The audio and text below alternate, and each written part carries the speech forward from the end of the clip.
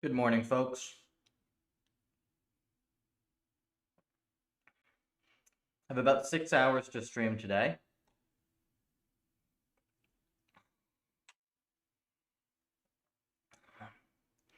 May I recommend starting your day with the latest version of the mug?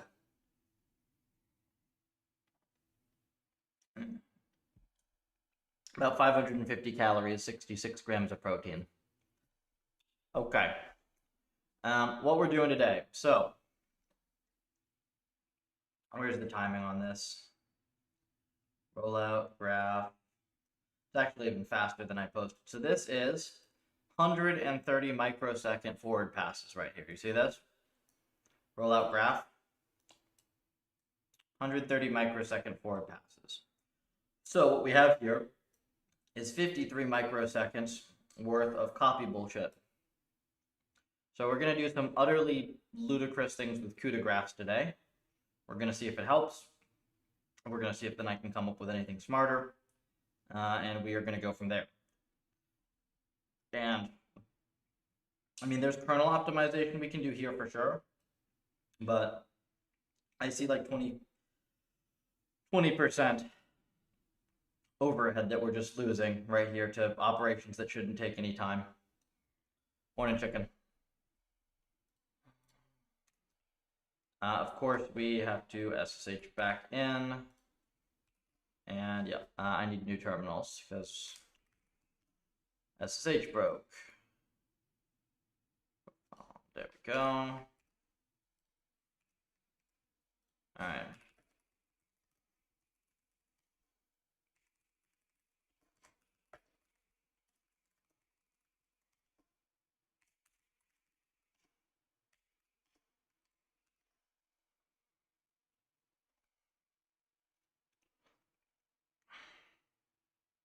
Let me think how we start this. Right, we were just in the middle of doing some graph stuff, right?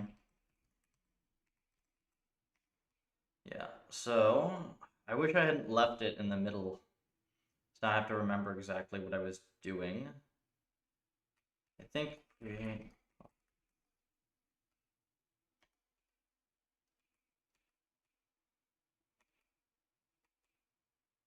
shouldn't be. Yeah, it's in here, no? Right. So we have, this is the capture option.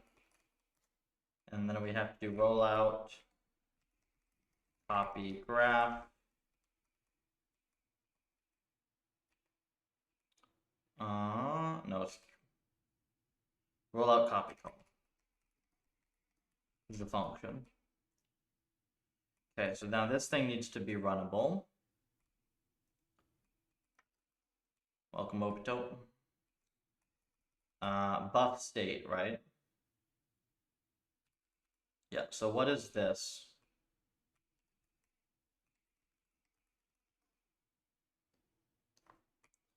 What is buff state?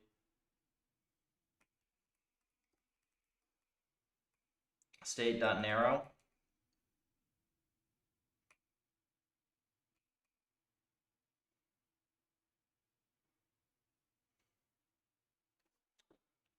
Let me think about that.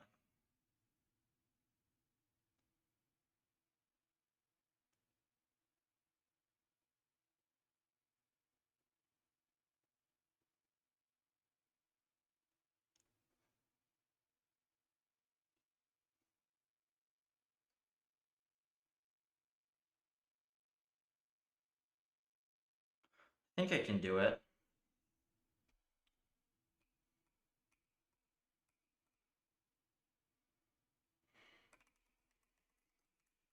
And it just makes such a mess in the process.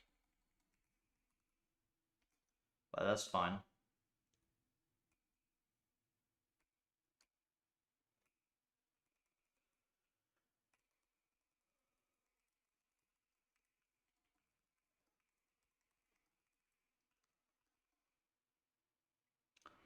Yeah, we're gonna have to massively clean this stuff up.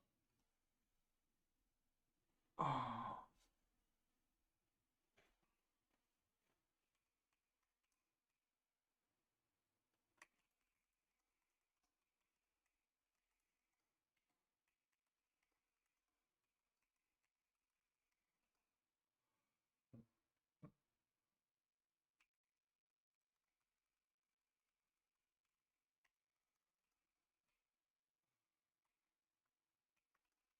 Okay, so we have rollout state.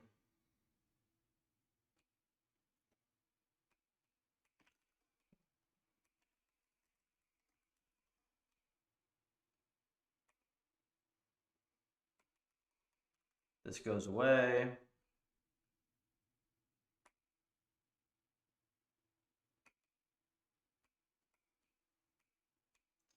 We just do auto state is buffer rollup state 0. Cool. Obviously, code is a mess. The goal at the moment is, so this loop runs 64 times, I believe, and then, well, 128 times total. So there are only 128 unique calls of this. So we're going to make 128 CUDA graphs. Whether this is practical long term, I don't know, but I want to see whether this reduces overhead, because this is like 800,000 steps per second we're leaving on the table right now. It's about a 40 to 50 microsecond per loop optimization.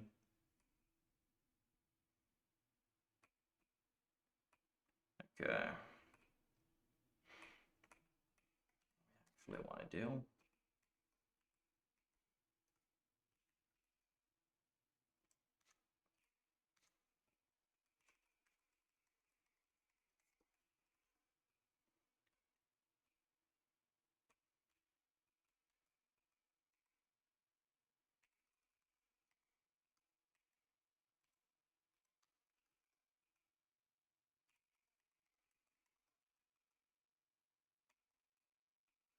iTemp is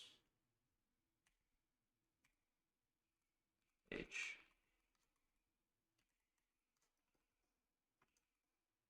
C++ torch looks so cool. It's honestly, so the C++ torch is not even bad. Like, if you're doing normal stuff, it's fine. The hard stuff is the kernel integrations, the C++ to Python, like communication if you want to have deep integration with those two. And then this CUDA graph stuff has been just brutally difficult. Because it's like, you look at the code and it's really not going to be anything that looks that fancy. But then you have to realize that there are no docs and there are no error messages, or no usable error messages. So this took like, I think 16 to 18 hours to get a basic setup working. And then from there it was pretty quick. But like, I literally, here, let me show you this.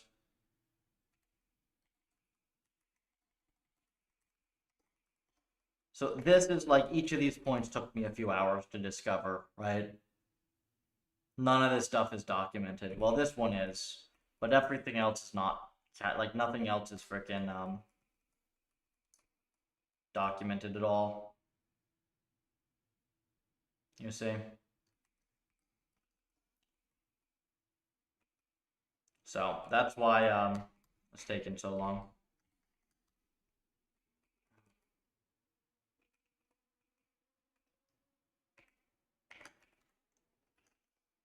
All right, we'll try this. Oops.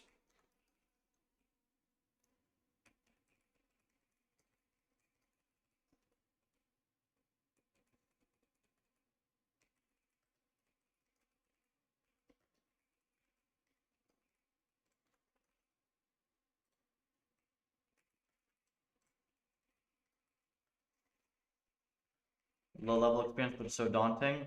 So this is not daunting, this is just crap. Like, it's not that this is complicated, it's just poorly designed, right? If you're interested in low level though, like, it's a lot of fun if you're not dealing with this stuff.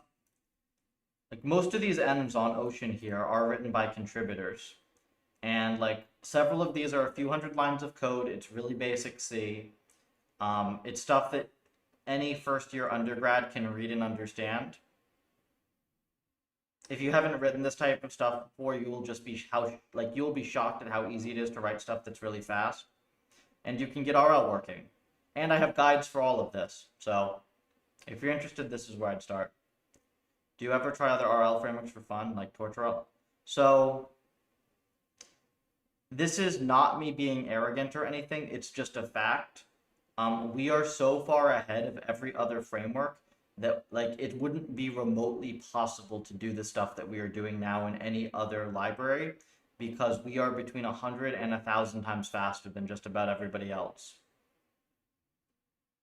And the few that are like decently high perf, our code is dramatically simpler and easier to use and has like some really core things that we need that nobody else has. So, I mean, this is what happens when I work on this full time for 2 years.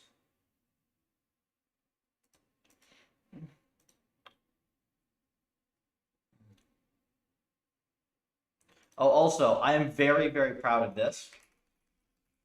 So, let me see if this is still the case. Yeah, it is by far. So, TorchRL has the meta brand, right? It has the meta brand behind it. It's in the PyTorch repo.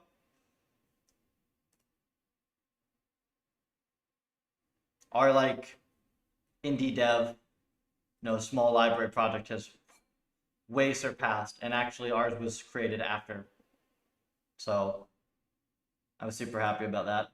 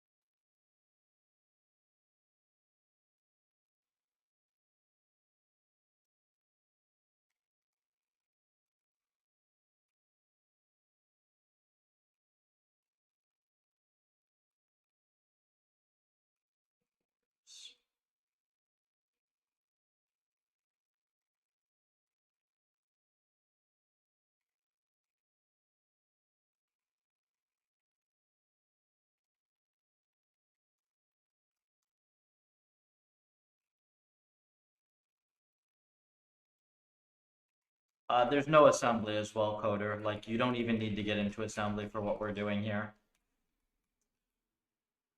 Like, I'm not even doing anything fancy. There's not even SIMD, like explicit SIMD on anything, or really any attention to cache optimization.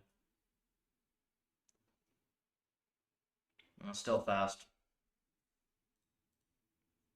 Into low-level code bases and figure it all out. Hey, Adrian, is this daunting? Here. This is the like multi-agent snake environment. This is the first thing I wrote in C with this. Where is it? Ocean. Here.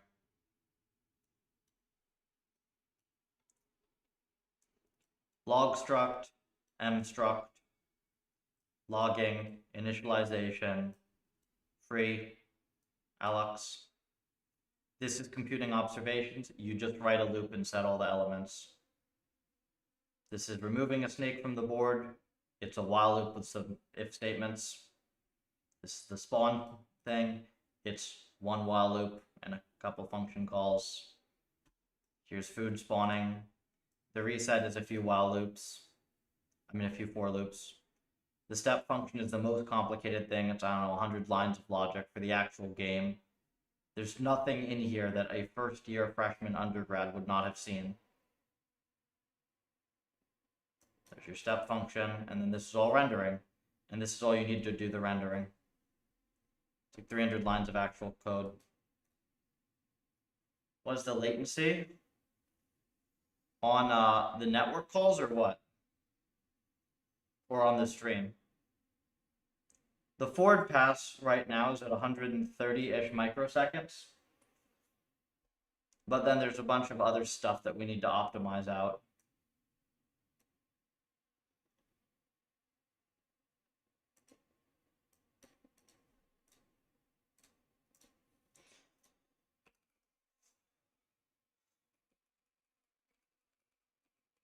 In mazes. Actually, mazes are a big part of what we use for a lot of our algo research. It turns out to be a very good environment if you set it up correctly. Gym in the literature. Would your library be used? Yeah. So if you use gym, you're just doomed to have everything be slow. Like their end format itself is already going to prevent you from getting the speeds that we get. Ours is very close. It's like their vector format, but then their vectorization is also slow. I mean, it's really every single part of the RL stack had to be rewritten from the ground up multiple times to get to the speed that we have.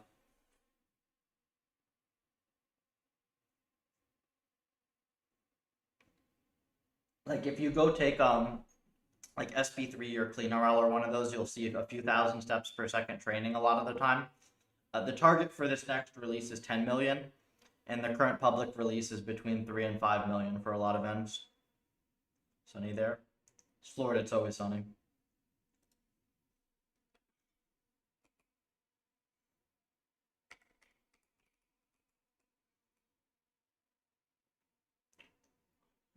Actions.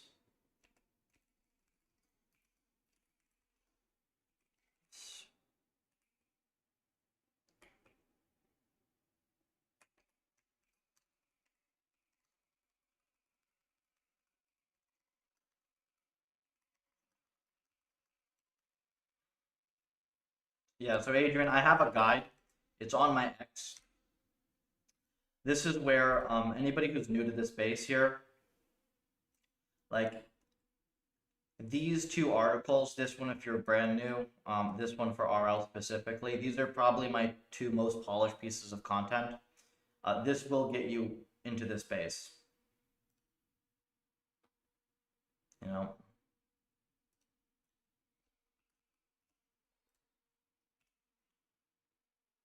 Point maze, OG Benjamin maze.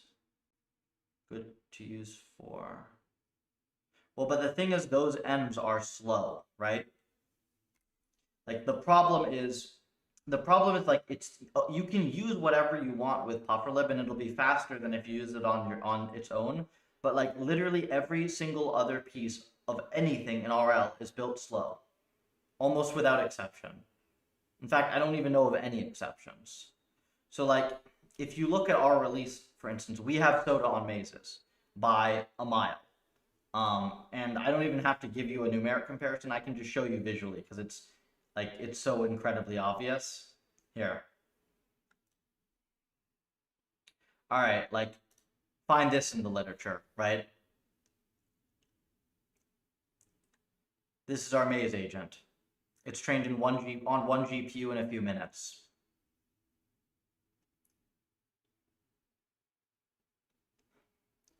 But like in order to do this, stuff just needs to be fast, and our stuff is 1,000x faster. Like we can train this at 2 million plus steps per second. And in fact, I think in the new version, we're gonna aim, this one we should aim to have much faster, like 5 mil. So yes, you can use Puffer with anything, but if you take a little bit of time to look at, the stuff that we've built, you'll see that if you just use a lot of our stuff, like end to end, you can get just absolutely ridiculous speeds, and it's a totally different field. Like doing RL at thousands of steps per second versus millions, it feels like a genuinely different field. Not to mention we've made core algorithm advancements as well. So there you go. Not for my use case, robot learning. With him, you can still bind, like if you have an existing robot end, you can bind it to Puffer and you can still benefit from the speed of the rest of our stack as well as our other tools. Like we have really good hyperparam sweep stuff, we got really good viz, we have a very low overhead trainer. You know, you can also benchmark if you have a custom architecture or something, you can benchmark it on our other ends. Things like this. Any benchmark in your code base. The easiest meaningful thing just to test if your stuff works is breakout. Mazes are good from there. In the new versions we have, 2048 is a really good env. But then we also have stuff like Neural MMO is our hardest env. That one, we've trained that one for like 650 billion observations, and it's still not capped on perf. Overall state of academic research in general is quite negative. It is very negative.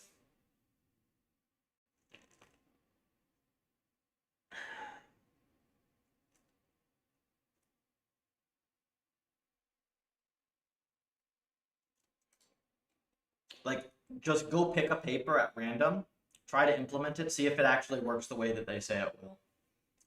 8 times out of 10, it won't.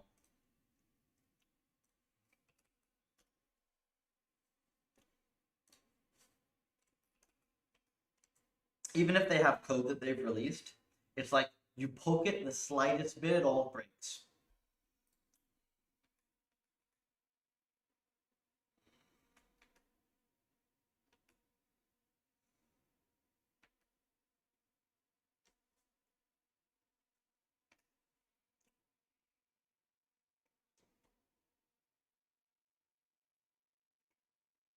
And I get to say that, Robin, because I've been doing research in academia for about a decade. Right? Basically started the moment I got to undergrad, did my full PhD. Like, most of the people I shit on is because I've read their code. There are a few really good people still in academia. There are still a few really good people in industry, but mostly the good people have just gotten bought up by LLMs, like LLM companies. So there's just very little good stuff still remaining. And that's why I'm sitting here trying to change it, right? But it's a lot of work.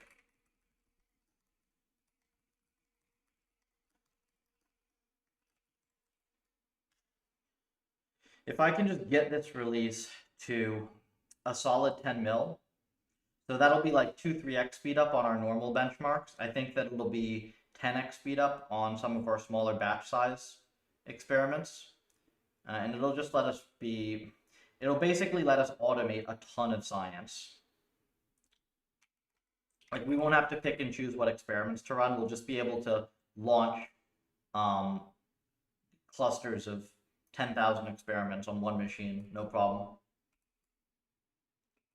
That's kind of the current vision for it, if you will.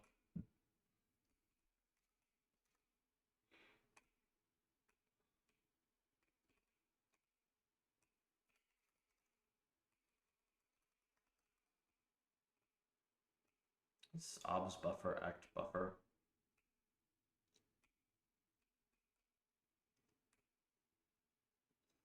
Passed in.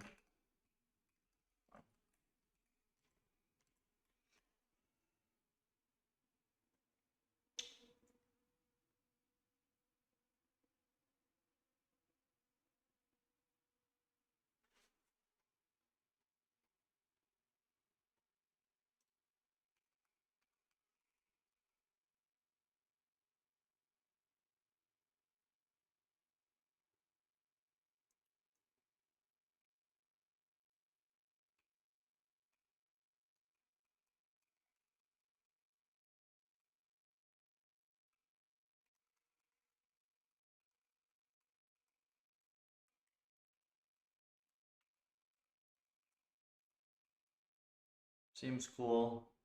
Underpaid. Wait. In practice, never did any research. That's not at all how research works, man. So what I'm doing here, okay, if I guess if you're talking about academia, yes. But what I'm doing here, so this is all open source, this is all free to use. I also run a company, Puffer is a private lab, and we build high performance simulations that are hooked up to RL and our tooling for companies. And that is much better paid.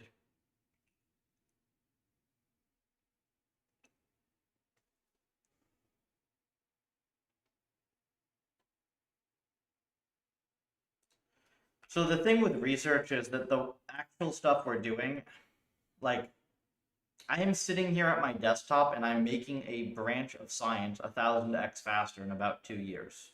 Like, I've done that already and I'm getting another 10x with this. So, like, there's kind of nothing you can do that is that high impact.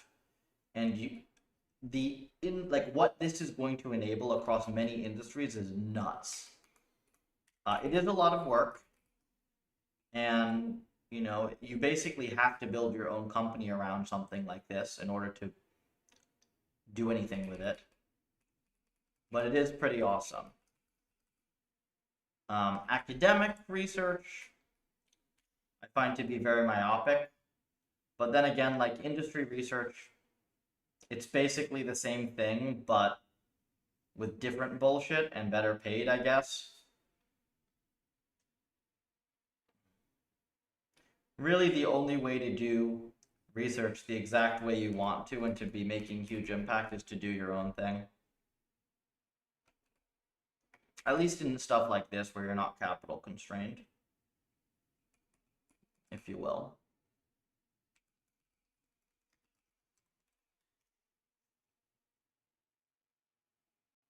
Underpaid or overpaid? The good researchers can't possibly be overpaid.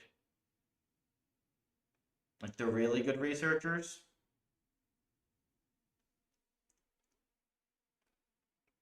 I guess the thing that you have to have in mind and that you have to kind of see to be true is skill in engineering and research is exponential. Like one really good researcher and engineer can just easily do better work than 100 mediocre ones. It really does work like that.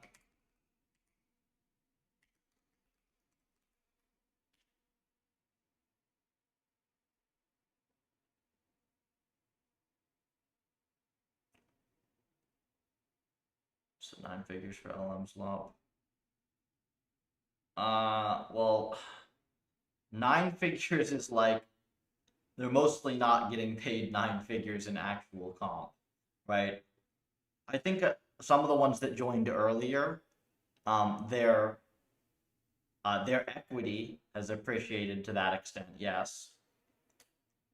Um, and actually, believe it or not, like yes, a few of them, I'm not saying everybody, but a few of them are worth that and more.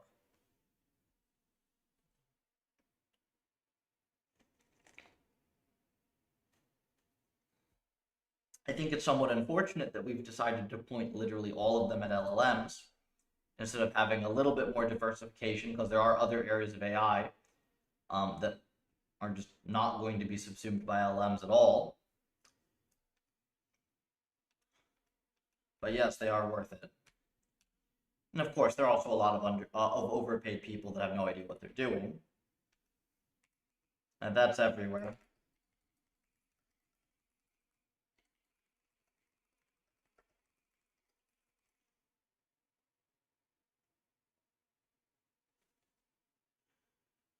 Where's my step trace?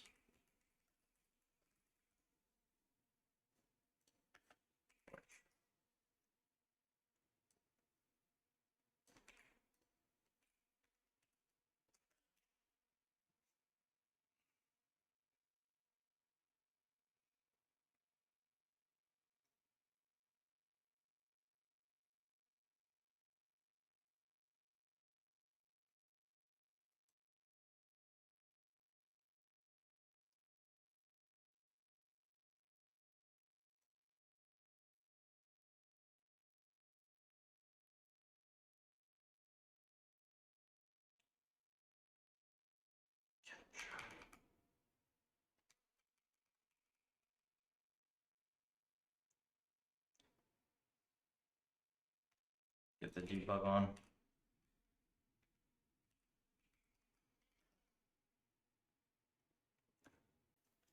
I mean, essentially, between him and Justin, like, that's the only reason there was any content that made it easy to get into AI in the first place. And then, like, the way that he structured stuff is probably responsible for the few tools out there that are not written absolutely terribly. He has a skill set that is, chunks of it are very similar to my own, and it's one that I respect immensely because I know how hard it is to do well.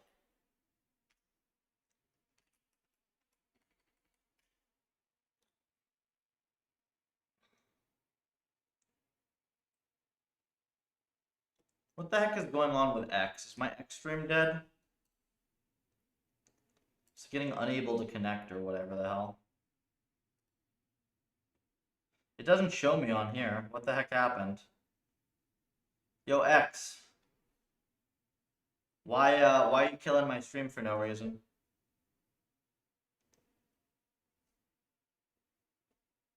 Huh?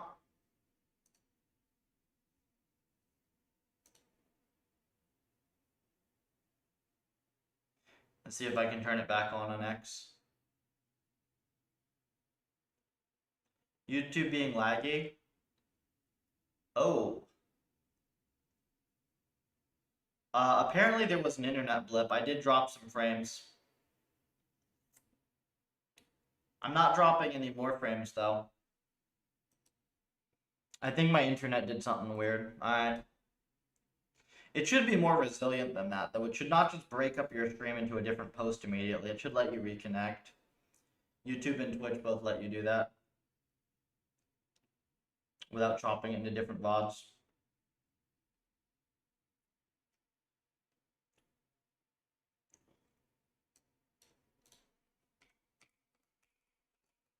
Alright, so we have buff state. Ah.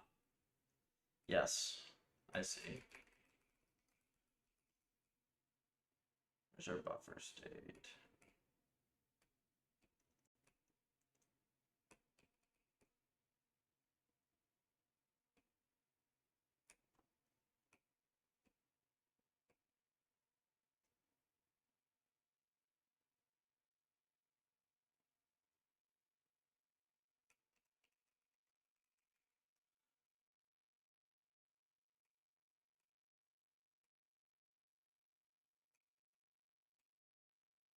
I can probably just do this one here for now. Address sanitizer. Yeah, man, address it, like, honestly, C without address sanitizer and compile time tools is a bad language. Like, the thing that makes C awesome is it's a very simple language where you write very simple code, and then a lot of the error checking and debugging is offloaded to compile time flags, so that your final product code is very easy and simple to read. You don't introduce complexity for the sake of making it easier to debug, and then just compiler options do that you can then disable to make the code run fast.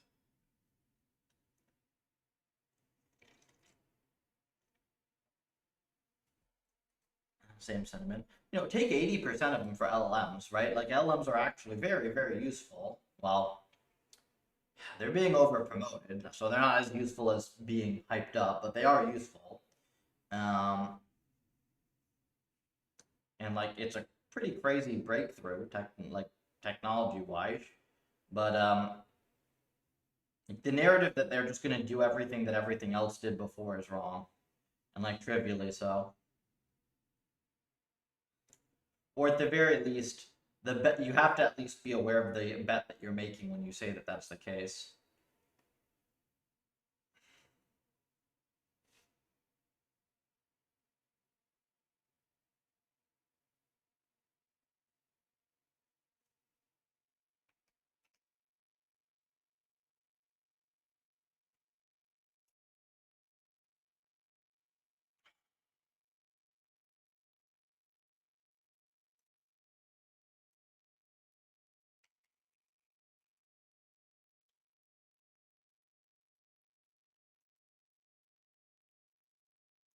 More world models.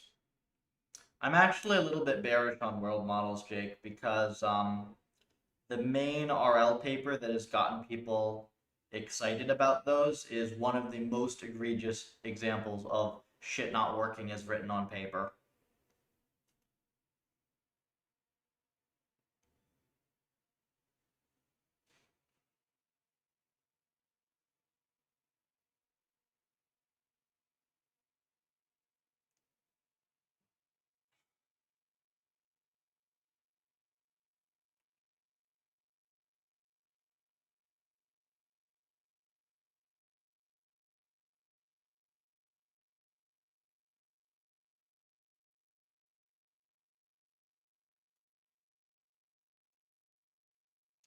Dreamer line, Jake.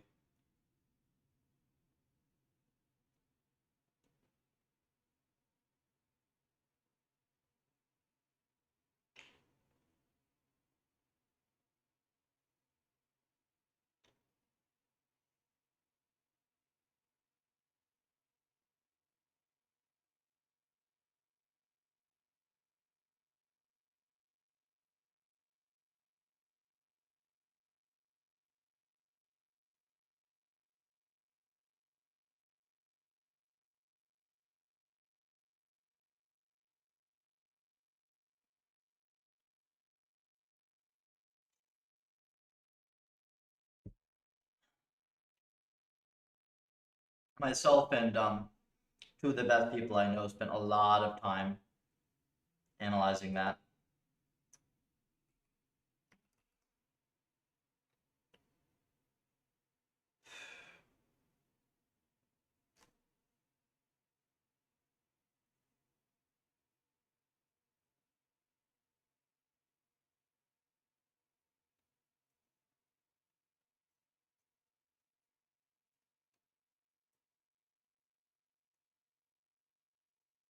First.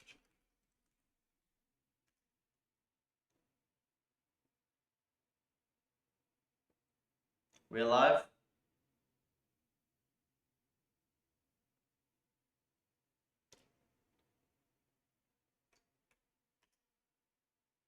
I think we're alive. The internet just dropped for a sec.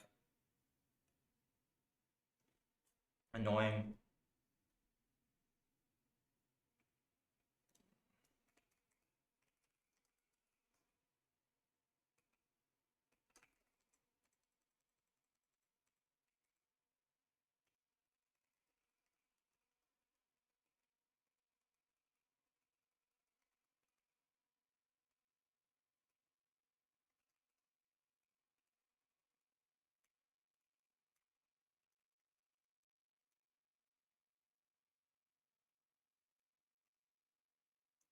Just internet blip. I'm in Florida. Florida infrastructure is kind of bad.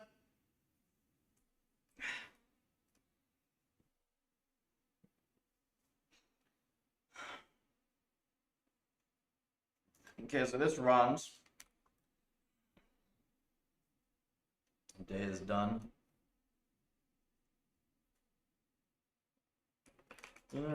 Must be. Oh yeah, you're in the UK then. You.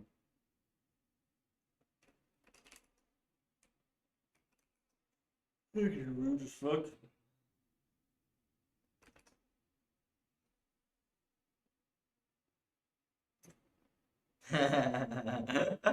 Wait, is it American Office or is it like remote with American Office or is it like local? Because that might just be the American UK culture difference. Americans are a lot more brash than Europeans.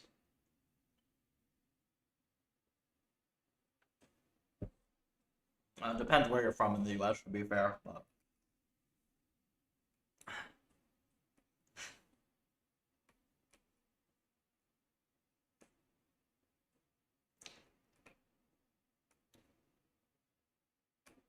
no one was smiling.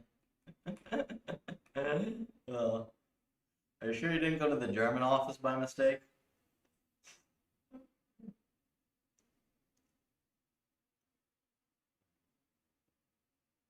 Yeah.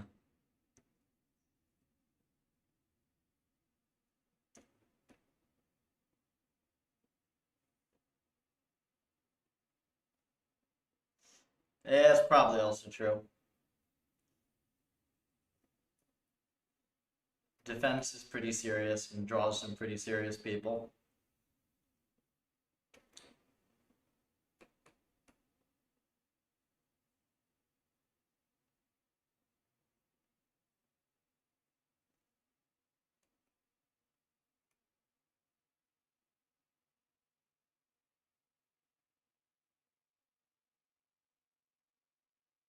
Right, so now we have to figure out why we can't trace, right?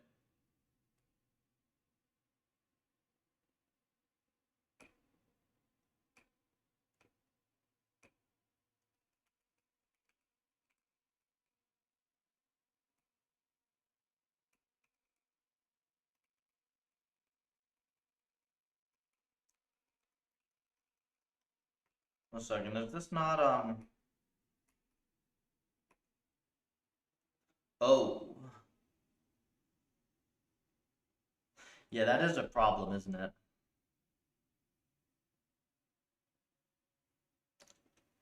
If I do it with 0 threads, is it okay? If I put this down here,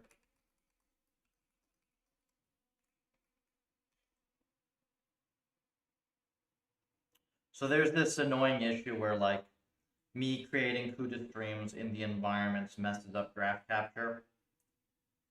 We just need to be able to test this, to be fair, to start. Okay, so that seems to run.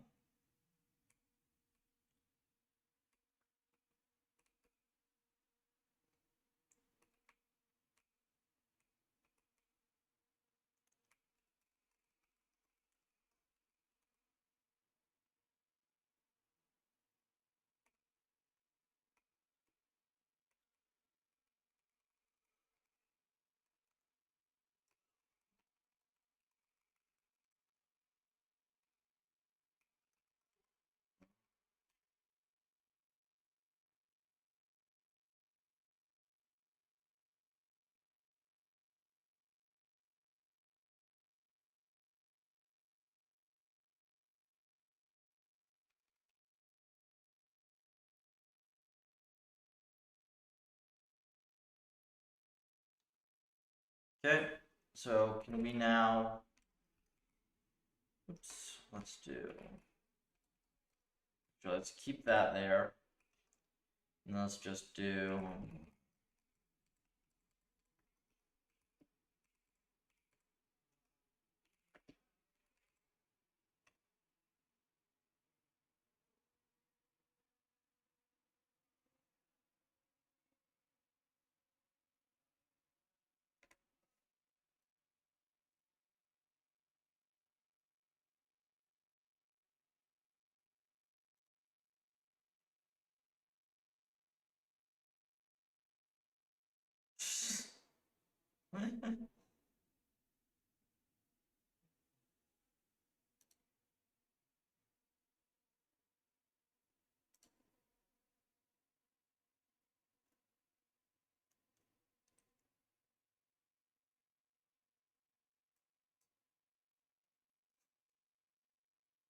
community award.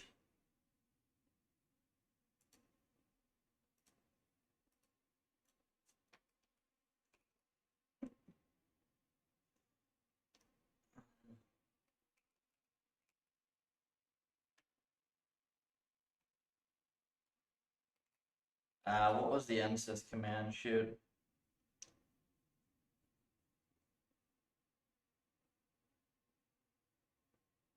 I lost the msys command. Oh, we don't really need this.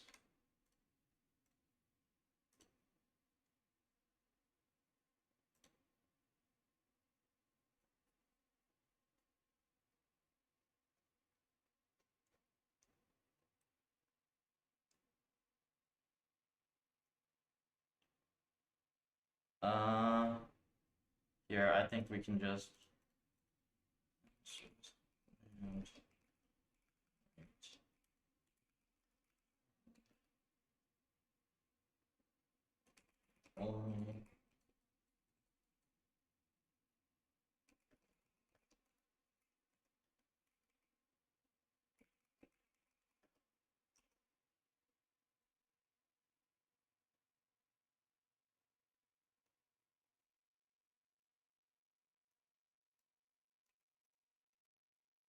This. Yeah, okay, so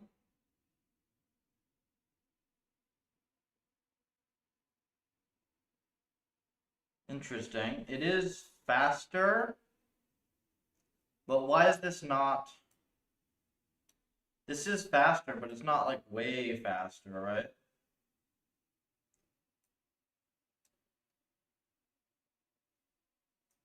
This is still 33.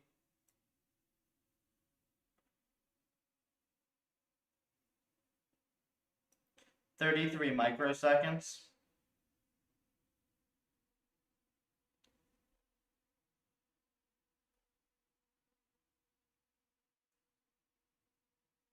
Oh, well, this is also the, okay, so there is actually, interesting.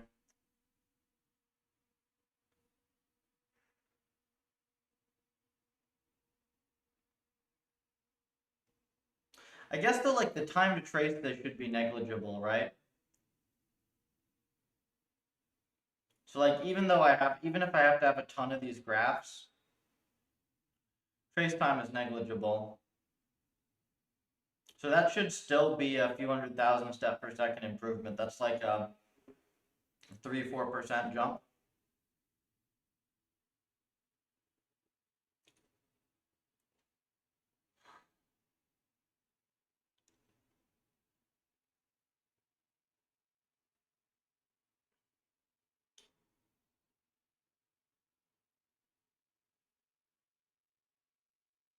So yeah, then I suppose question from there would be the main chunks of it right here. Train forward graph, rollout graph.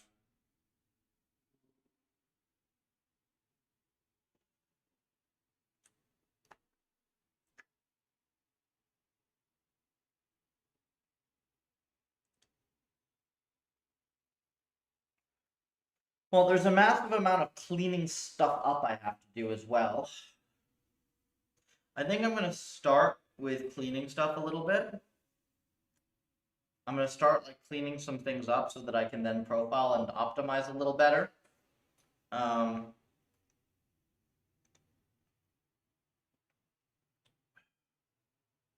Is there any other way I could be doing this? I don't think so.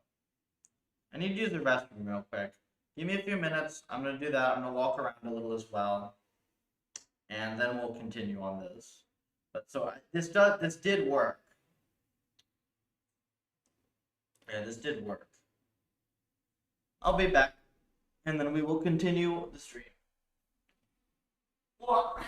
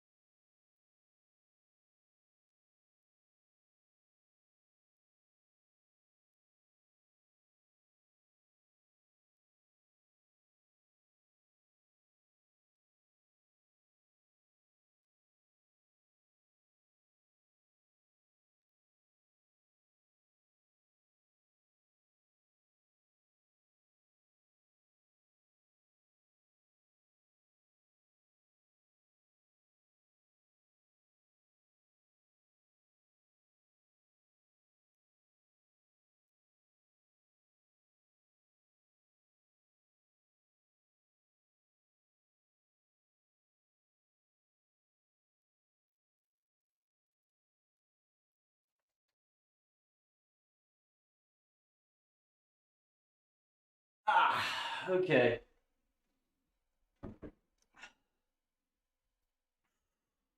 Hmm. Also gonna get a mug of tea. And then I think we're just gonna jam clean the code up, and I've thought about it a little. The profile's gotten pretty flat, so aside from maybe a couple kernel enhancements, like we're kind of just gonna be getting a percent there, a percent here while cleaning it up, and that'll get us pretty close to the 10 miller. I'll be right back though.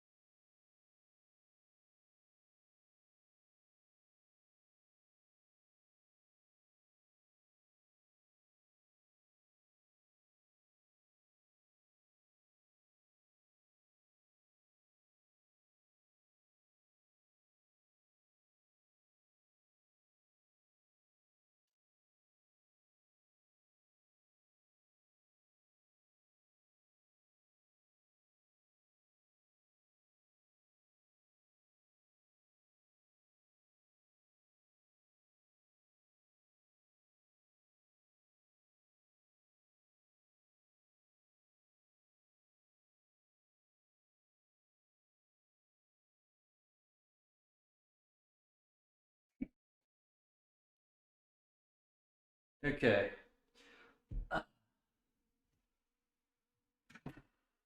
Tea should be good for a couple hours.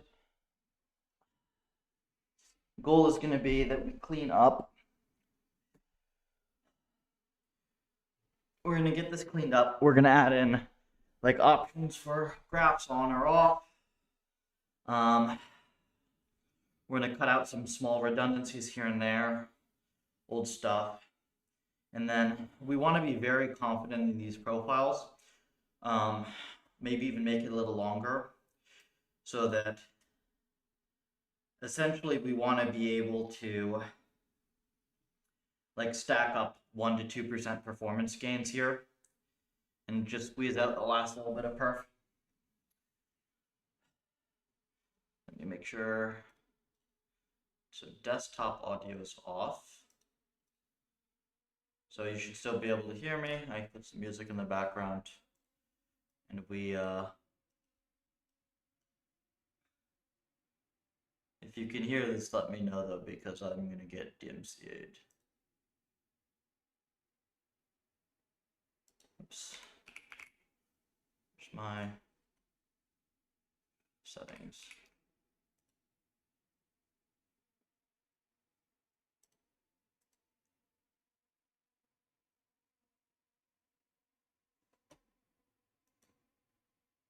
And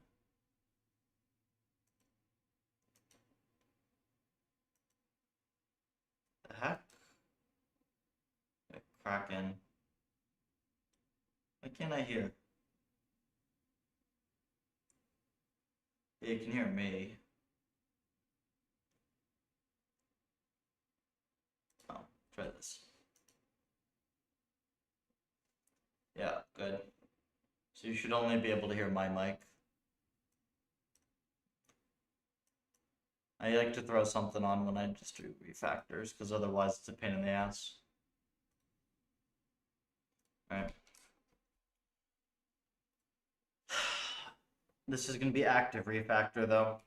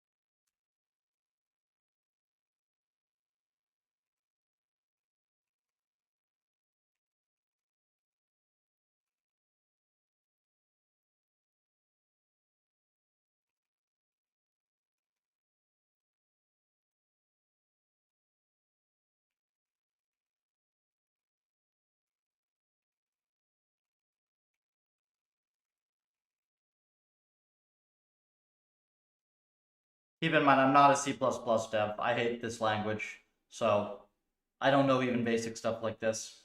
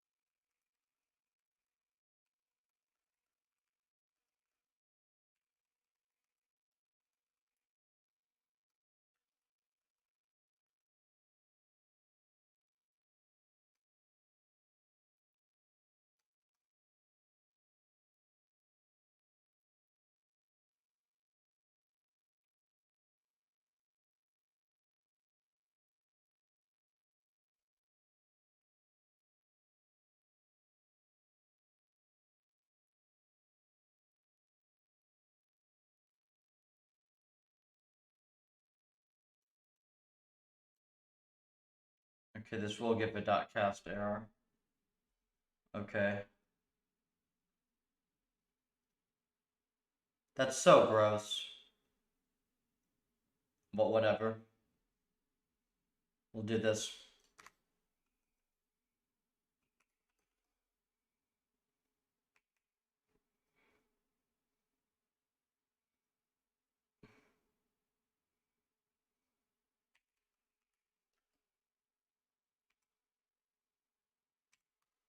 There we go.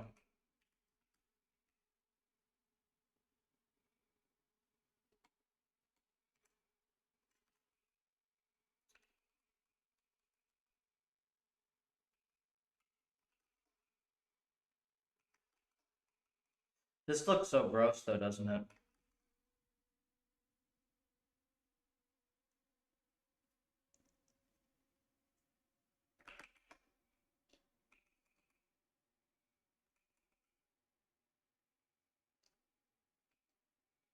Whatever, we'll do it incrementally.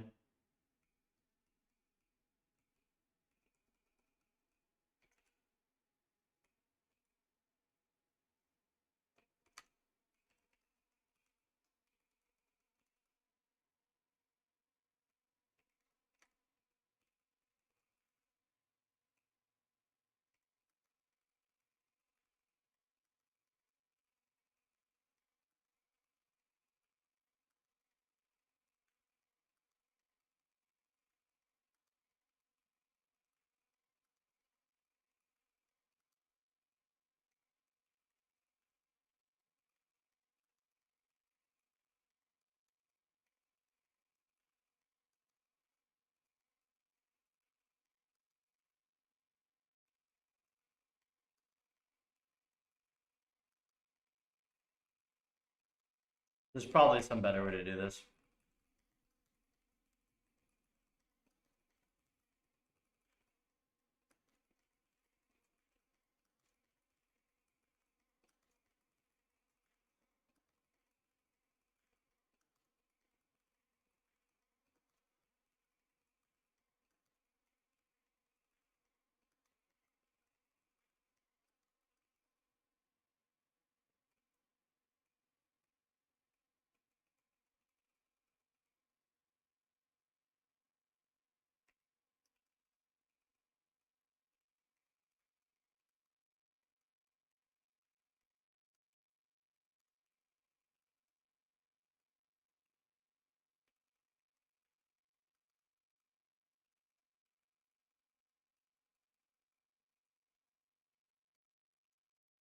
There.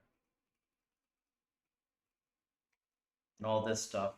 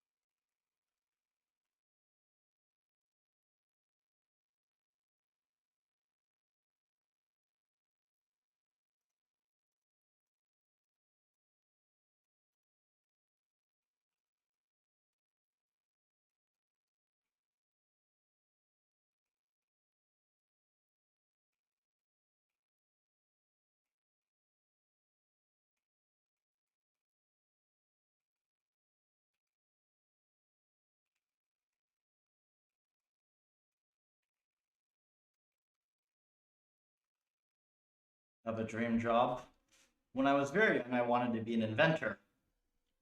I'd say I got pretty close. And then I've been doing AI in some capacity at least since I was 14, 15, half my life.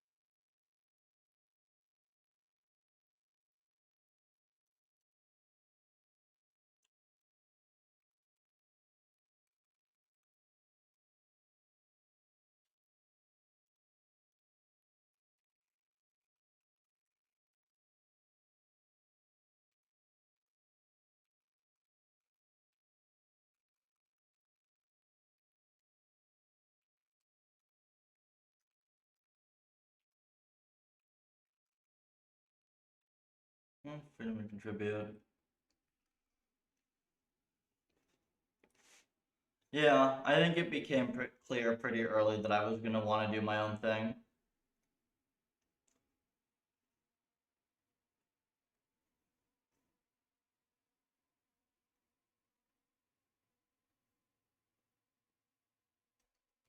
Yeah.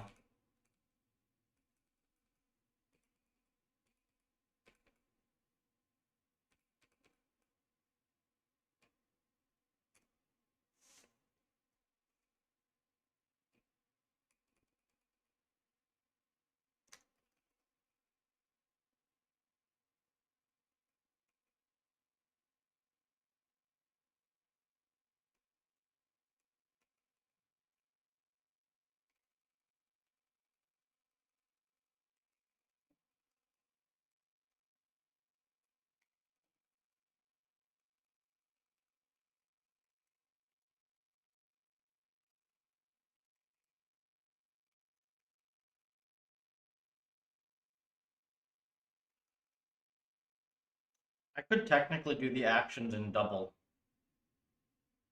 right? Because that should be a safe cast if I'm careful. Double contains every int.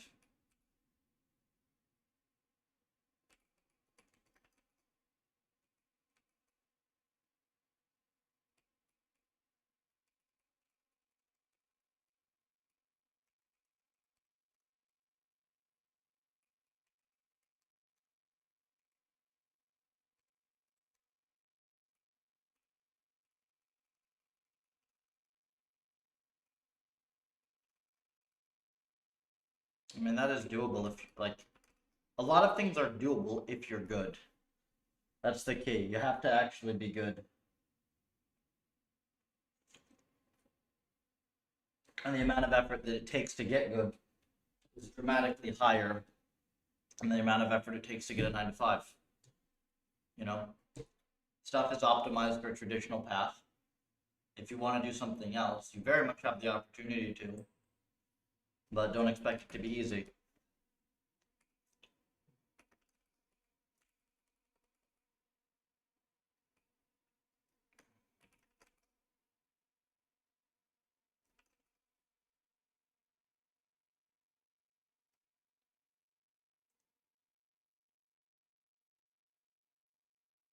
Hmm.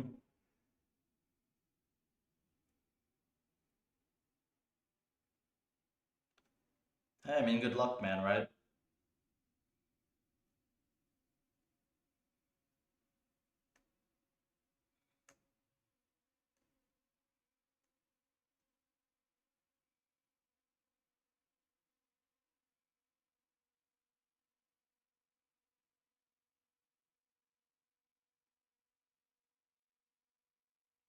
Bloomberg.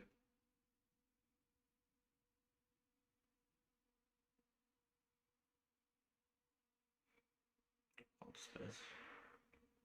Hey, I don't know too much about the space, but hey, you know, good luck to you. We do a few things in finance, but very much like simulation stuff.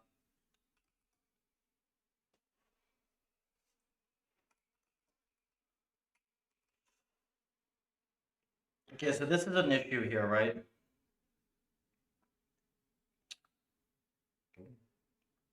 I'm actually trying to think what we do about this because there are too many inputs and outputs to these graphs. As each copy is a kernel execution, isn't it? Actually, is it? Wait.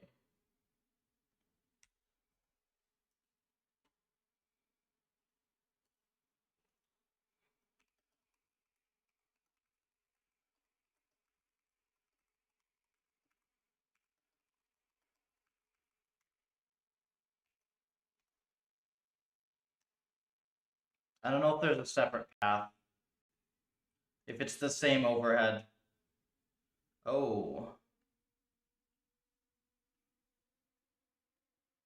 Transfer overhead.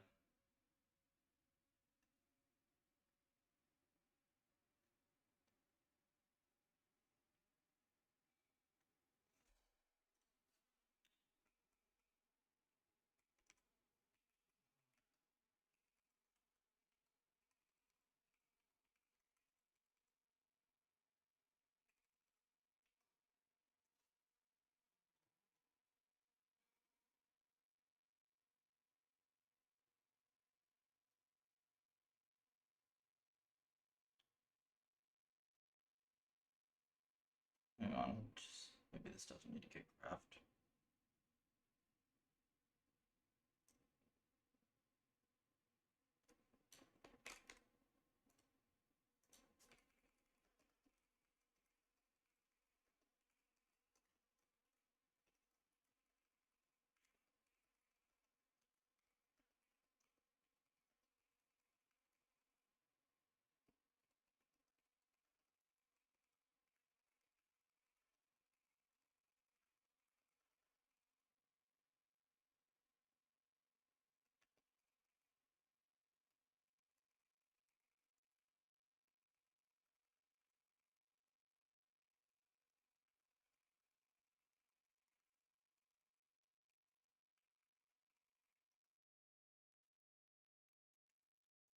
Today's the day.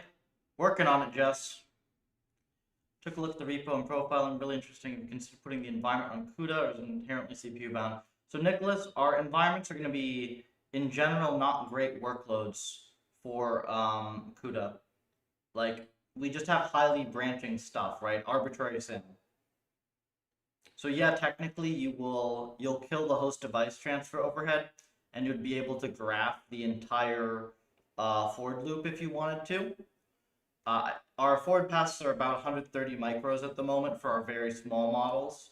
So I don't think just the like launch overhead you'd get more than a 10% boost from doing that. Not to mention that you're now using GPU time on the environment, whereas currently we are not actually using any GPU time on the environment. Additionally, we have fancy new vectorization where we are buffering the transfers from CPU to GPU such that when by the time you're ready to get a new batch of observations, they are already ready for you on the GPU in our new infrastructure. So we have some pretty darn good mitigations for overhead in the way that we have it set up. There would be real benefits to having it pure on GPU if it were fast. And that would absolutely work for some of our simpler M's. In fact, I even have a little prototype for one of them. But I'm just trying to think of like, so if we do something like this, and we probably will have some infra for GPU M's going forward, but like, you know, something like this driving env, we actually ported this from a pretty sophisticated GPU engine to CPU, and we made it 15 times faster on the CPU than it was on the GPU. Like, these workloads are not well optimized, and technically, yeah, with a really carefully hand-tuned thing, you can probably get it to be better. But the thing is, it's just so incredibly easy to write these on CPU. I mean, you just write brain-dead simple C code, and it's fast. And that's it, you're done. So, in my mind, the trade-off's really not worth it. And obviously, if we had a heavy physics robotics end or something, like, we would put it on GPU instead of trying to optimize it on CPU where it doesn't make sense. But for most of the stuff we have, it's kind of sketchy trying to get it to be pure CUDA. I had a couple ideas for like a compatibility layer where you could basically just write C and then replace a few of the math and RNG functions to be CUDA or CPU dynamically. I might still do that stuff, we'll see. But the rest of this update ended up taking so much time that I don't really think I'm going to mess with it too much for 4.0.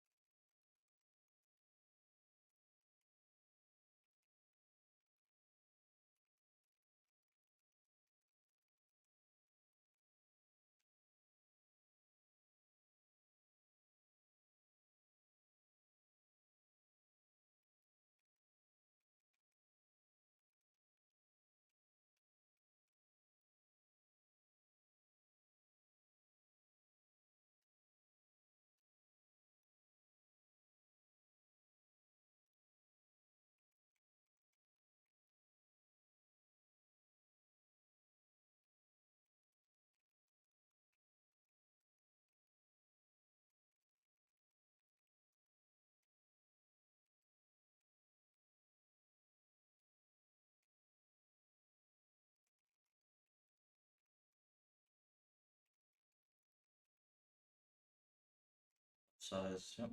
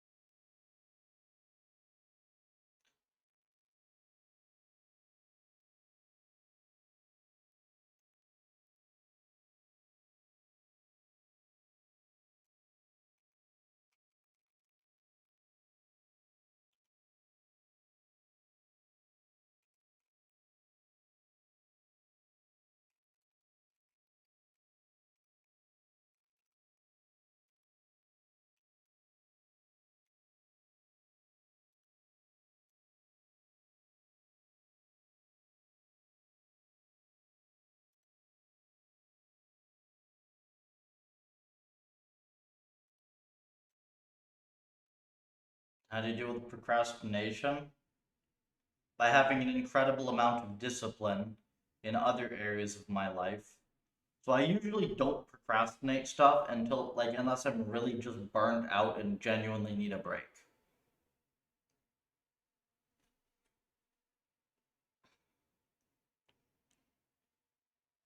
Like now, right? I got back from vacation. I genuinely feel like working on this stuff. Like I don't really have any urge to procrastinate my work.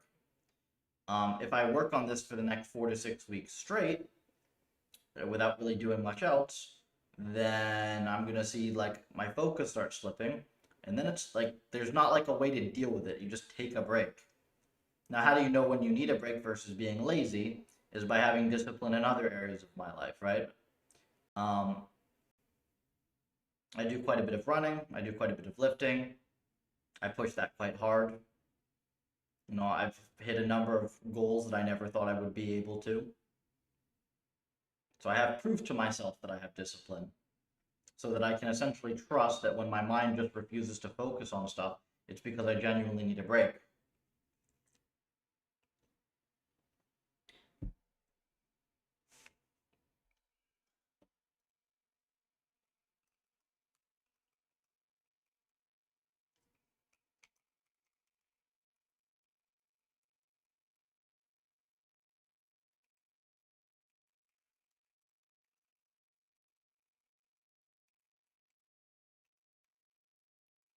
It can take a while too. I like just genuinely needed a week and a half off last time. And I was like, man, I must be really like, why did I need a week and a half off? And then I got back to Cuda Hell, and I was like, oh, this is why. So I had to solve this crap.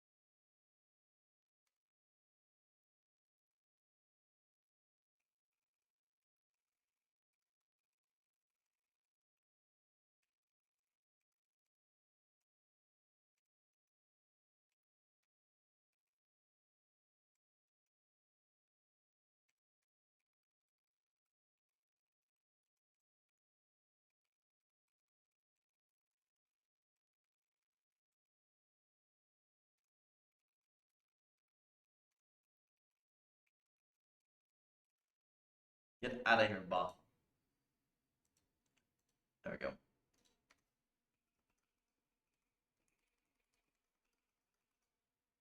Yeah, so school sucks because it doesn't let you work hard, like when you feel like you can work hard, and take breaks when you need breaks. It just assumes a constant rate.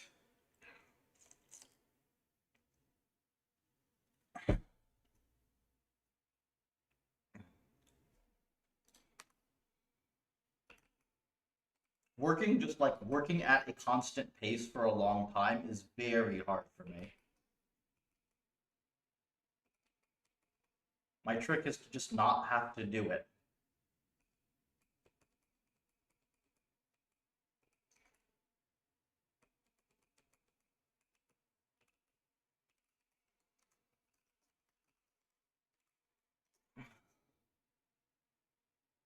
Address sanitizer.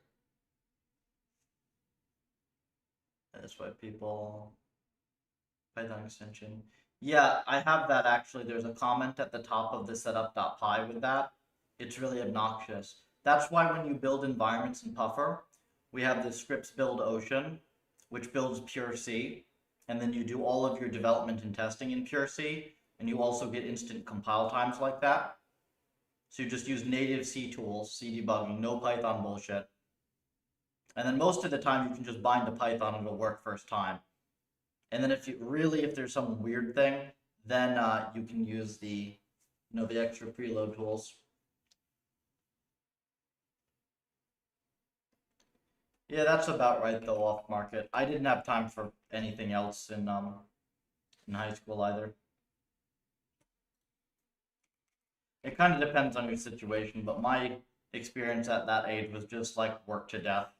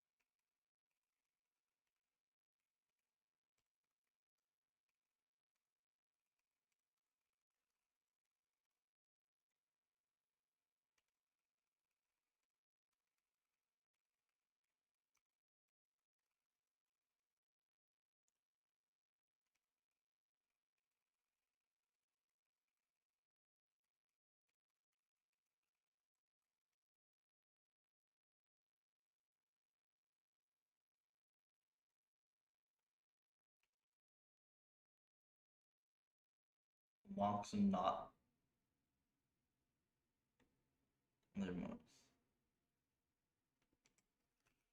Yeah, I don't know what those are when I have those in the US.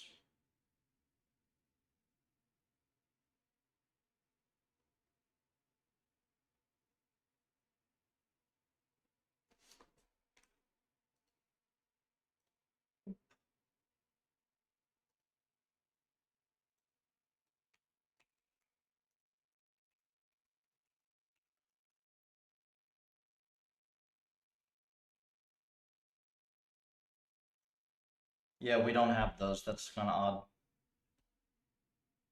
Oh, I see. But wait, we have those to study. You don't like go take those under a timed condition. They just give you some of them to use to study.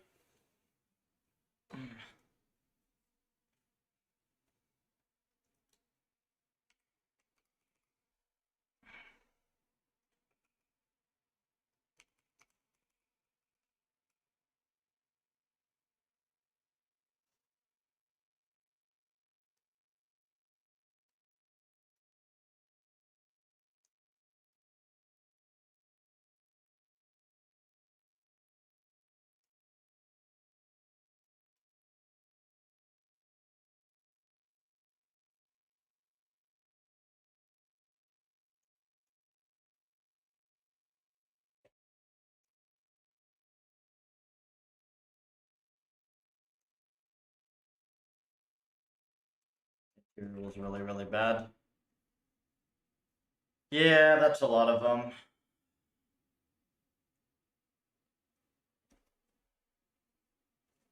I mean, even the best universities are not going to have consistently good educational material.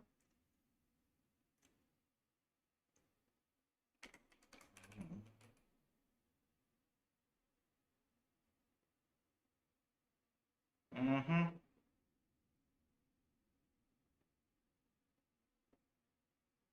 Project management, yeah.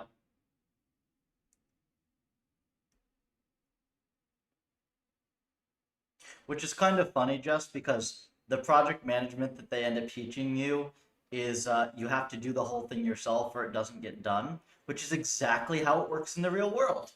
So I guess it kind of does work in that sense, huh?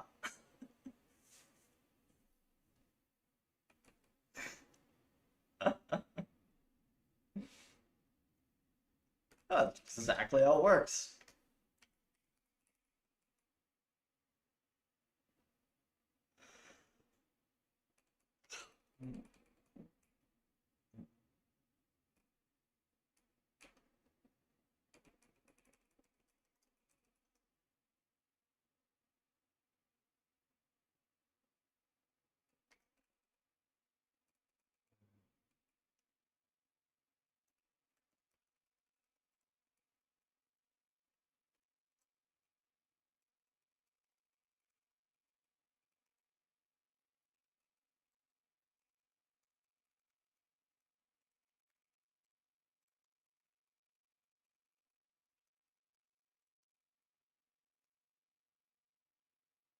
Job in 2 hours and scene embedded. That's honestly, I think Java teaches you negative engineering skills. Like, I honestly think that if you just take somebody and like teach them normal stuff for 2 months versus if you take somebody and teach them Java for 6 months and then normal stuff for 2 months, like the person who didn't see Java will be better. Java just makes you a bad programmer. I learned Java as my first language. I had to take years on learning it.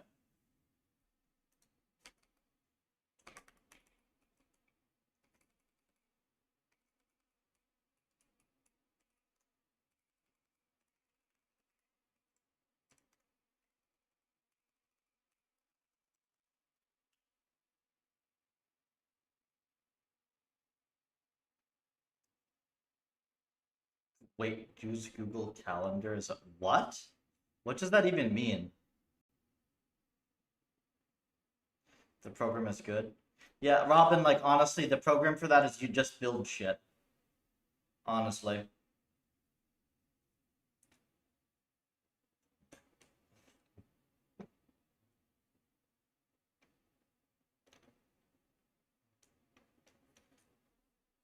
Like the main thing that you get from doing a degree is the few courses or sections of courses that are actually good and fill in gaps for you, the people that you meet, and then the prestige of it if it's a good one at the end. Like you don't get the actual learning experience that you get by just building shit and devoting a lot of time to it.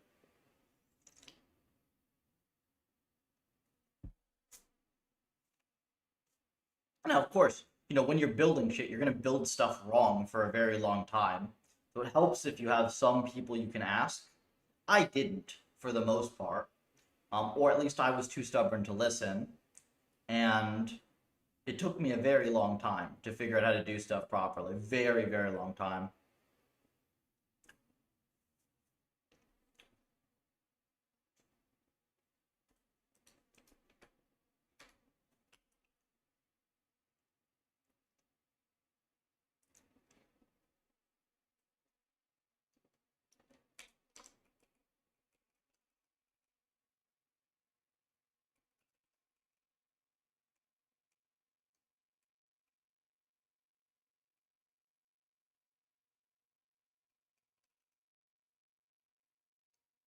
Oh wait, I'm so dumb. Okay, no, the buffer transfers are fine.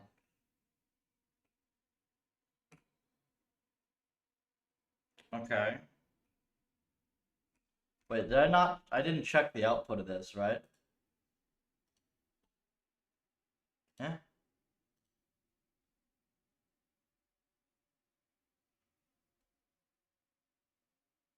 Symbol.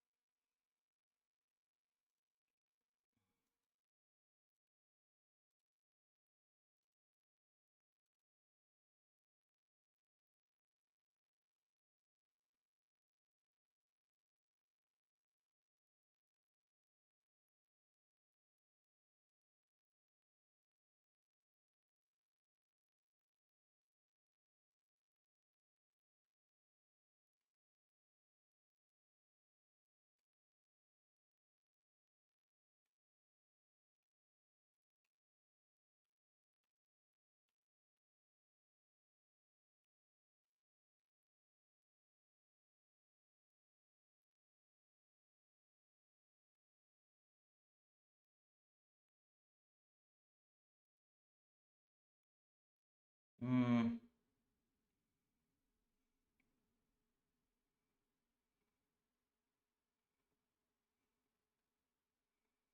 That's actually kind of funny how awesome graphing is.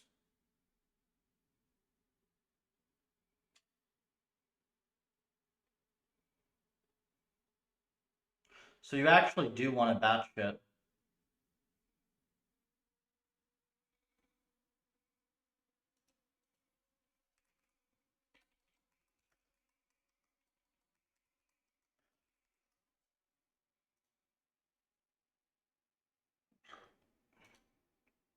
Where's the source?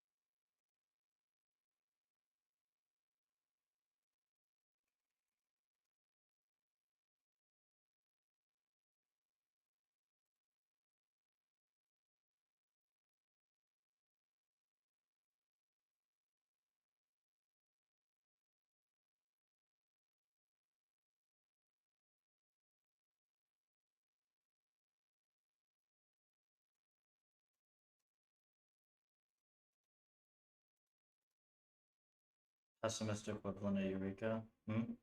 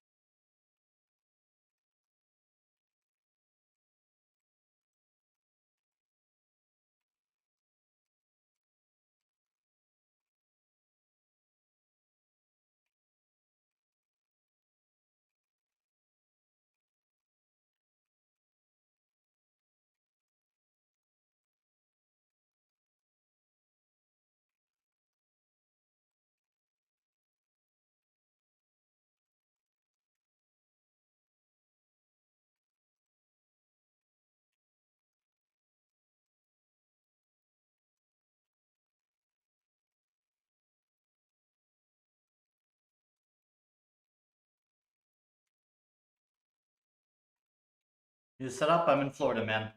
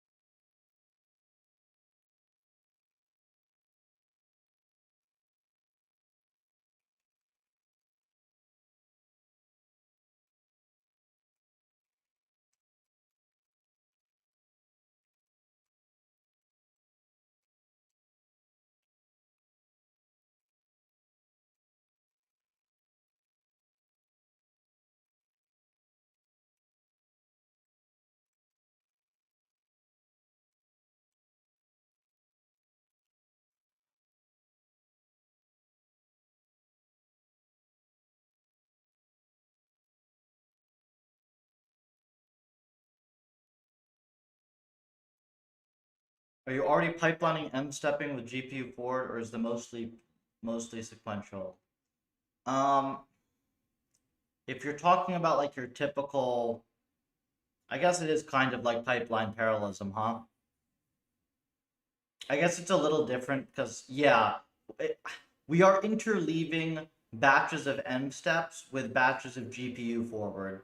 So like 8192 M's, right? You do half of them on half of them GPU, other half are stepping in the background, that sort of a thing. Yeah. As far as I'm aware, literally nobody else does that. At least like the GPU buffering's a chunk of it.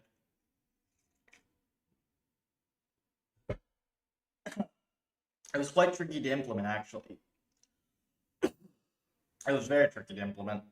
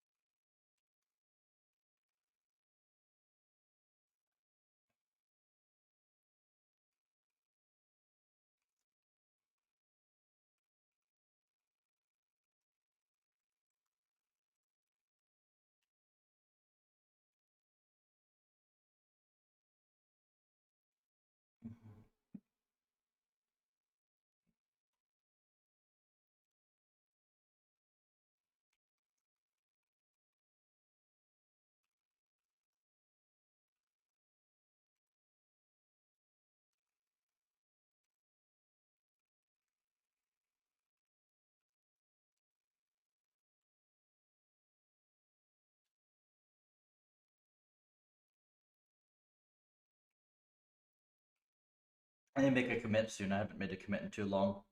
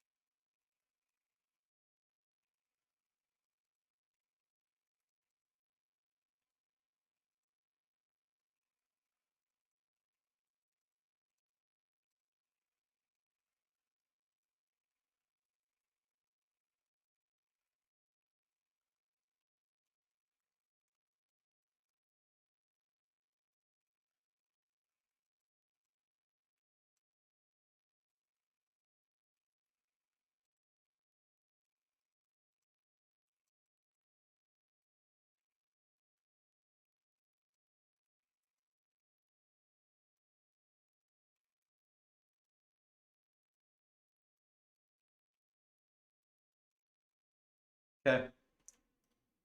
Use the restroom real quick.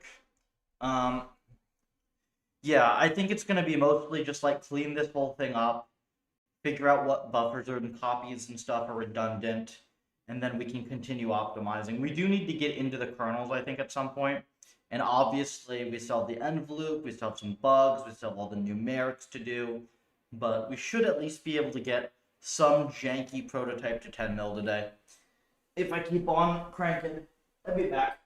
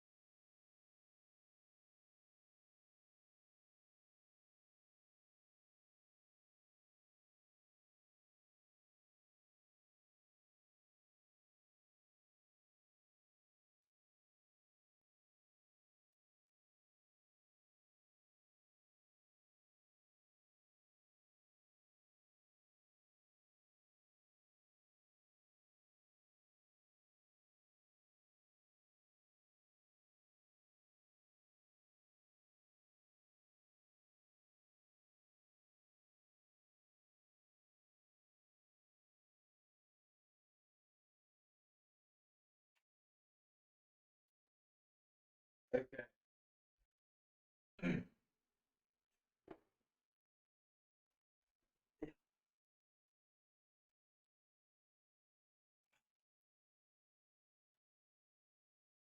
Let's get optimizing. I actually realized we don't necessarily have to coup de grace the copy transfers if we can time them. There's a timing thing we can do in a bit that might eliminate that.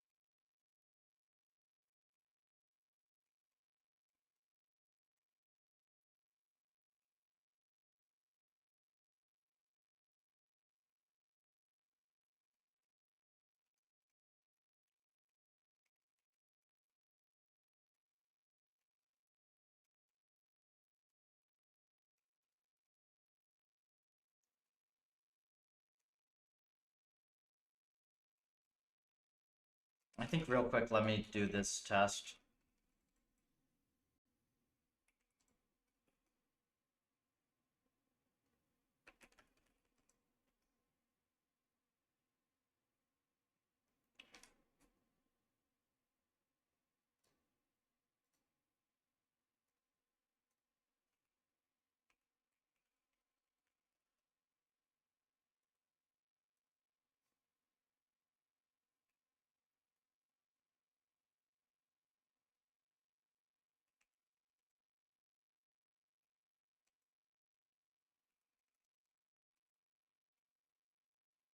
Get a piece of code to use.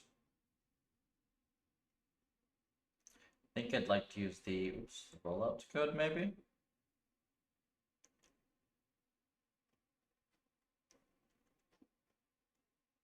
Maybe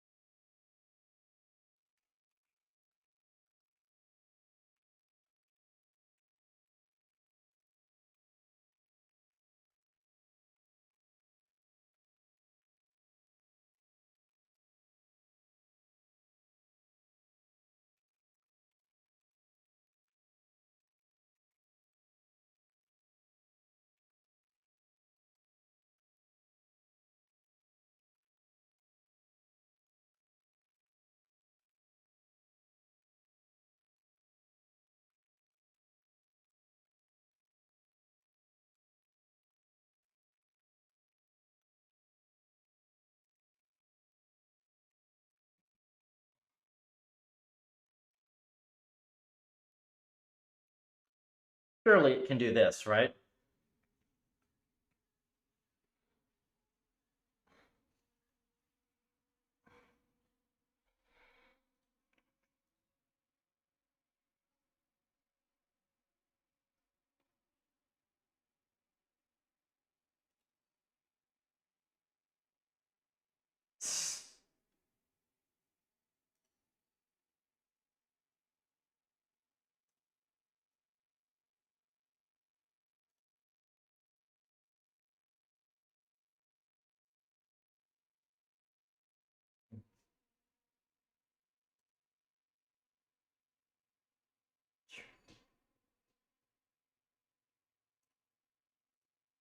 Oops. Wanted to click this.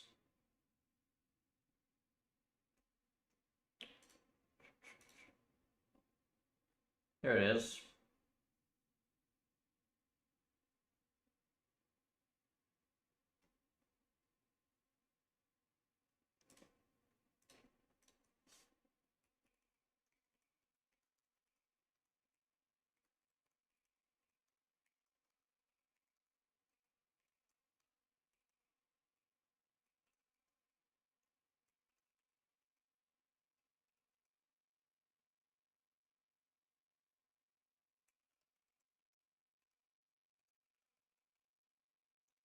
What does it make?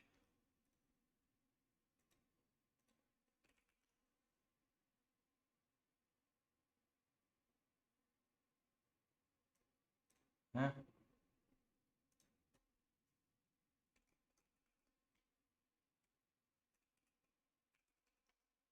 There we go. Where is it? I forget what's the compile command for this.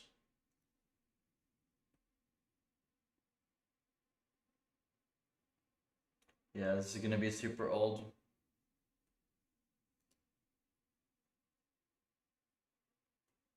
What's the damn basic make thing? I never use make, so I literally don't even know.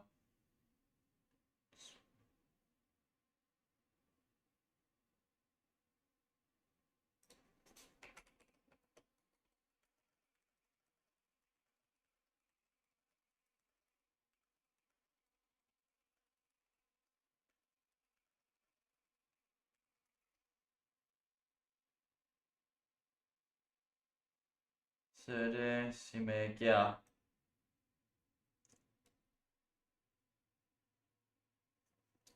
Yeah, I need the libtorch path.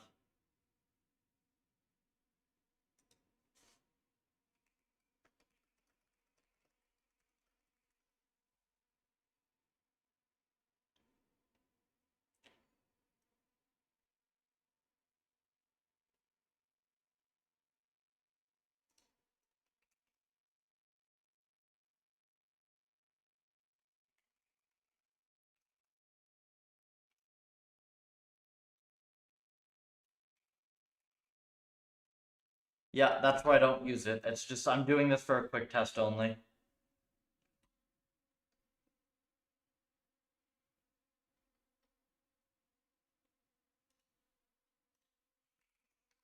Net cd.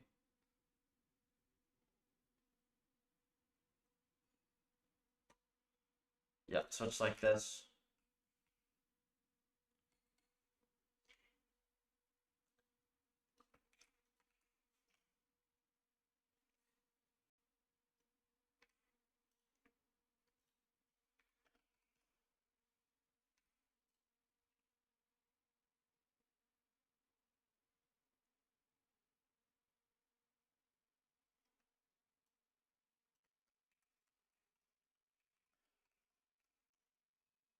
There.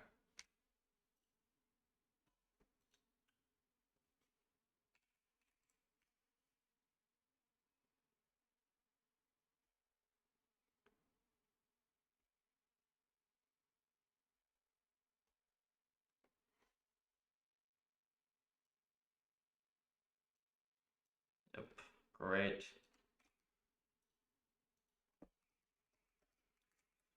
Literally can't even one-shot like the simplest goddamn possible test.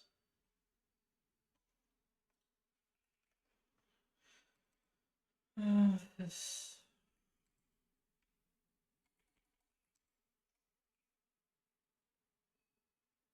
could just go fix it, I guess.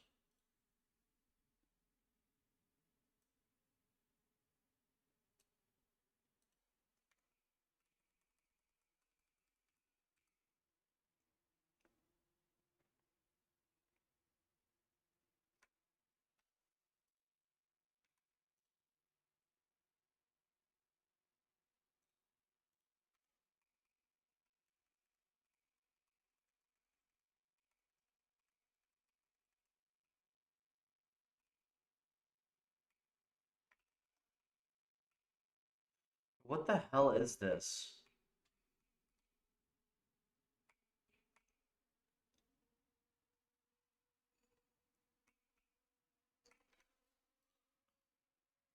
Whatever, we're gonna just copy the whole script. You can't even do this. It's garbage. Is the only LLM respectable devs like? I said I'm going to test this on screen. I think that your respectable dev frames are just morons. They all suck. They were all over like the previous gen models since 3.5.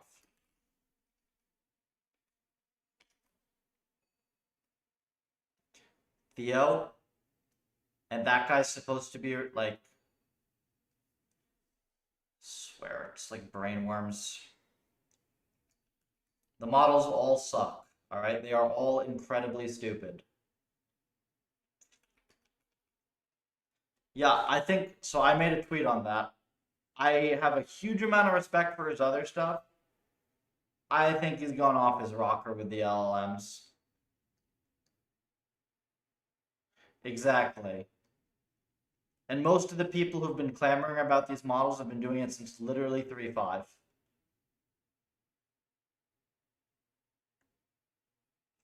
Fuck, I've had people tell me 3.5 was like good at writing.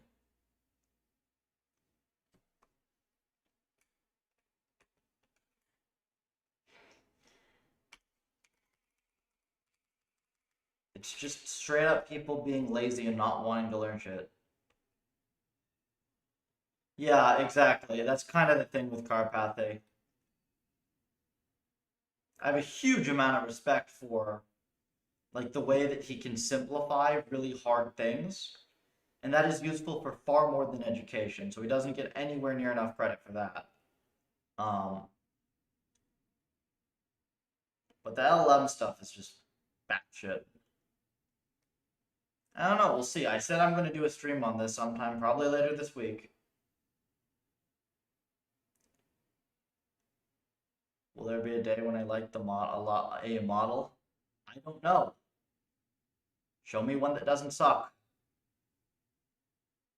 I also just don't like the form in which people are trying to put these models in the first place. Like, it's like they've been designed for how do we make it so people think less? Which is, in my mind, like a form of intellectual suicide. Instant demonetized.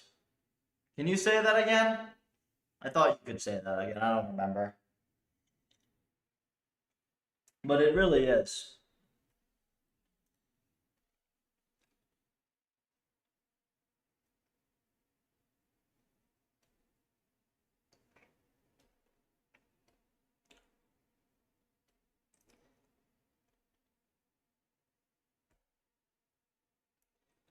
Data viz.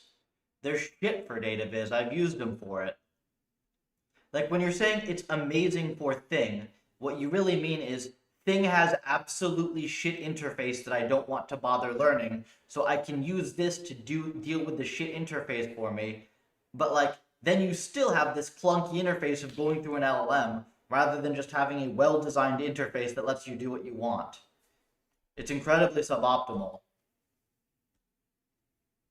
And it's completely against the spirit of of intelligence itself.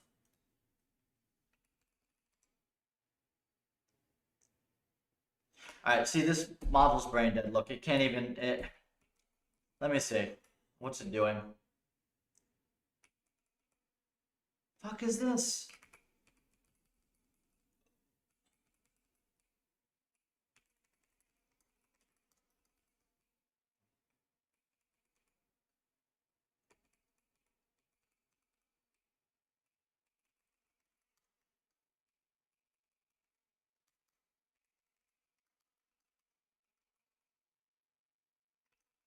Engine tooling. Yeah, see?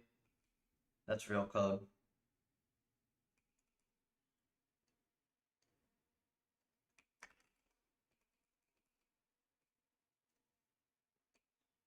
Context stops at 90 minutes.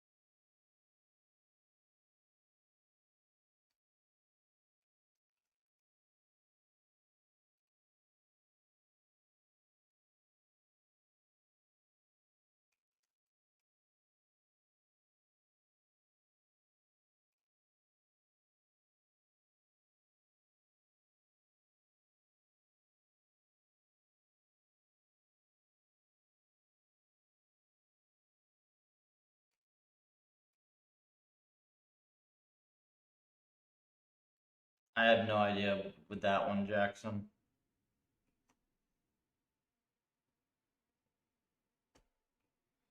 What is he? He said it was like a really inept grad student. Didn't he say it was like a really inept grad student or some shit?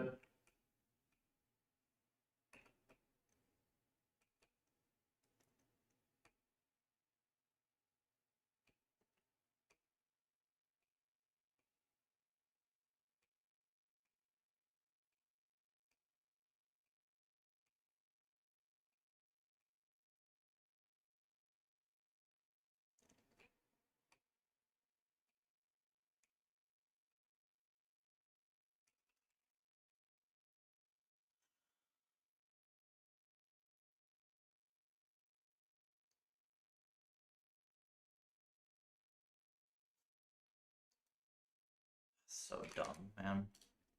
I've just written this test myself.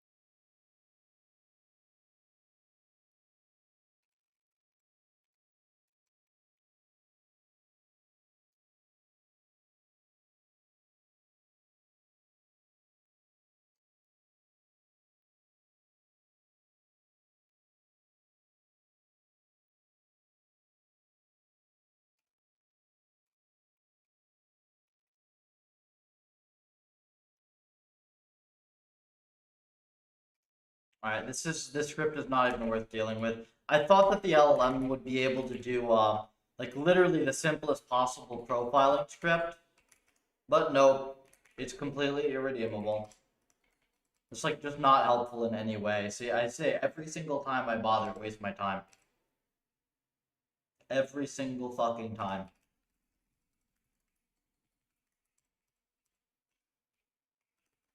It's Grok. Yeah, I try Sonnet, does the same shit. Try Opus on stream later in the week. I'm gonna give it a real task though. I'm not gonna give it this crap.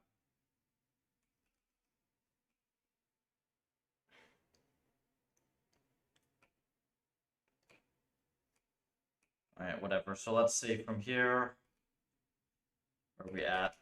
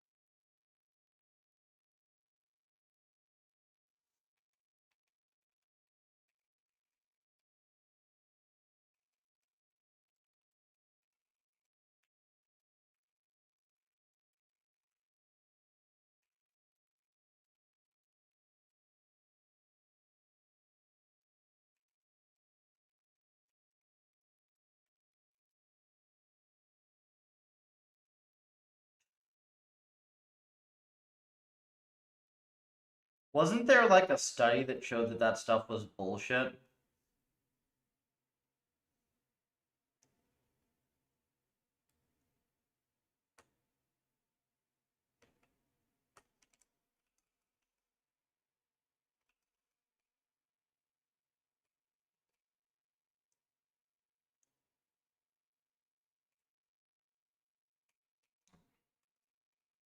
Step environment recent. Okay, we don't need this anymore.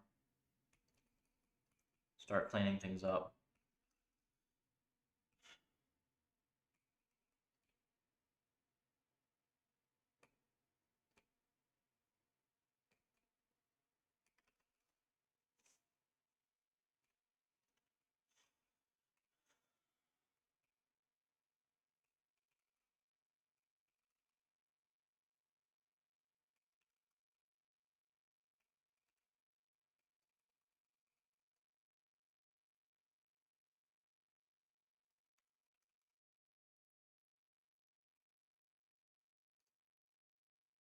This shit didn't work, so get rid of this.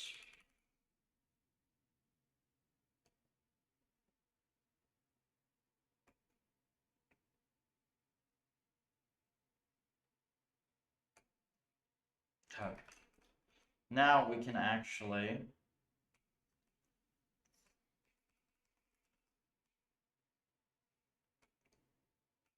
see.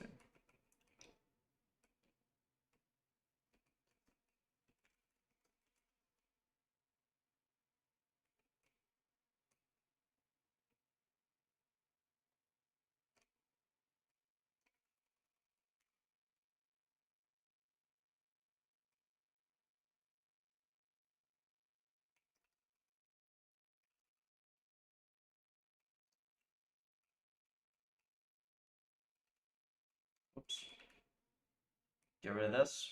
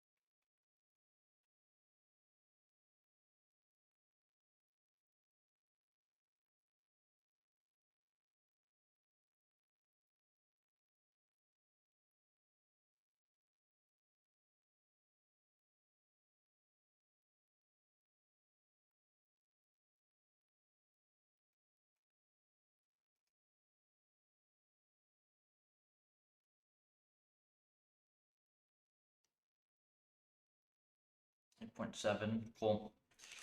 So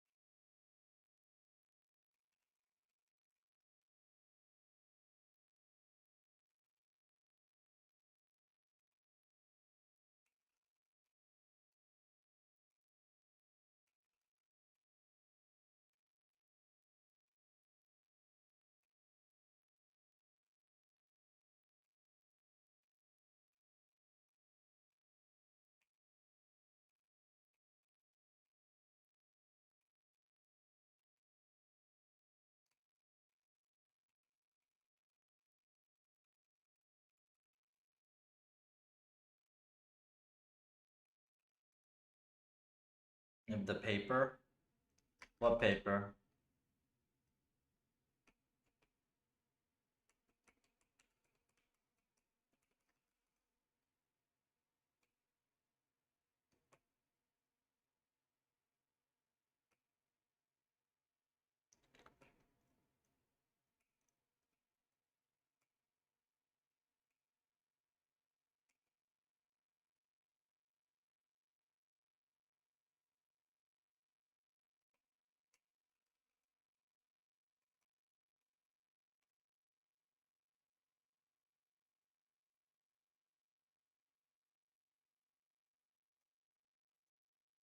Some retimings.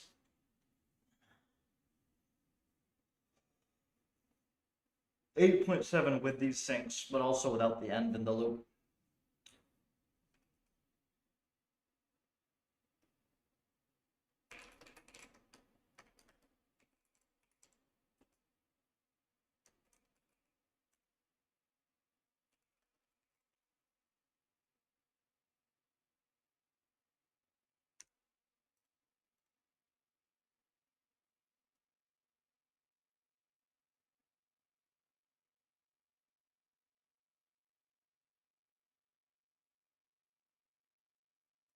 What? This is pretty much what they do.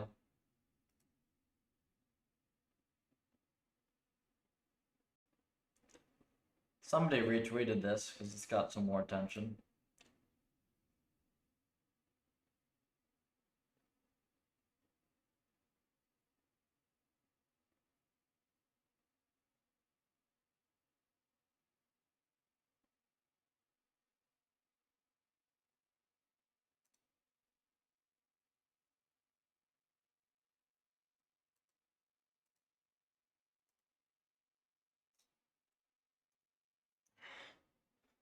Oh, hang on. After the 4, there will be will there really be any overhead beyond M speed?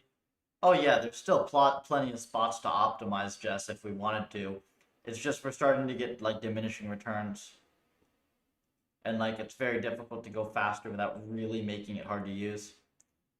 With the upgrade, what are the new upgrades for the new release of Puffer? What was most important? Oh man, it's a lot of stuff, dude. It's a lot of stuff. I mean, we have everything in C++, everything CUDA graphed, optimized async mem transfers, custom kernels, new highly parallelizable architecture. There's just a ton of stuff in here.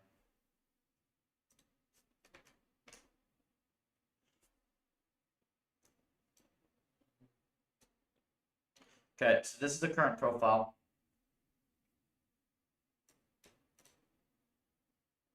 I mean, we still have like, what's this, 15+%.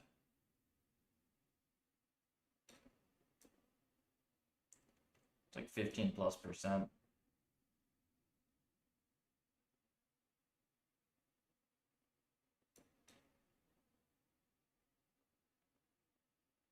but I think, can we just like start profiling? We probably should get some kern profiles out of this. Take a quick look at copies, and then we'll do some kern profs. If you write a summary, yeah, but like not now. It's gonna be for the release, right? There'll be like probably several big blogs on the release. It's not done yet, man. So like right now we have, the goal is if we can hit the 10 mil today, that would be awesome. But like even once I hit the 10 mil, right, there's a huge amount of cleanup. There's a whole bunch of numerical bugs I gotta fix. There's a whole bunch of stuff to refactor. There are literally over 100,000 experiments that I have to run. We're not exactly close there. Current architecture is min-gru based. I also have to figure out I need to figure out how to either make fast RMS norm or make it work without RMS norm though. Time to 10x? You probably can, honestly. I mean, it's pretty tough, but you probably can. I mean, we're at the point where, like,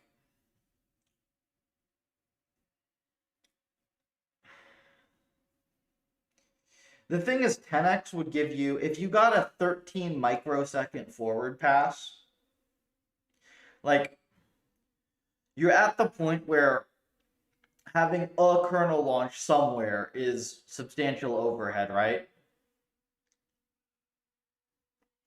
Done with coup de grace? We have coup de grace doing stuff. I don't know if I'm done, let's say. I probably should do the, I probably should actually do the memory timings first torch using Qt DSL. I don't want to integrate Qt DSL. You don't need a DSL to make it faster. It's just a difference in kernel.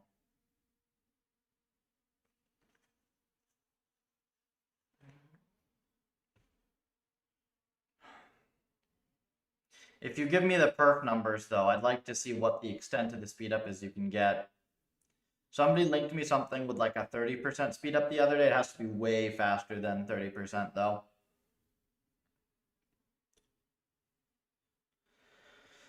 Let me use the restroom real quick. And we will, I think we'll probably start doing some kern profs. I'll be right back.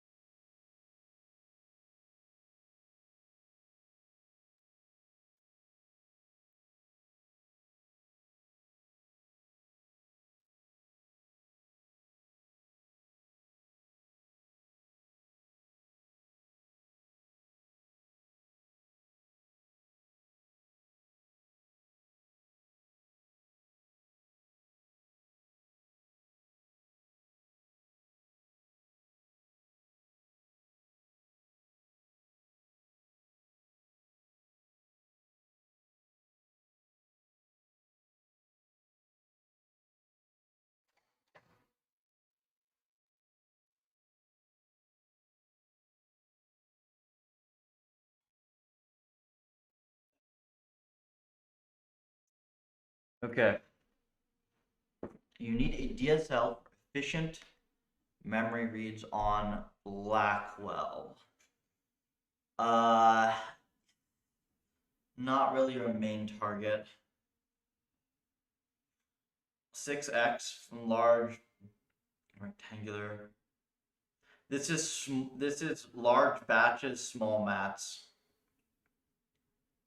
So it's like 128, 256 hidden, something like that.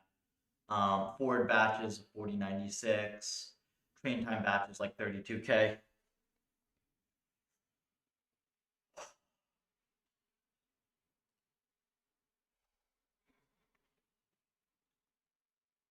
You need a DSL for efficient memory reads. I don't believe that. I've heard Blackwell's a bitch, but more DSLs, not the way forward.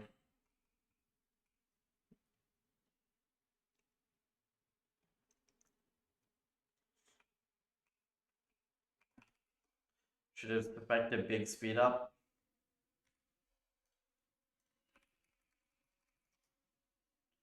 I've seen this thing. Is this not it?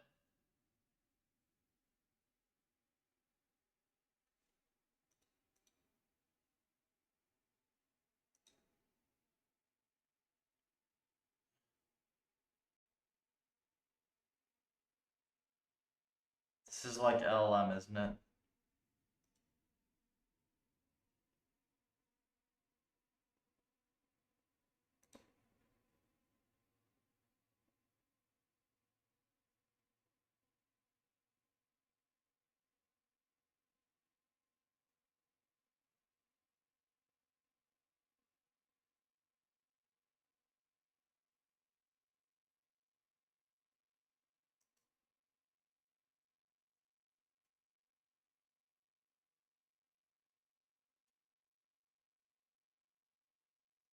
Yeah, whatever. We're not doing that just yet. If you point me to where it is, I'll go take a look though. I need to do I had something in mind I wanted to check. Right, it was the 0.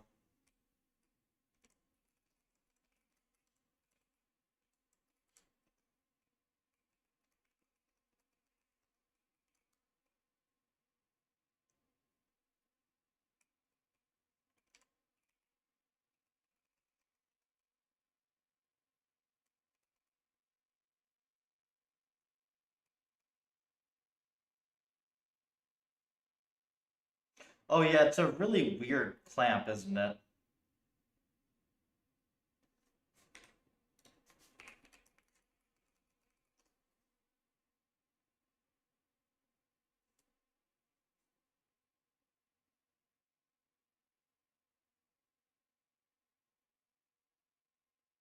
Is this thing actually correct then? Well, it's literally that's cutest.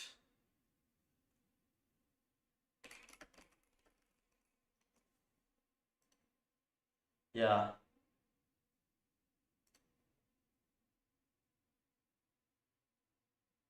I mean, I can't use it in a DSL. Like, the problem is if I just get a custom kernel for the thing, it's a really obnoxious kernel.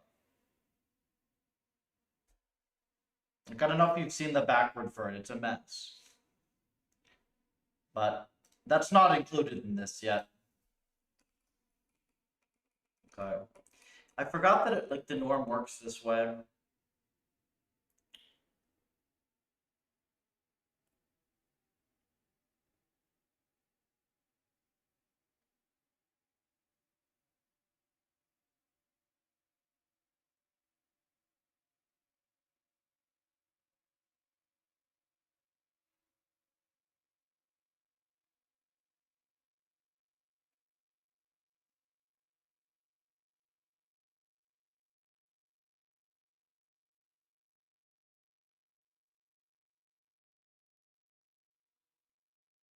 Is there anything I can do with this?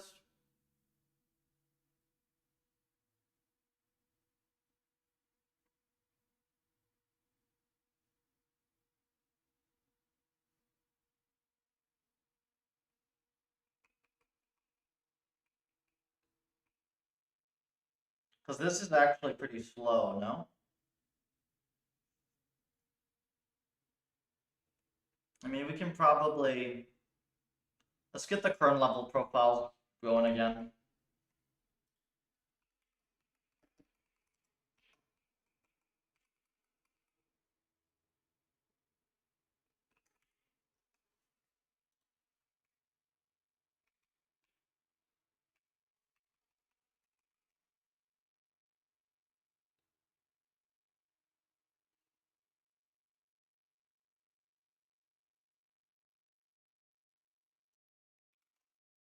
Recording.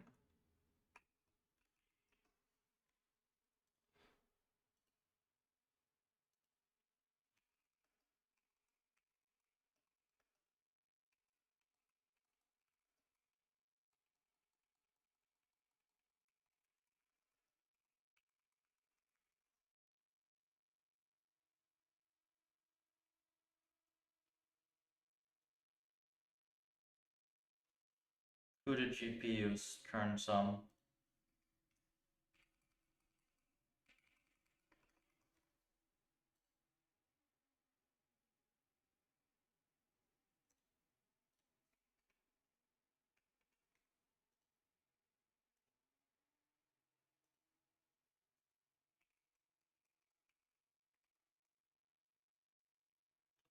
Okay.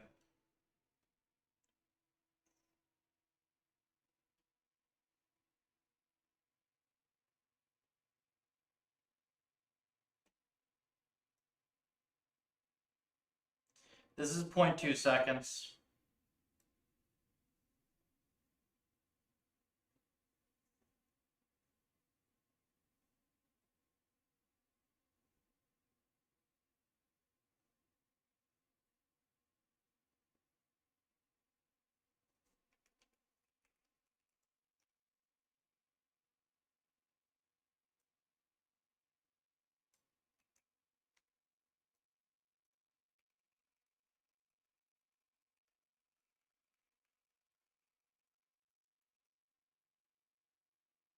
I might be missing Kudianen.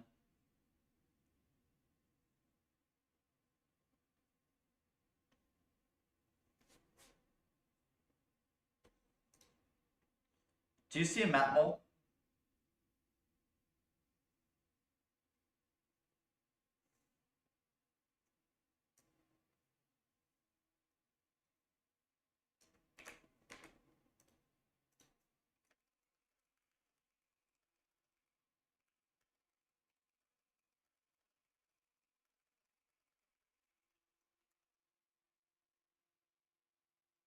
Stupid thing.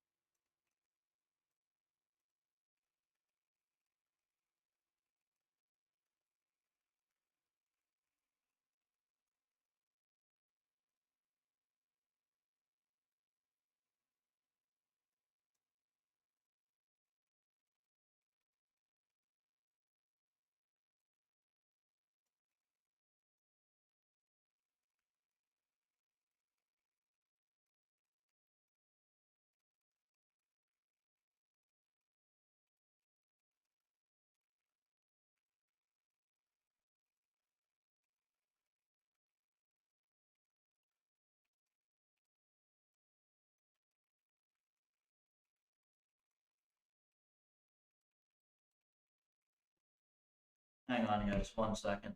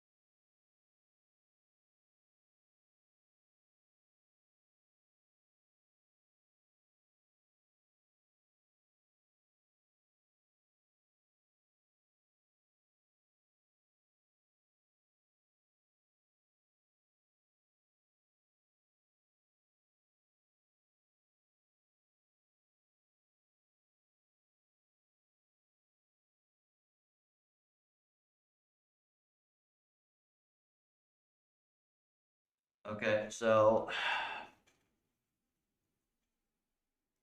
there's something with the profile, right? Yeah.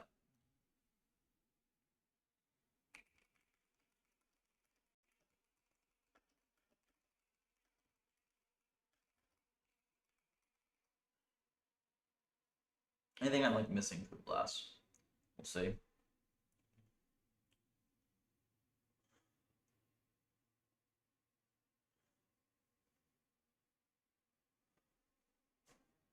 Yeah, so this is what we want, right?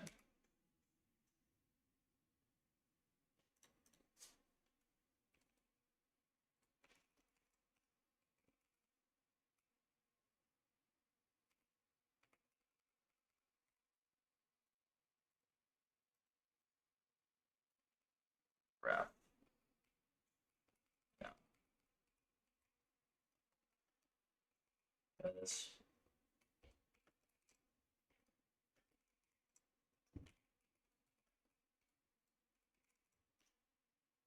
See if this adds now.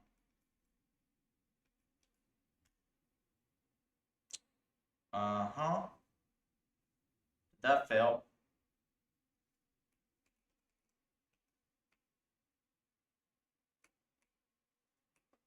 Let's go like this.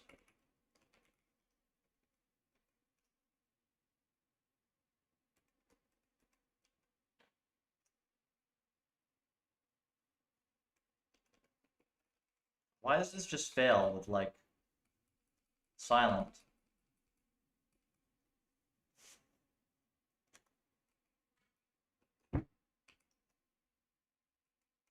Just silently fails. Right?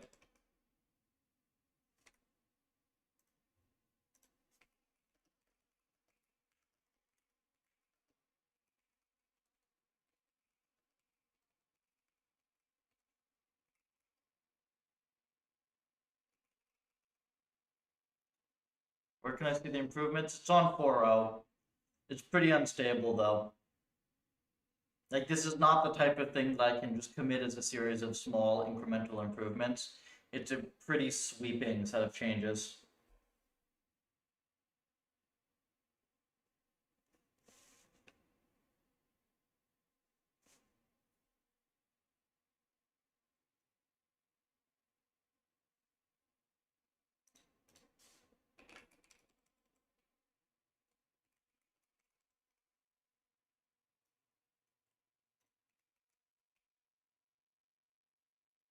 How does this just not?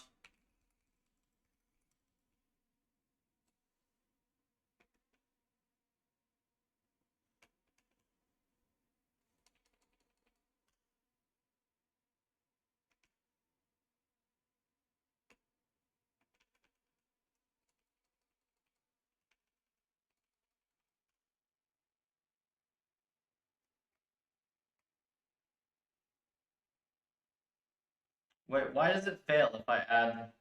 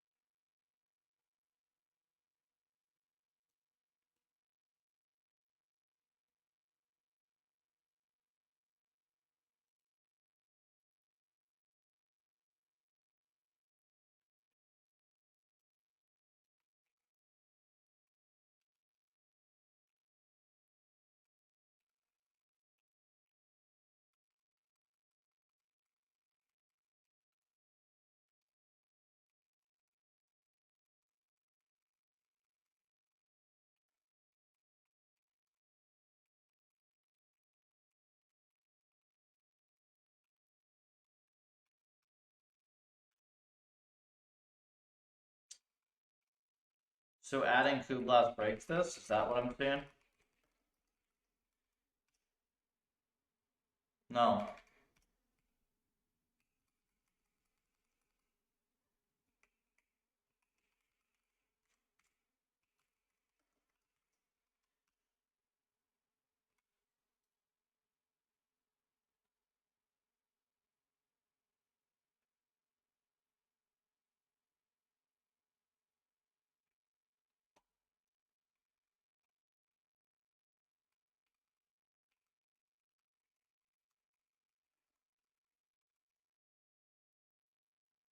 Oh, is it the comma being weird?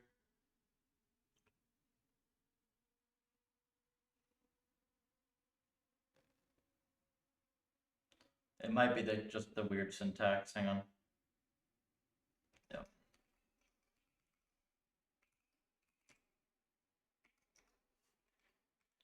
Try this. Maybe this gets us matmos.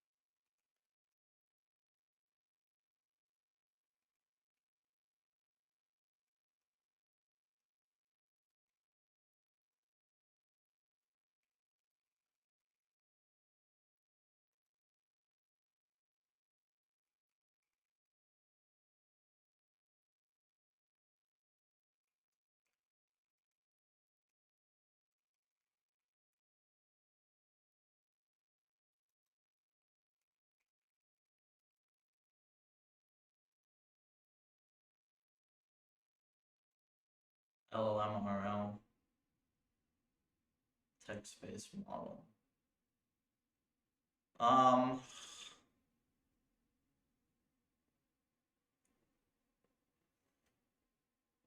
There are a couple things I could do, but I think you're mostly just screwed, Jess. Like you're just hardware bound.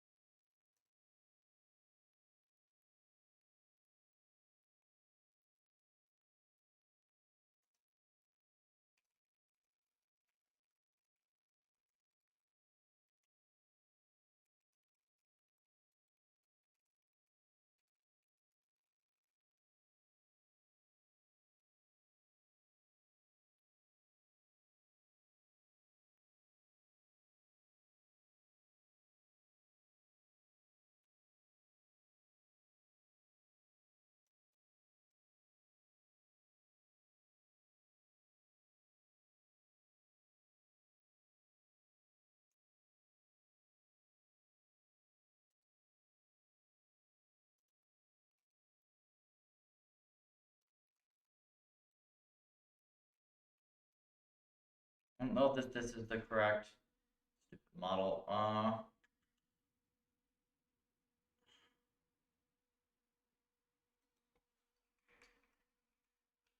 Here, hang on.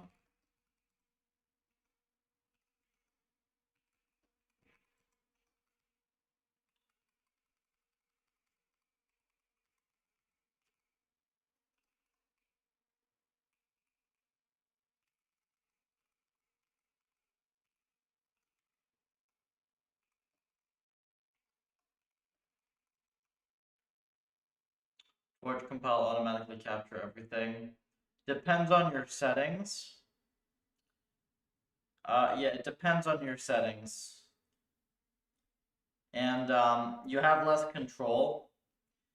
And then also Torch compile itself is kind of a piece of shit, so meh.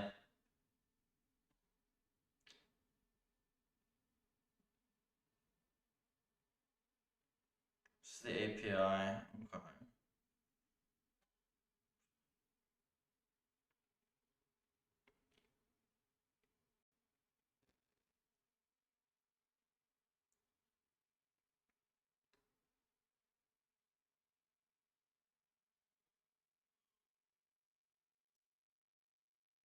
Yeah, see, this is weird because it has 3.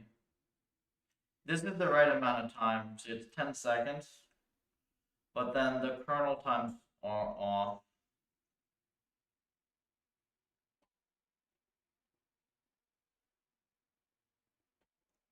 Unless is one of these a map mode? Like this?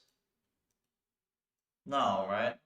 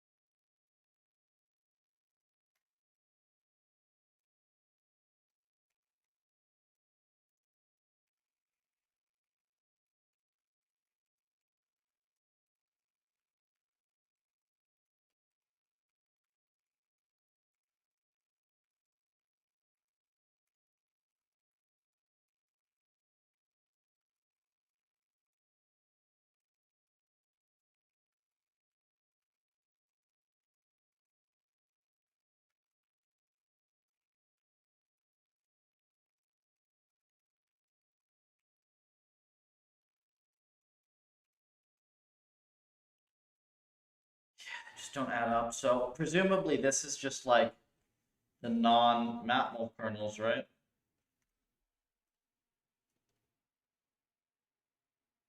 Clueless.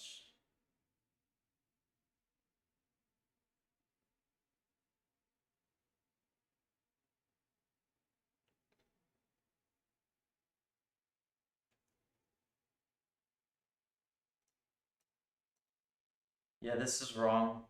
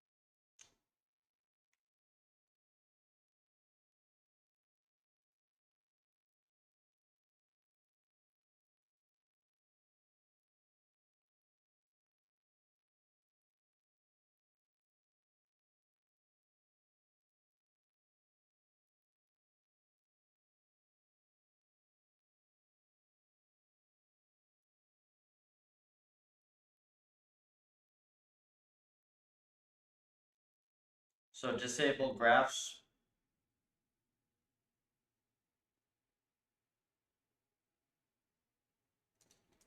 Okay.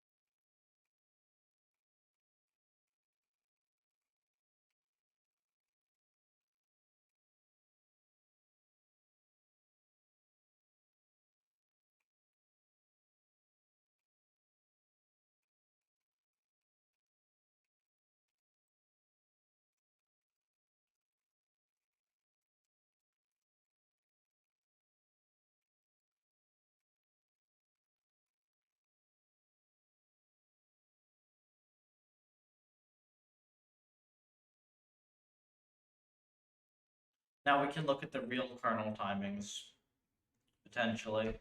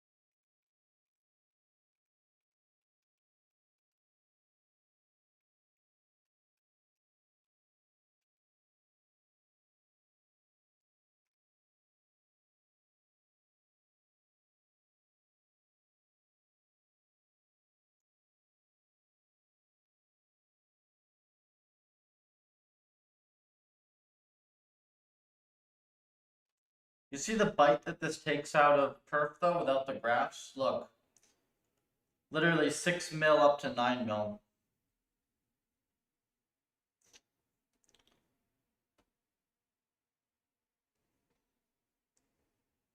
Okay, now we have cutlass kernels, right? You see, now we actually have cutlass kernels. So it was the graph to bring it up. All right, so but now the question is, this is 16 seconds. It still should be decent. It'll be within factor 2.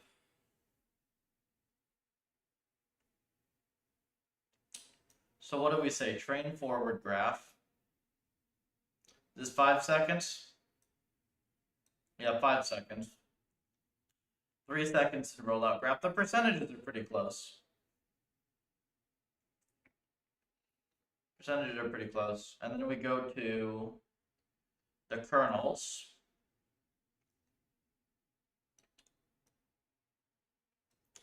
Yeah, and the kernels are actually like, this is a pretty flat profile, right?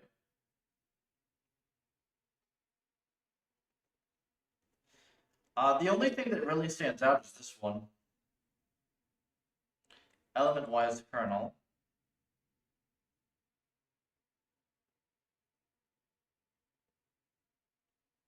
I mean, we got fuse scan backwards in here. Like, this is 10% right here, right? In our fuse scan op.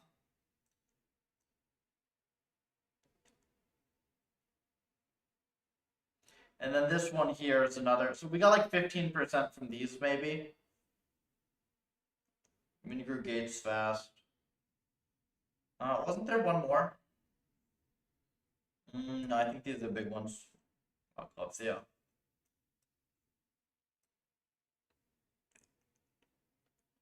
I mean, you can see how fast this is, though, right?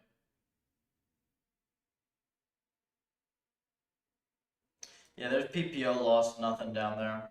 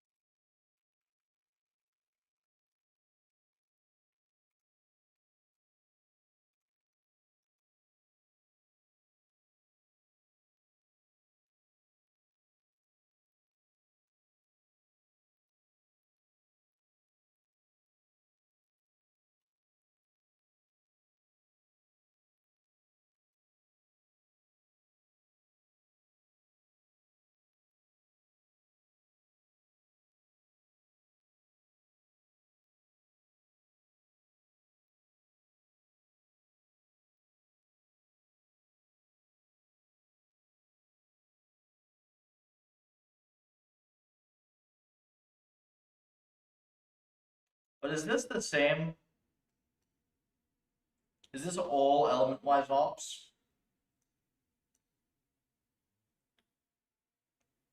No, there are multiple of them.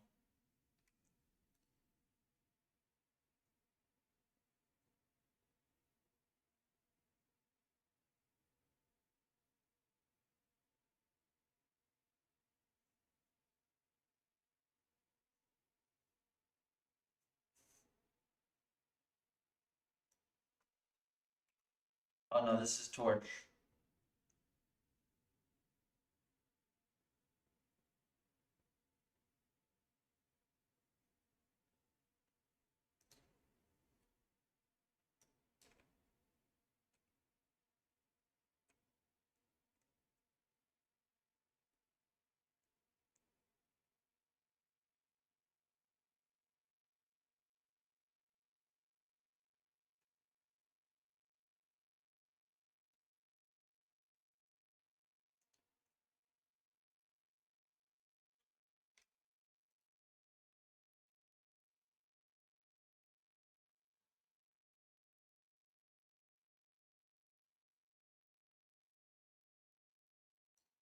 Oh wait, 4 micros.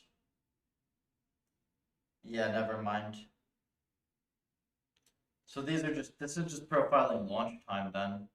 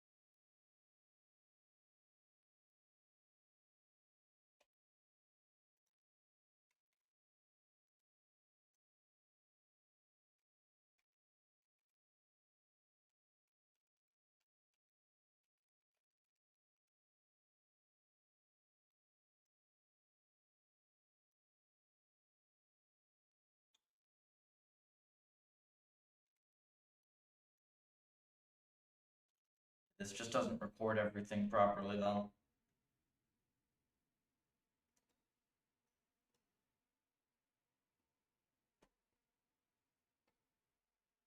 Well, cause now hang on.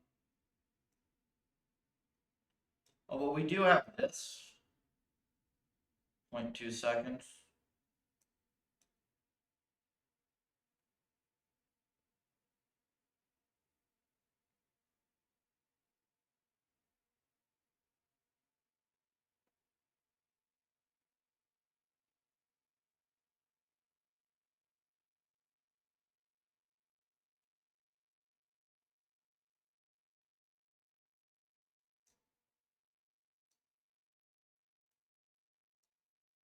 Yeah, that's fine.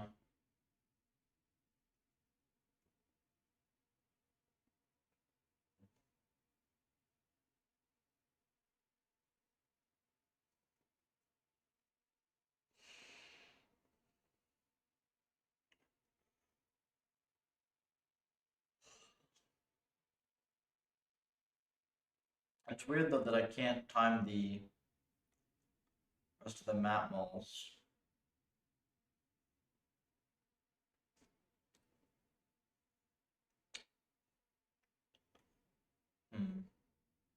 I mean, I suppose what I can do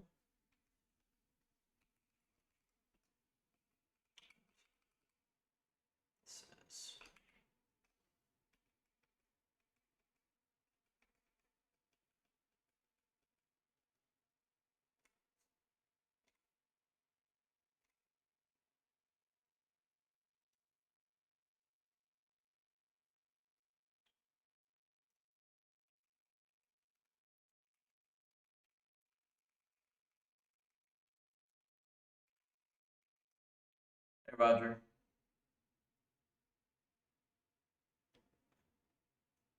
Uh, Wait, I missed a message. You have a lot of branching logic. I'm gonna understand you've profiled. Understood. Coup de grace async was a bottleneck, being very long, complicated pipeline. It's hard. Just that we have tons of little operations mainly. That we have like tons and tons of little operations. So I mean, you can count the number of kernels and just see, like, oh, okay. Well, if you get a few microseconds launch overhead each, it's actually a lot.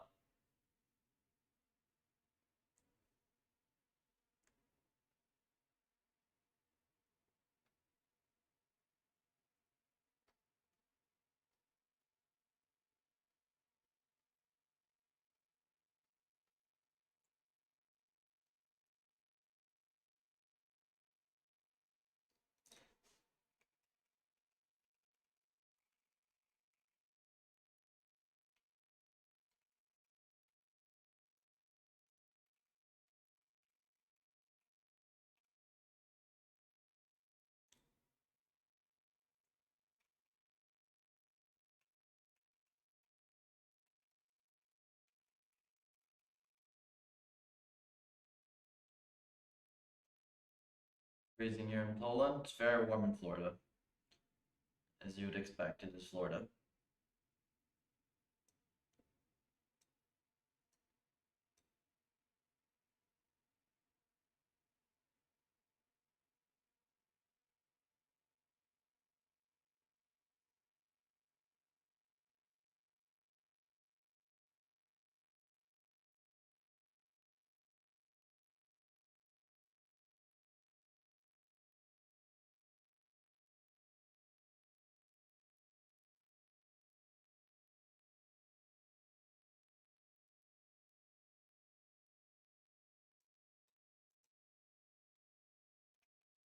Let's say,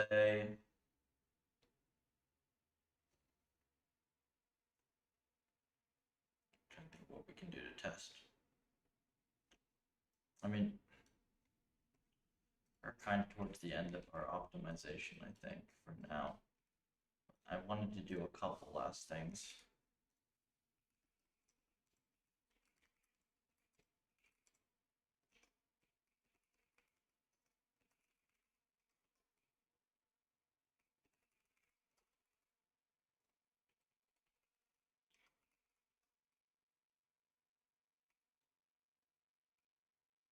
Seek size.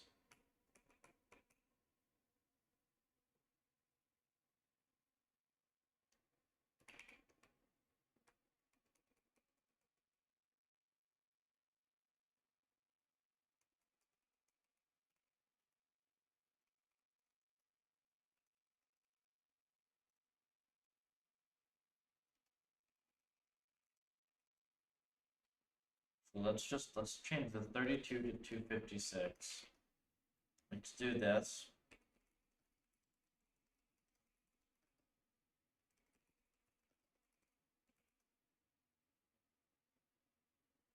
We'll try this. I just want to check real quick.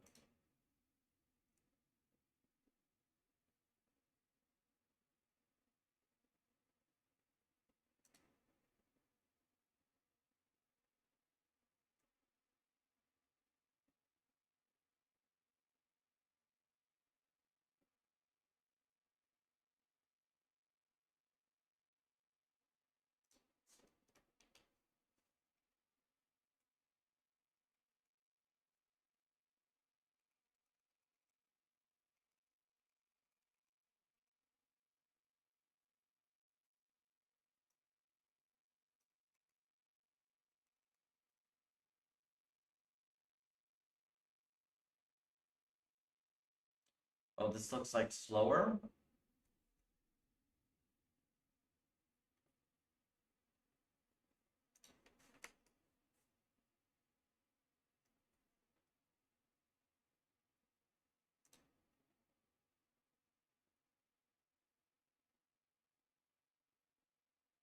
Worse, right?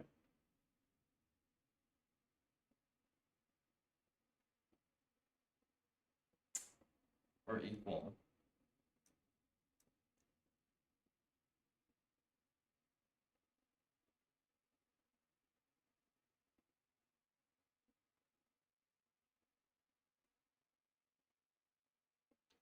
Interesting.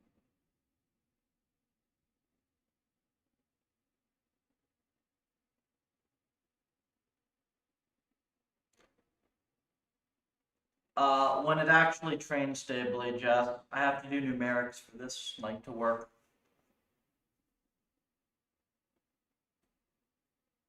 I have a lot of stuff. This is what I'm going to start on now. Is like cleaning it up.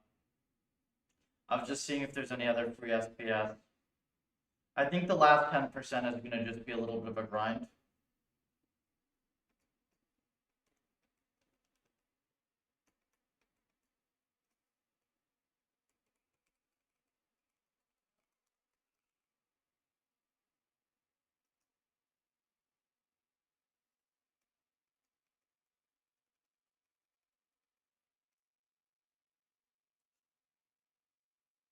Okay.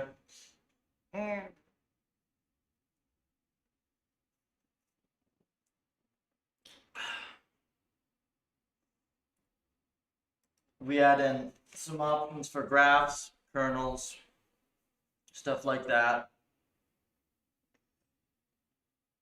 See if I get something relatively stable. I think I can get that stuff done now if it shouldn't be that hard actually. Use the restroom real quick, grab a drink. I think I'm gonna make myself a quick cup of tea. The thing is, it's like there's a lot of stuff I have to do because I have a lot of crap that's hard coded. But yeah, it's gonna be about a 3x speed up for your average use case, I'd say. We still have to try bigger nets and stuff. Probably smaller than 3x on bigger nets, and then bigger than 3x when we have like smaller batch and stuff. Drink some more tea. I'm trying not to over caffeinate myself. I'll be back though.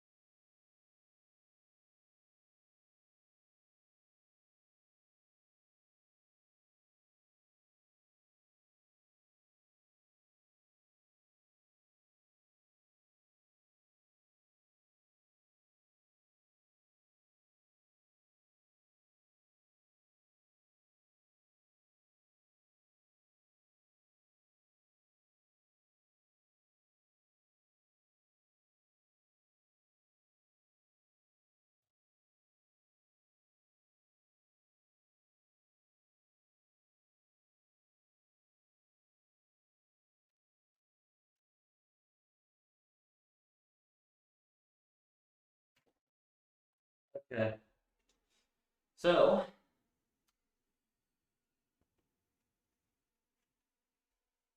why is my light not on in here?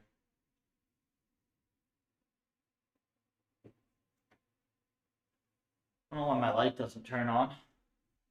Turn the other one on 1 sec.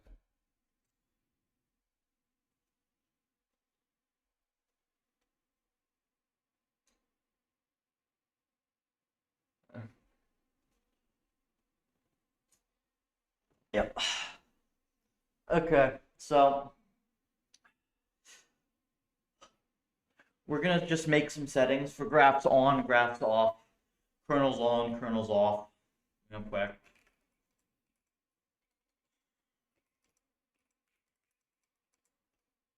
And we'll go from there.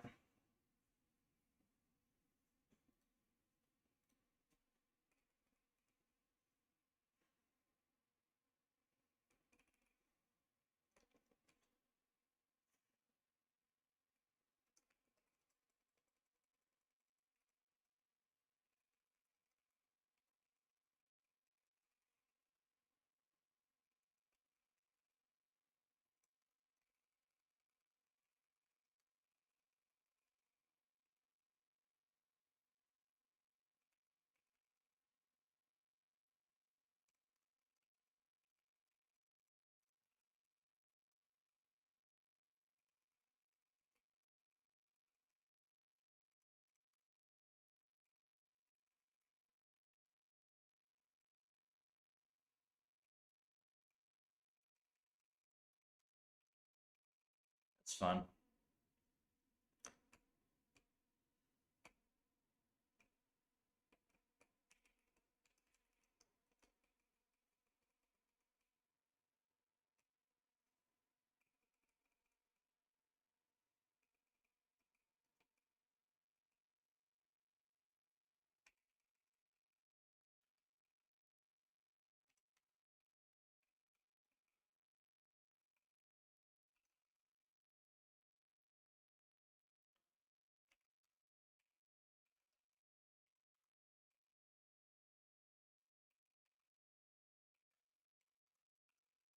I think the results will affect how we do sweeps when the cross and it's definitely going to affect sweeps. It's going to enable us to be efficient in regimes that we were not efficient in before.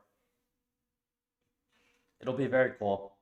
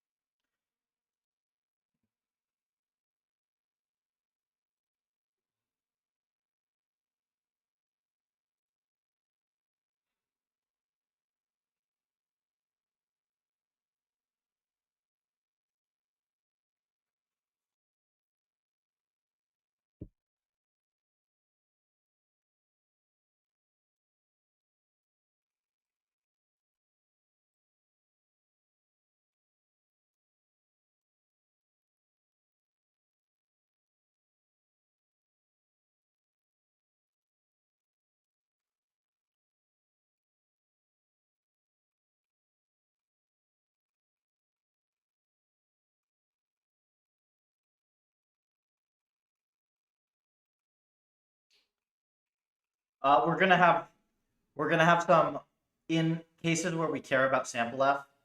We're gonna get more efficient small batch learning, and we're basically like we're not gonna be as constrained to gigantic batches as we were before, because we're gonna be more efficient for smaller ones.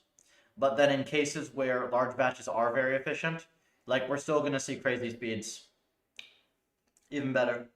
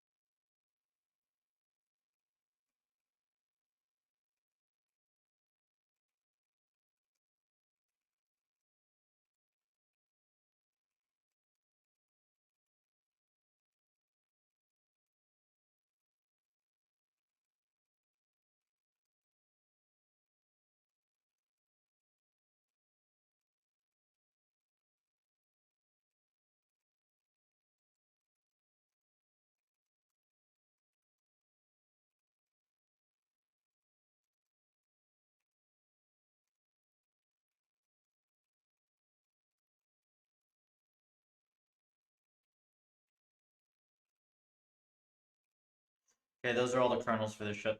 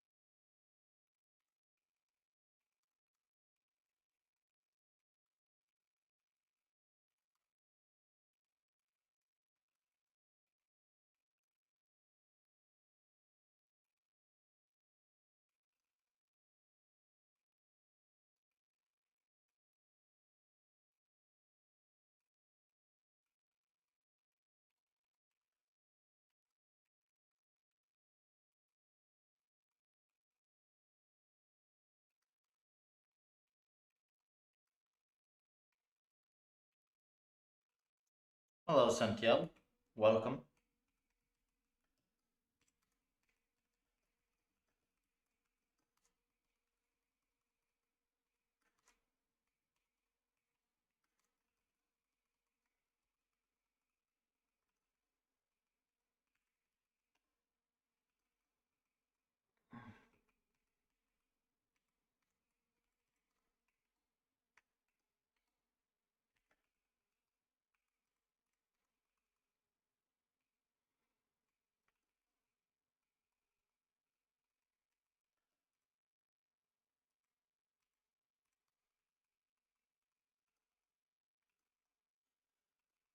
Fifteen steps per second. Yuck. You're off by at least 5 orders of magnitude, my friend. Check out the puffer articles. This thing I'm working on now will get us to 10 million step per second reinforcement learning.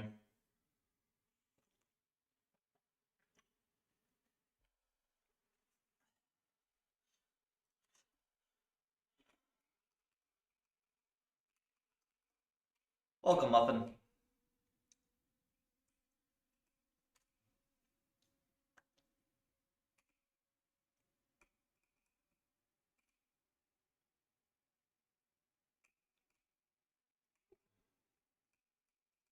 Let's do, what's it? Yep.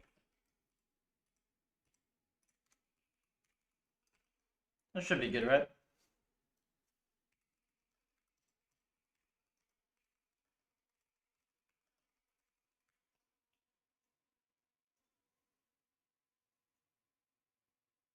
Have to get the env build stable as well.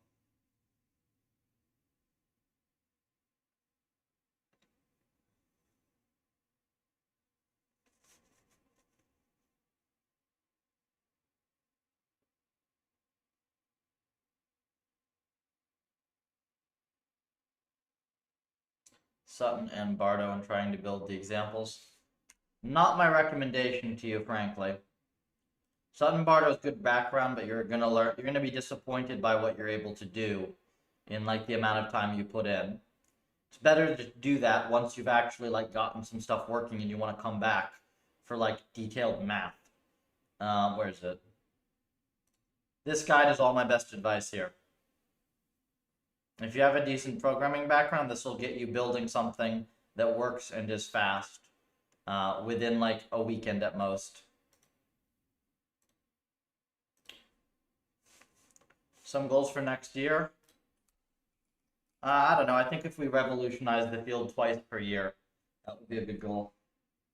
You know, we get 2 puffer updates out per year, and each puffer update needs to be an update to the field, not just a puffer.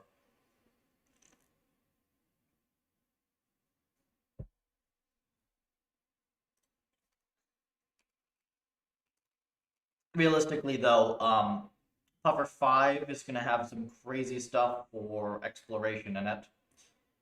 And we'll see how much is left after that, right? Puffer 4 is just going to be crazy speed, crazy numbers of experiments, crazy data viz.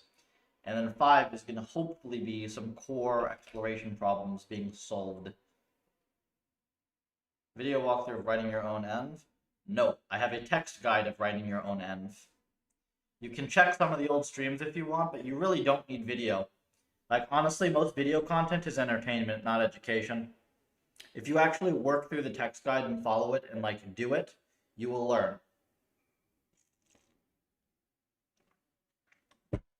Chess, we have the pick phase system. Reward for captures and stuff that really only results in the second phase to be. I don't know what that means. Do you think that could be a problem? Do you think with JE it's fine? Really only results in the second phase. Moving the pace of a pick phase. Wait, you mean like that you only get a reward like 2 steps ahead instead of 1? That's fine, I think. What hardware? 15090. And this is with a specific set of params as well that's like pretty realistic. If I crank the batch sizes up, we're going to hit 20 mil, right? If we crank the batch sizes stupid small, it'll be lower. But like in our default test, which is what we use for our common benchmark, 3x perf, some spots will be less than 3x, some will be much more. Regardless, I'm going to know that I've pushed this shit hard in Puffer 4 and that we have good, solid benchmarks and we're not just leaking perf everywhere without understanding why. I honestly don't think anybody has ever done proper profiling on RL and been like, yeah, okay, this is categorizing, we're leaking this much perf here, this much perf here. I did it in Python, but like that shit doesn't count, man. Because then it's like just Python's leaking the perf.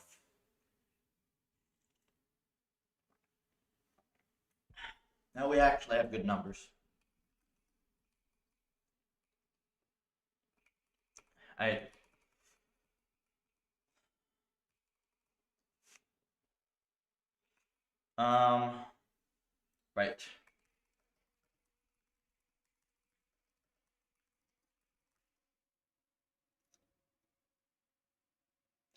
Okay, so with all the syncs, we're at 8 point whatever. It's good.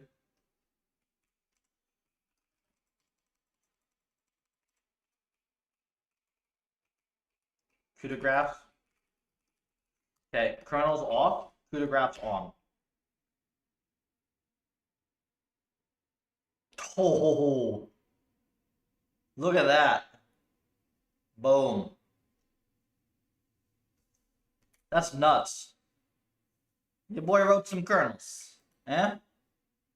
Your boy wrote some kernels.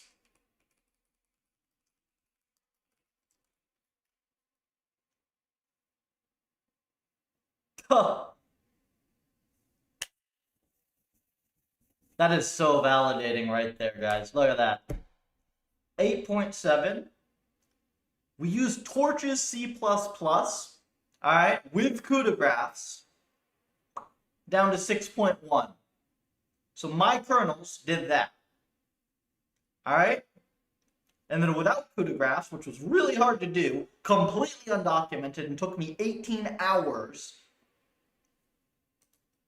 4.2. So I more than doubled the perf. Screw you, Torch.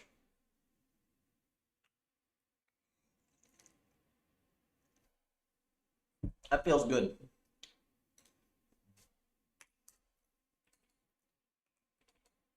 Of course, we are going to have numerical problems and yada, yada, yada, all the things, but, you know, good start. This does not have the environment in the loop yet. We need to get the environment back in the loop, but the environment should be fast, because we have GPU buffering now. The only reason we don't have the env in the loop is because it screws up some stuff with graphs. Though I haven't figured out how to work around yet.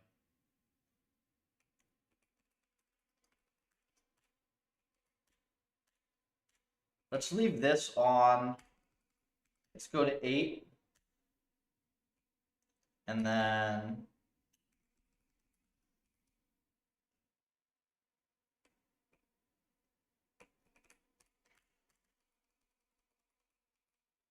We do a little eng. How do you get from training game playing agents to solving problems in biology and material science? Because people dramatically overestimate how important and hard their problems are. I've had several clients at this point have me build them sims in a variety of areas that seem like very hard problems, and we've had about as much problem getting superhuman performance on them as we have had solving breakout. Really fast sim plus stable RL plus hyperparam search OP. Pretty much that, Santiel. Now look, there are qualitatively some problems that are harder. There are some aspects of RL where our algorithms, core algorithms, need to be better. But that's in the plans, and we already have the path forward for that.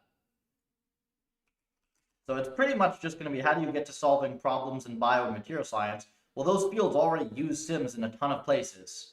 So now they get cracked out intelligent sims that can optimize for a goal rather than just telling you what happens when you set an initial state and run it. It's just like most overpowered possible tool you can ever want for science. Merry Christmas. Ho ho ho.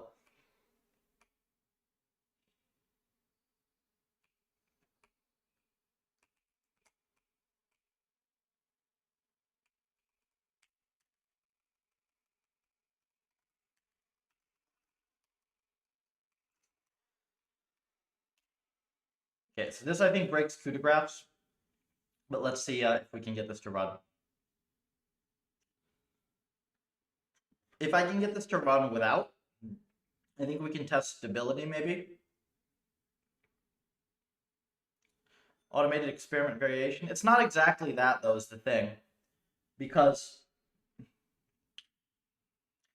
like setting up the experiment is more akin to optimizing hyperparam sweep. This is substantially more powerful.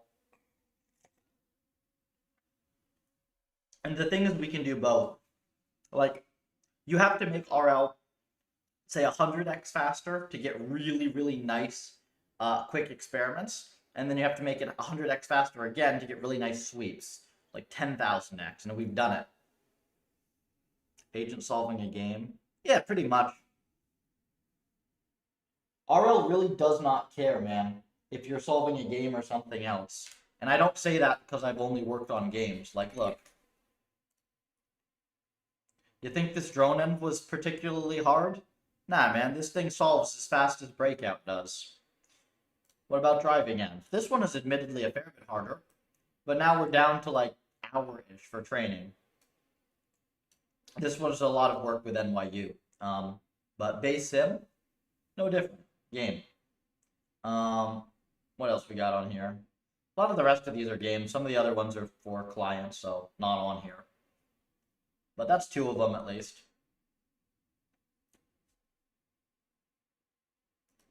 Games are really good for research. I think it's actually one of the major mistakes. A lot of the time, the major things holding research back are just like psychological screw-ups by all the researchers. And I think in this case, it was just not respecting games enough and not realizing how games map onto real problems enough. Supply chain? Not yet. That's actually an area we're quite interested in, but we have not had any interested clients yet in that area. Go is good, yeah. Search problems? It's kind of a search problem. Honestly, games are really a better model for a lot of things than like classic search definitions. A lot of complexities you can map from games to real problems.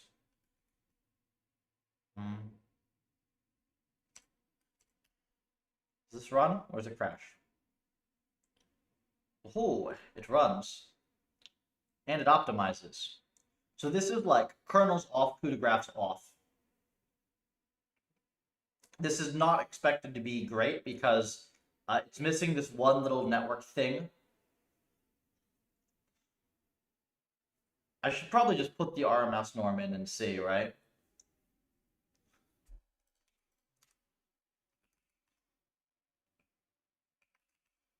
Yeah, games are awesome. I've literally had like a top 10 prof, probably like world-class prof, basically, no, I've had two world-class profs tell me like essentially they think games are dumb and I'm wasting my time. I've just been completely wrong. Both older. What can you do? Being really smart does not protect you from really stupid biases.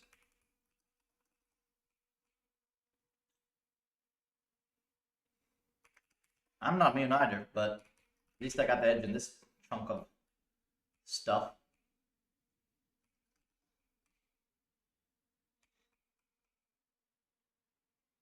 Read your articles. You can read my articles. Get good. You can get good. It's simple. It's not easy, but it is simple.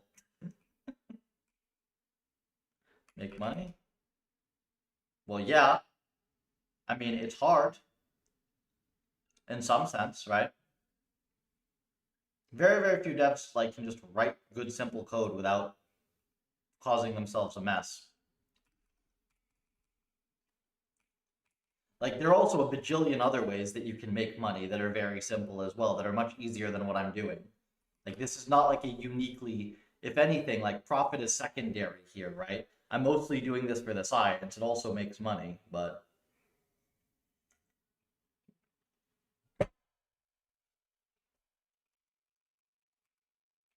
like the same stuff I'm doing now, I could be applying at larger companies to save them ludicrous amounts of money. Like at most, if not all of the big companies have major engineering fails costing them many, many, many millions of dollars. That is like messing up basic shit. Are you running this on CPU? Nope, it is on GPU. The profiler for this is just not on. How do I find the problems to make money? Exactly, and how do you get people to hire you for them? So that is why Puffer has the advantage, because I build all the tools. They are online. Companies can see them, and this is why I get contacts from companies asking for custom sims in the first place. Because the credibility is right here in front of you, right? I build all the tools. Money equals more time, and more time exactly. I kind of view it as like a private lab, right?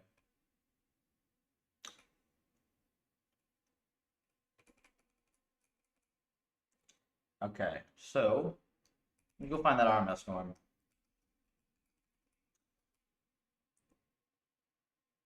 It would be nice to have a stable version of this.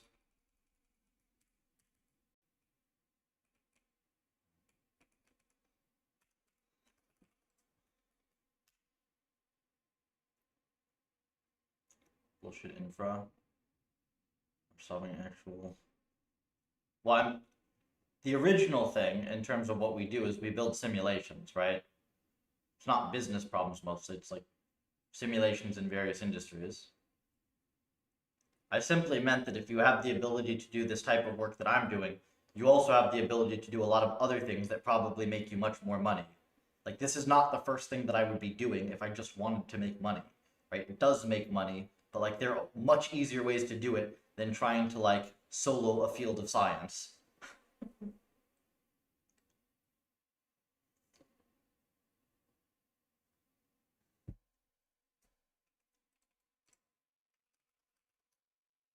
Robbins, honestly, that's just because you're not high up enough to make the damn decision for them and then show them the result of it.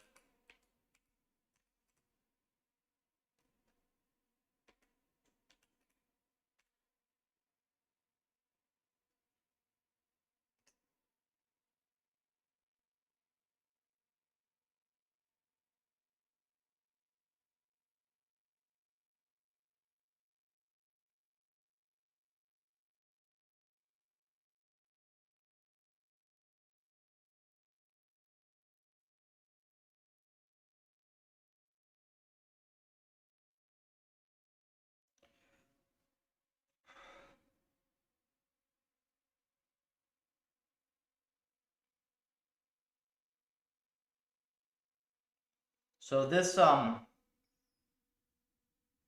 believe this is about what the perf was before, but we have somehow messed up that this does not solve fully.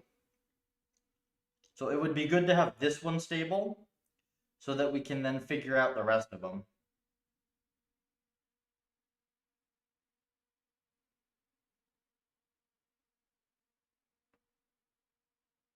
That's because they're not engineers, dude.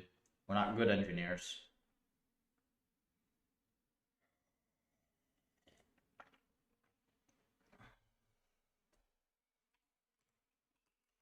This is also the reason I don't bother, right?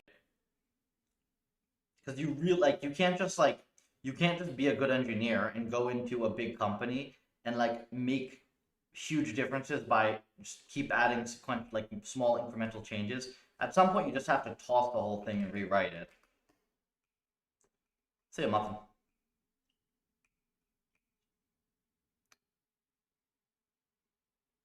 Tend to be the most romantic when it comes to humanity. I'm not romantic one bit about it, dude. Humanity sucks. Good chunk of it, at least. But that doesn't mean we don't also have awesome stuff worth preserving.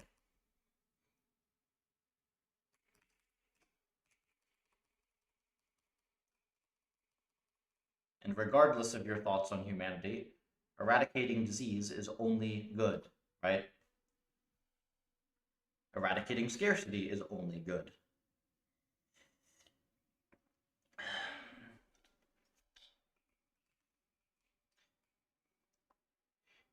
You don't have to be optimistic about humanity at all. You just have to be technically capable of building stuff that makes a difference. Anthropic? Oh yeah, but those guys are nuts. Like, if you want a list of the most out of touch, batshit insane people possible, you just go find theirs. And Y Combinator is about the same, but slightly less insane and substantially more stupid.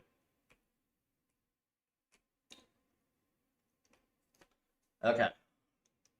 So here's the annoying thing, is like, I don't actually have a good way of figuring out the regression here.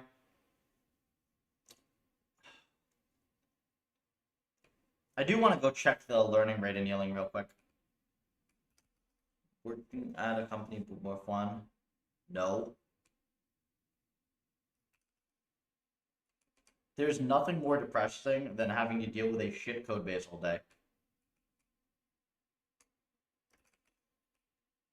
I'd rather do my own company, dude.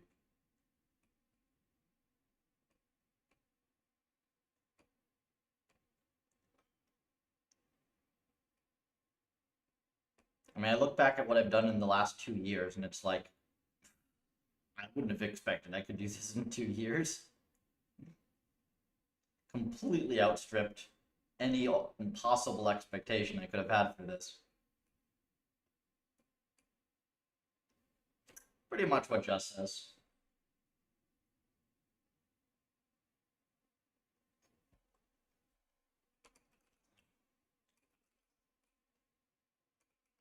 With good code bases? I mean, yeah, I'm sure. It's going to be a lot of smaller ones, though, where they haven't gotten above the scale where it's impossible to maintain. Like, OpenAI had some good stuff when I was there, and it was 100 people, because, like, 100 people is already too big, except that they didn't have 100 people on one repo, right? They had, like, a bunch of teams of 5 to 20.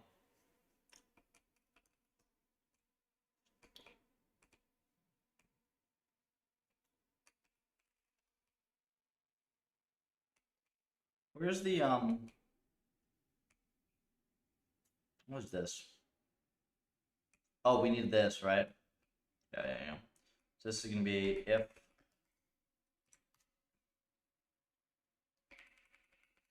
kernels.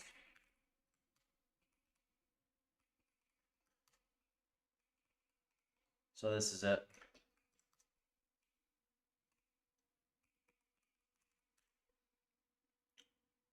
Bet you it's this.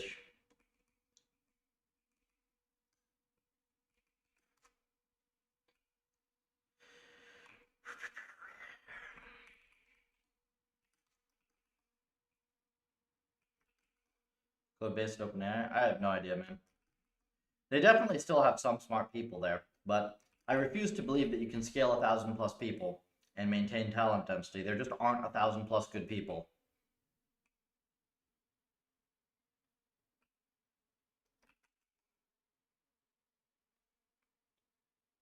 care about that if you just publish papers. Yeah, but like, are you in research? Because the vast majority of published papers are just wrong and useless. If you just pick an RL paper at random from a top conference from a good, like a prestigious group, like better than even odds, it's wrong. Oops, 1 second, folks. Let me go get the door.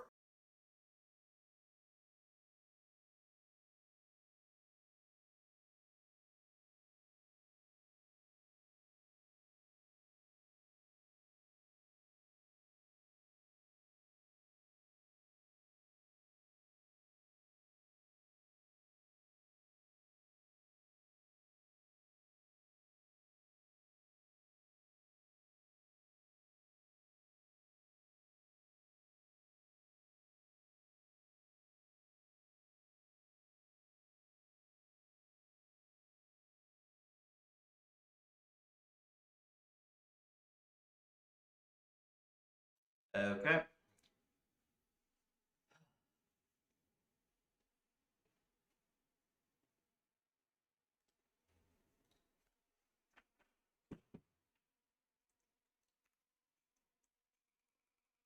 Um, I think we can set this, right?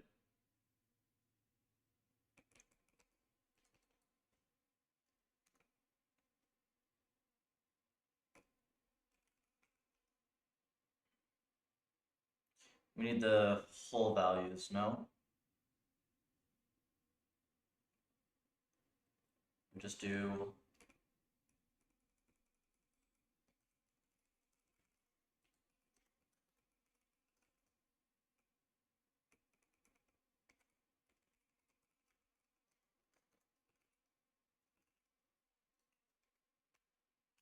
because these two are both missing essentially right now. These two updates are missing from my kernel.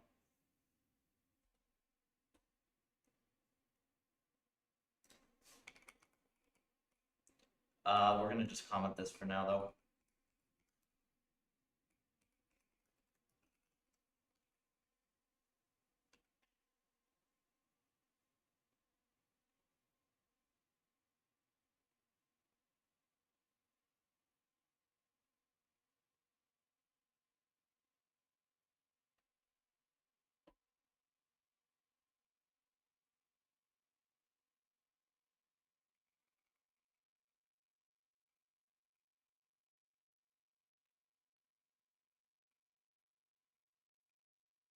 Yeah. We gotta do torch.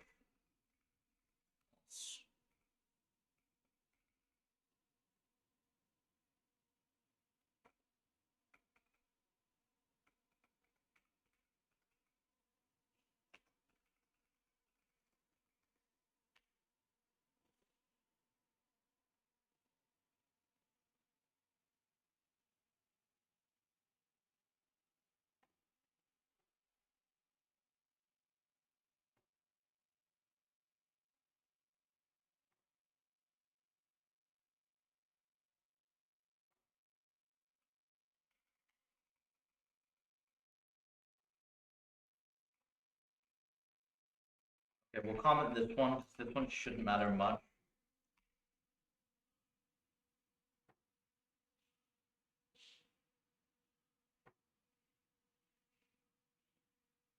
I don't know, man. I'd find something else entirely, most likely.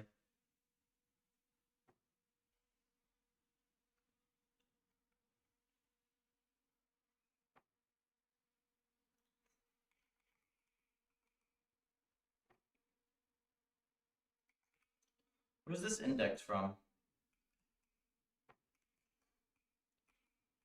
Oh, shoot, okay. We need to add something then.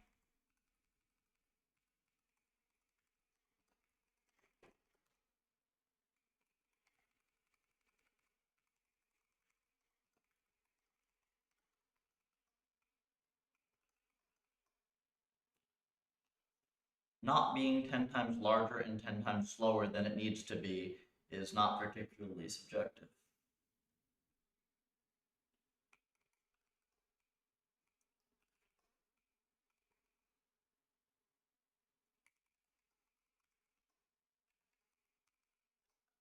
It's only subjective to a point.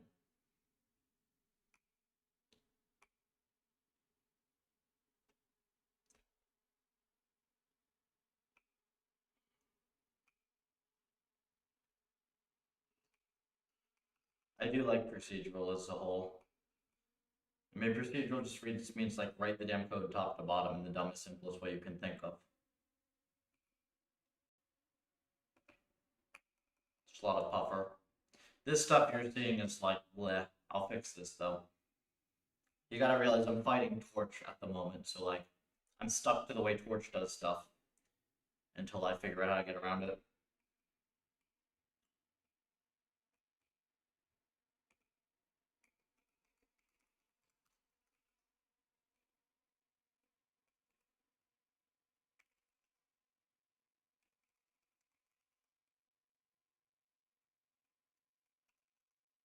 Yes, there are a few of them, obviously.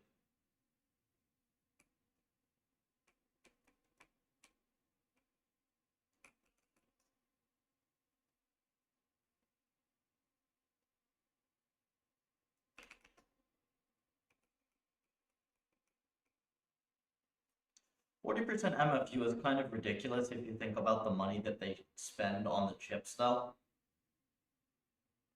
Like, if you just like stop and think about that for a second, isn't that like just insane to you?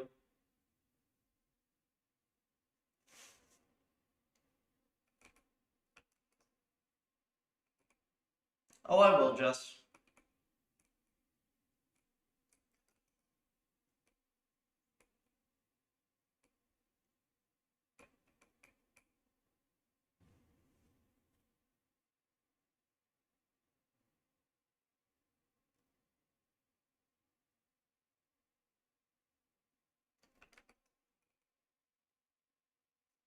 Yeah, so that just simply means that there's zero room for skill expression, and that is a bad spot to be in if you're any good.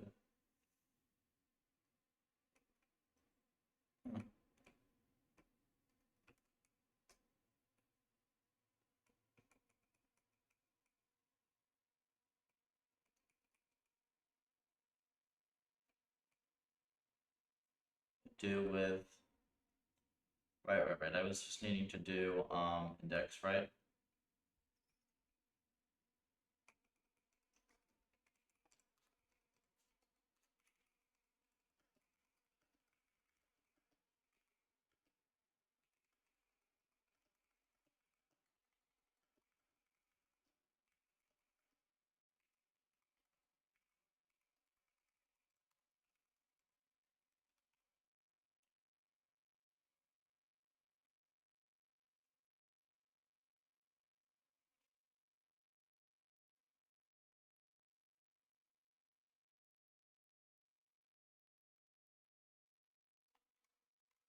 All right. We got good. Okay, so does this train?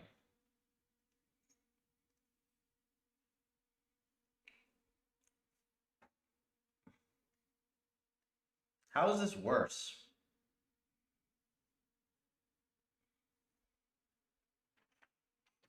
Hmm.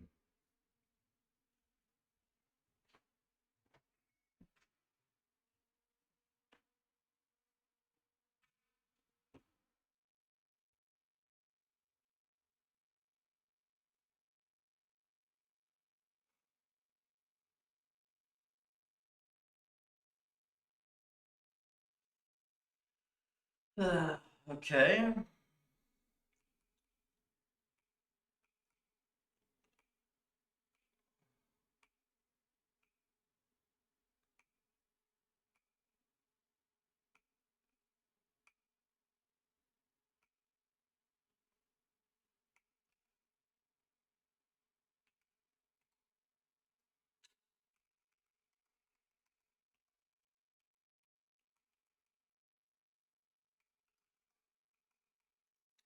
Yeah, I got a lot of coup de grace stuff in place.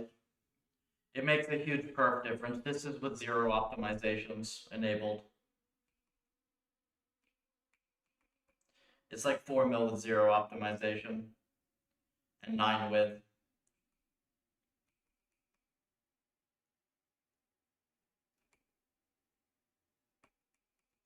It's definitely more than 2x from just the optimizations.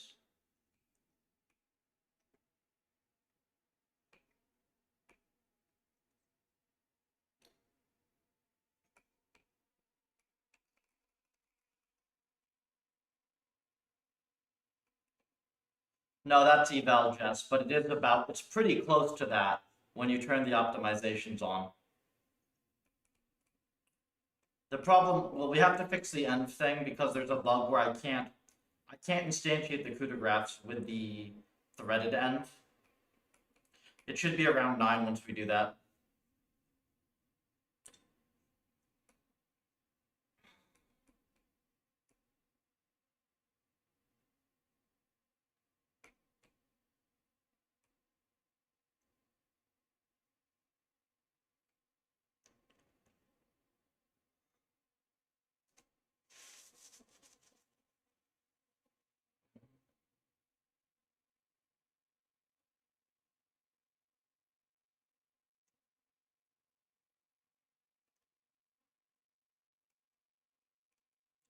Oops.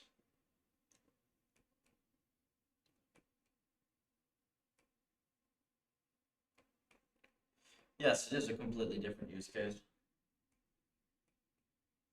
Where in the world are people training 9 million SPS? In Puffer.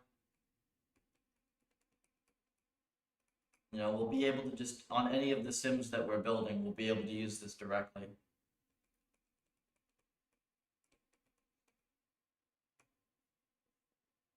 10-second experiment sounds pretty good to me.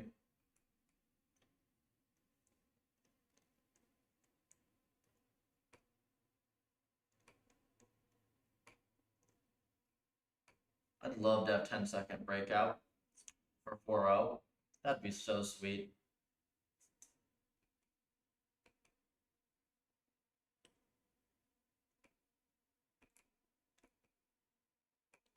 What's in Neil?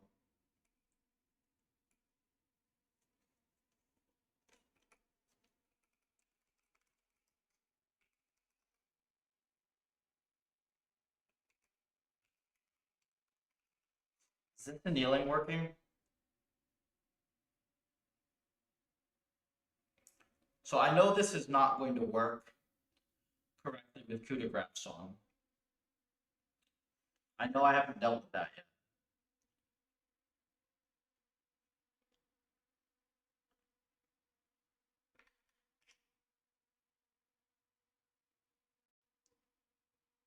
Okay, so this is annealing, right?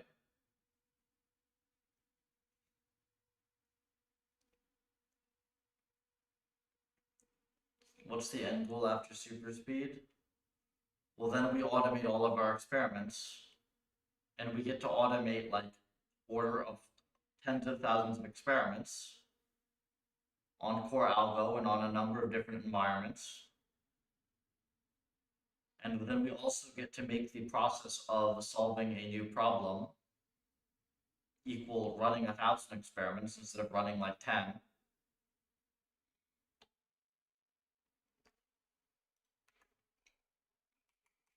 Like literally from the algorithmic advancements we've made now, plus mostly the pure speed, we are solving problems now in hours that would have taken months during my PhD. So,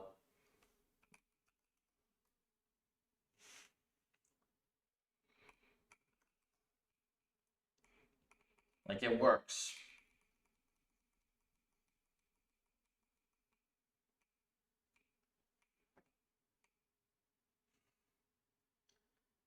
Okay, so I didn't mess up LR.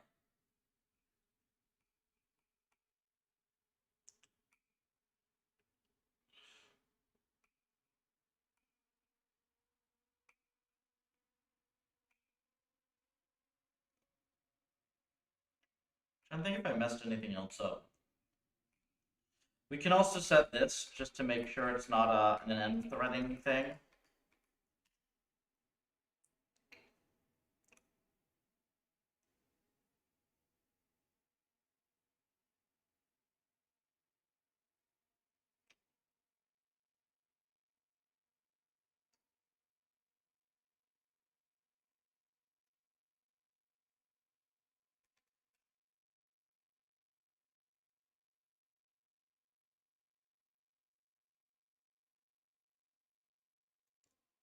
I think we do have a Python version that we can use as a ref. We'll have to double check. This more expensive, exactly.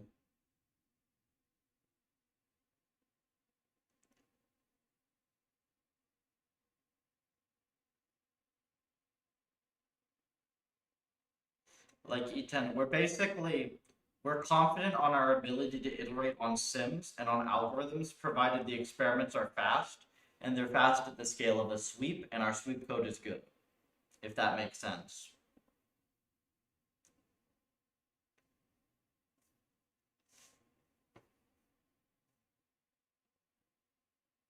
It's not this.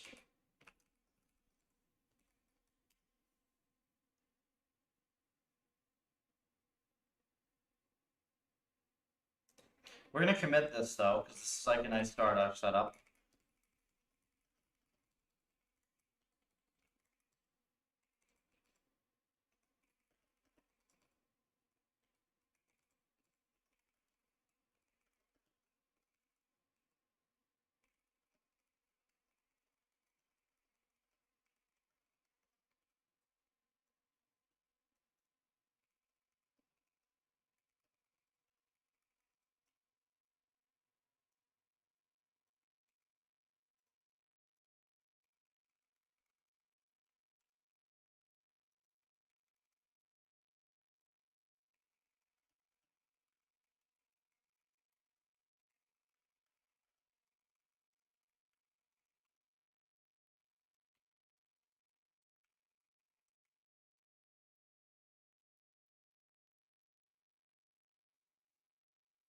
There's the Python version for reference, 2.6.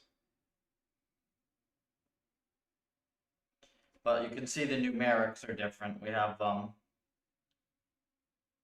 trying to remember if this full solves.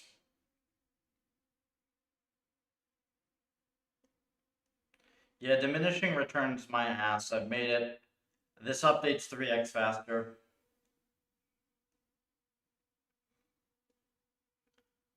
People said, oh, you can't make it fast. You can't make it faster back when they were training at 5,000 steps per second. Now we're getting 10 mil. Okay, so this doesn't always full solve, but it's pretty close. So the numerics are definitely different. Get away to anneal dense rewards. Natively get away.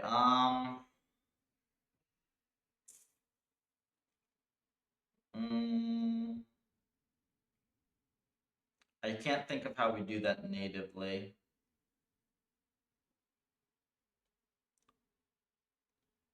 Hmm.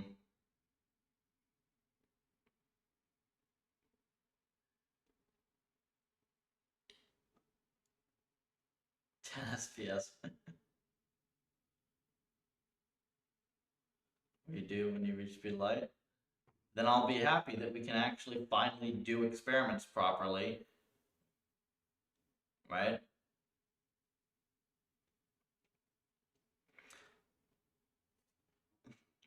Like making stuff several fold factor is just, it's a meaningful difference to how you can do experiments.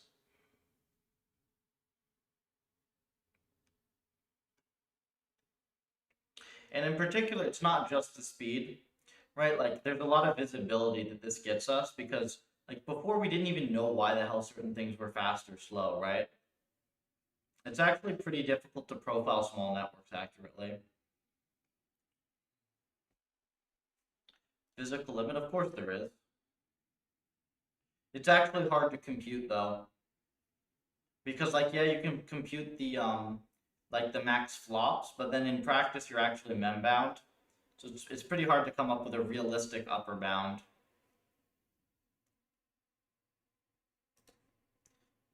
And experiments plus sweep converges to solving like medium difficulty RL environments out of the box that would now take us months of manual work. Would be the idea E10.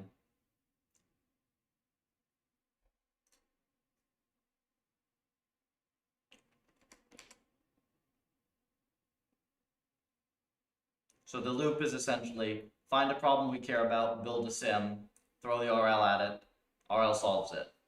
And the harder the problem is, the more manual work there is. And the better the RL is, the less manual work there is. AGI, find specific problems. Oh, I mean, like, my long-term goals are very much general intelligence. But, like, the way I see that this helping is, like, this basically gives us narrowly superhuman intelligent tools for various areas of science.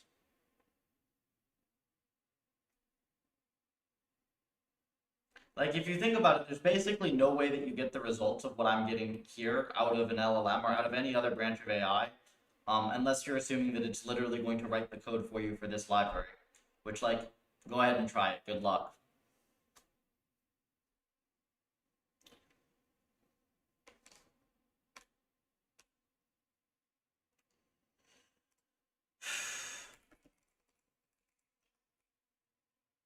Did I mess with this at all? Else identity, okay.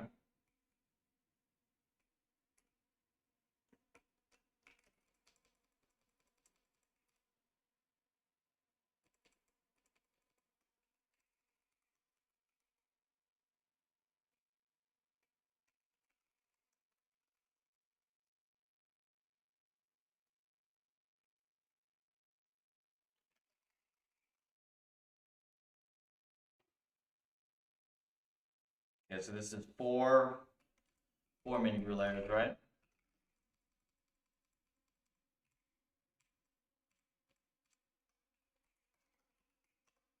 Four layers.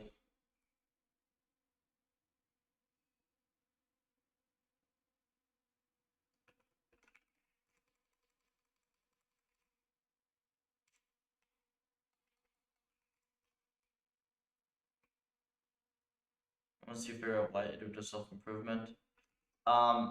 There is actually a chunk of that planned for Puffer 5.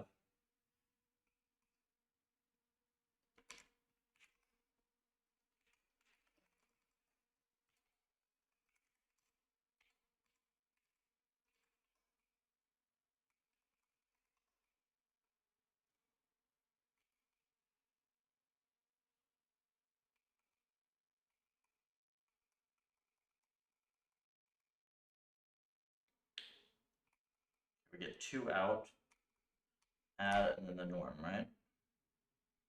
The norm correct.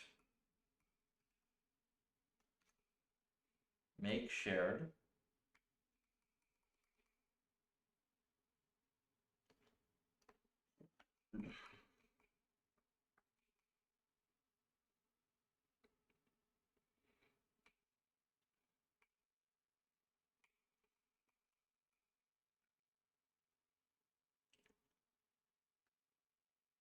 Eps of 0. Yeah, see, this is weird. Like the way this is.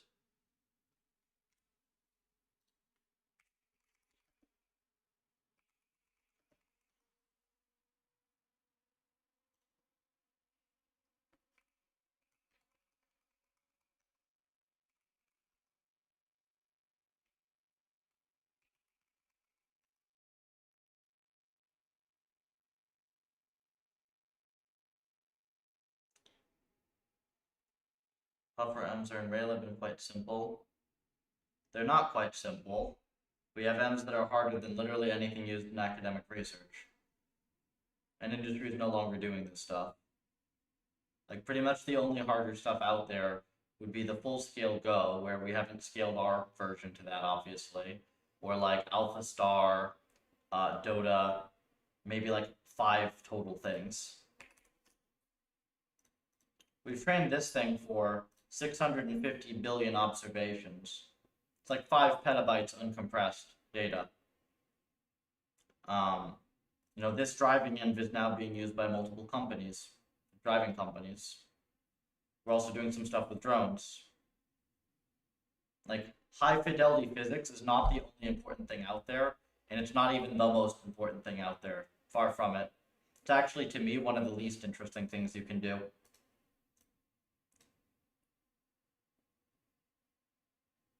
You basically only need that for hands and humanoids as well. Like, We could totally do quadrupeds, probably 6 degree of freedom arms as well, with like the type of stuff we do on CPU. Logic sim.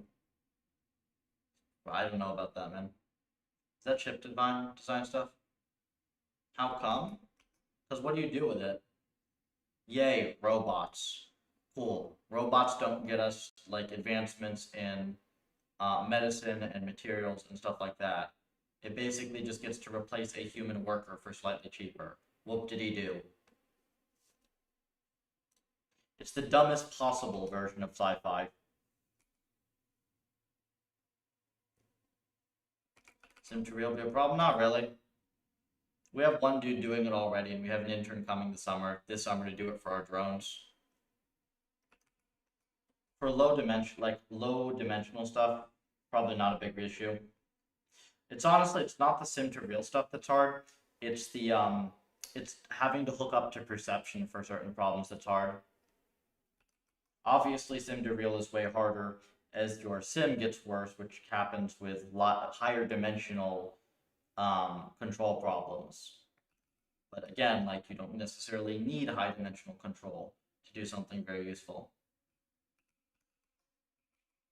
There are some very useful applications, but like to me, I'm way more excited about like RL produces us new materials, or I mean, even if you want to take robotics, I'd be way more excited about a cracked out 6 degree of freedom arm that can assemble stuff faster than you can visually track than I am about humanoids.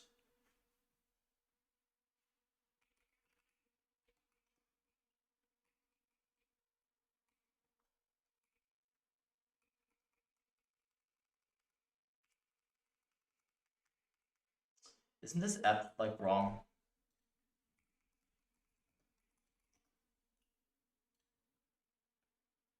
This ep's is set to none.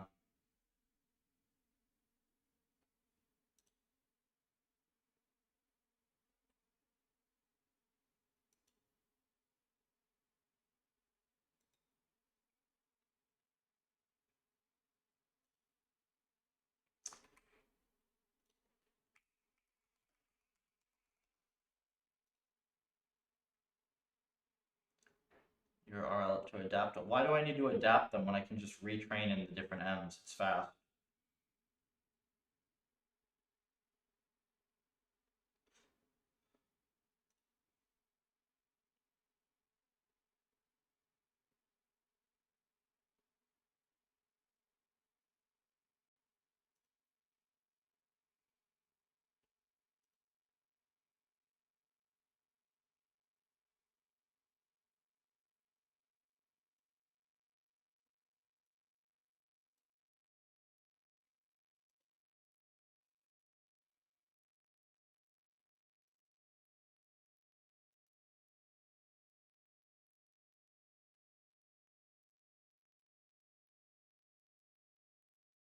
The heck is this, man?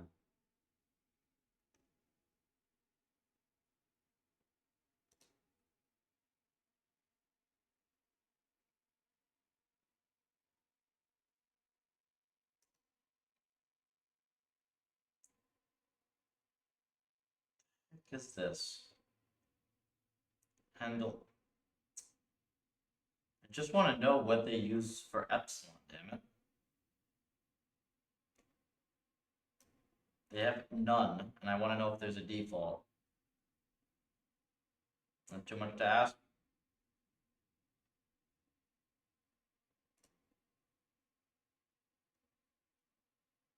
Card gaming rules are not fast enough to keep up with the 30-second. Why not?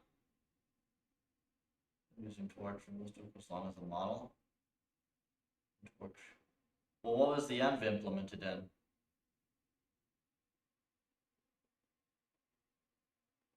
Like, it's quite easy to keep up for most game logic type stuff and even low dimensional physics. Luo, that's your problem. Right? Try the CMs, man. It's really not that tough. It's really fast. It's a heck of a lot of fun.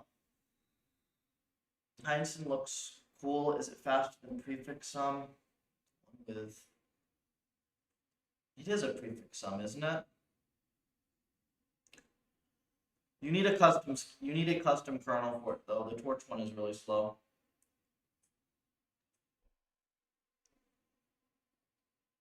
Best use. Asked it to find usage defaults. Best use of spheres. It would need the torch code base. I can never find shit properly. We'll try it in a second just to amuse you, but give me a second. I use the restroom. Ah!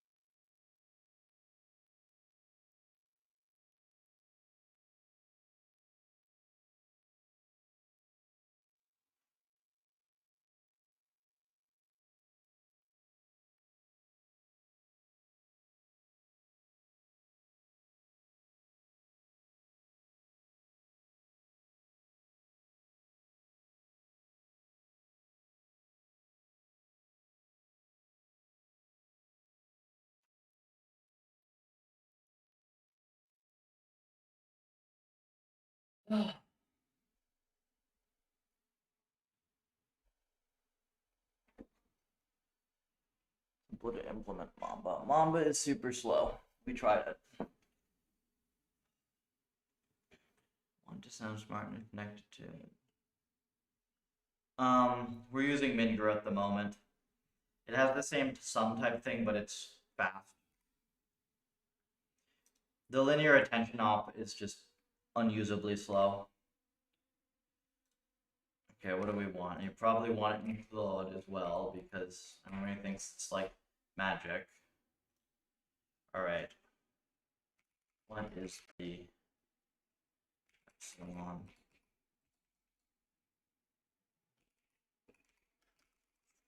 Or RMS norm?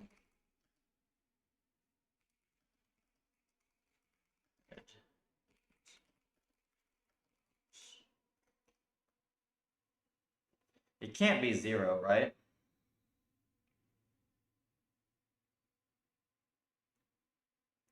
Who doesn't use these layers for small ones? You can't. I tried the S4 or whatever. I tried the linear attention kernel they had. I think it was like you could get it faster than the other attention ops, but it was still way slow.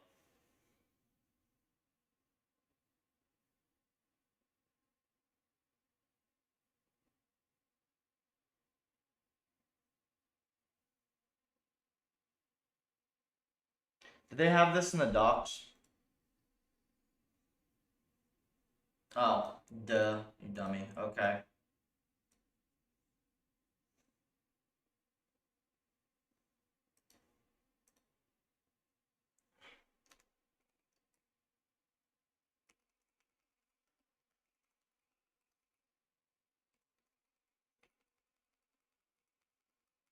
That's me just being dumb.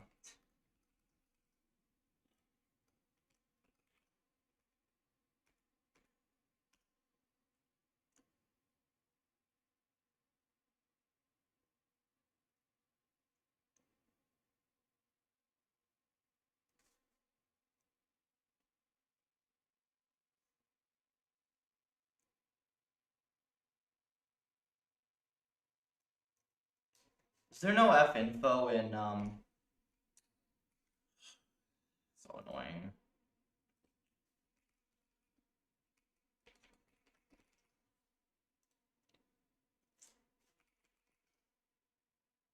Great. Okay.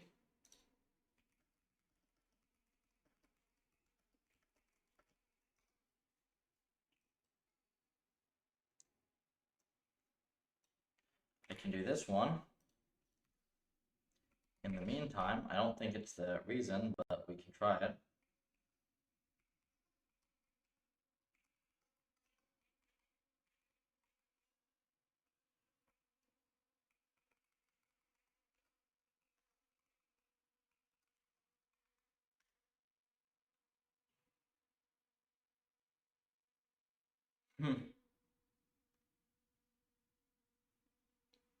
Haven't there been like multiple companies caught doing that, dude?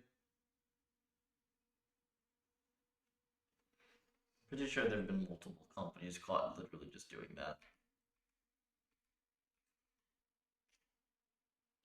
Oops, this is Python version. So we want this version.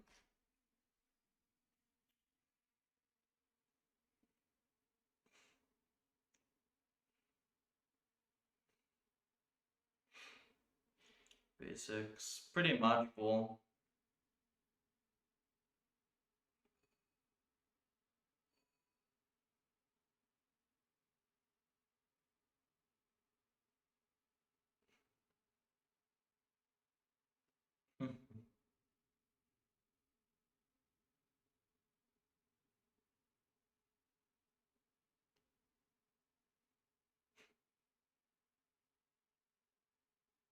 That's funny. Doesn't surprise me.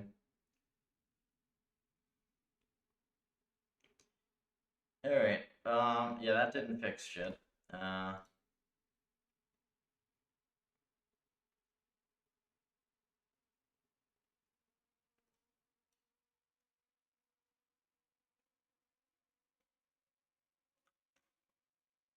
Gross.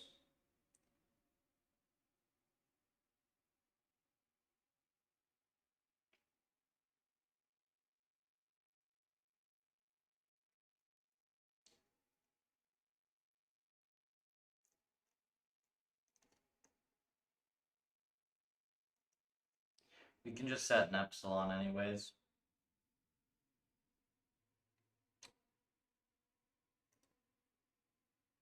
Yeah, this is not going to be it though. So why are we off is the question.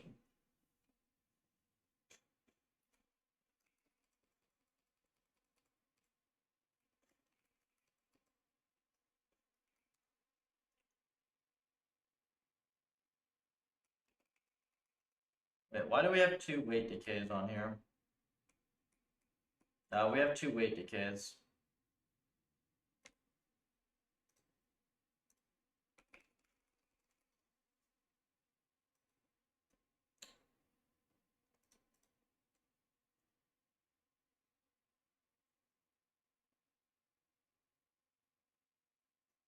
Thing of weight decay.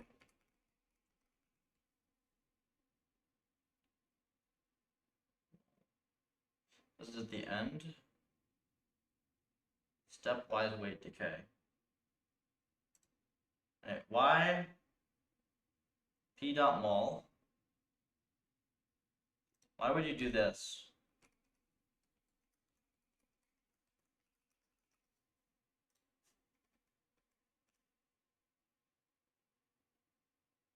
Are you using?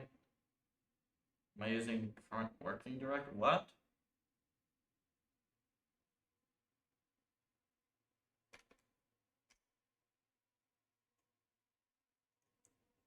See if this helps.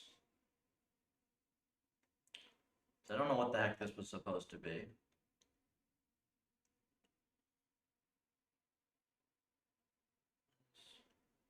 Also, if you're supposed to do this before or after orthogonalization.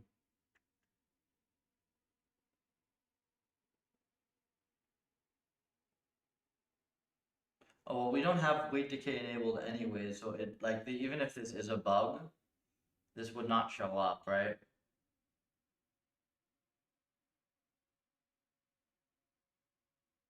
Yeah. So this would not show up. So I mean, the rest of this should be fine. So LR weight decay. Yeah, this is the weight decay here.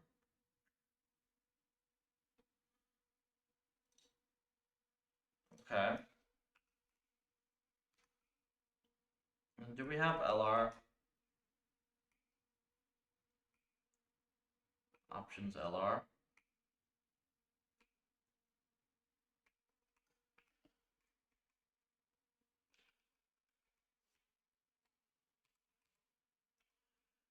What else could I have broken? Cautious. Yeah, it didn't help when I tried it.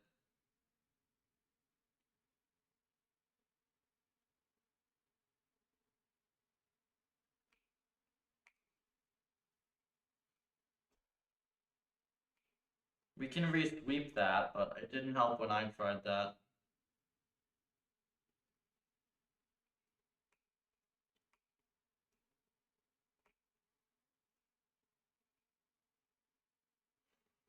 Well, I mean, the problem is now we have lots of things that can potentially be wrong, right?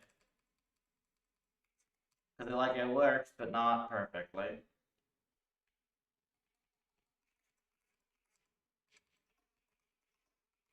Okay, we do have the rand function back. I remembered to restore that.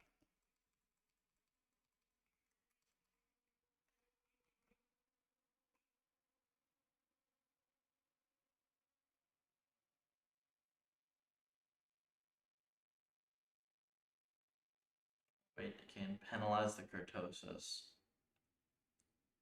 Huh?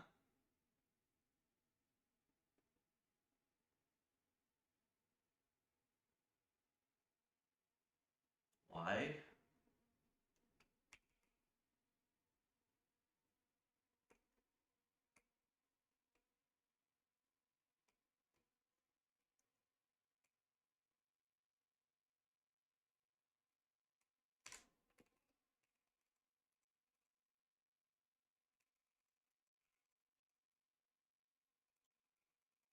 Okay, this is 4 times that. This is 8192 ends.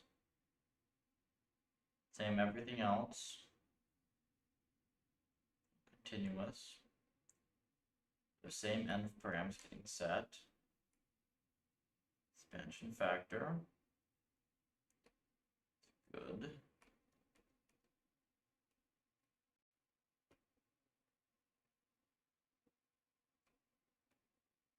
I'm not. That's not part of Muon's until.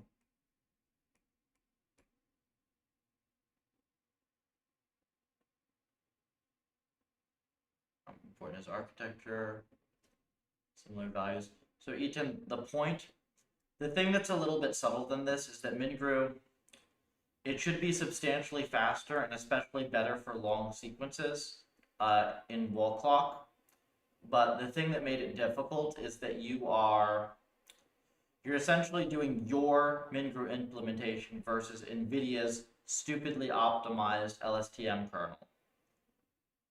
So that's why it was difficult to get some of the perf initially. But like this essentially sets us up for longer sequences nicely as well. There's still some barriers to doing that, but this is like one of them substantially improved upon.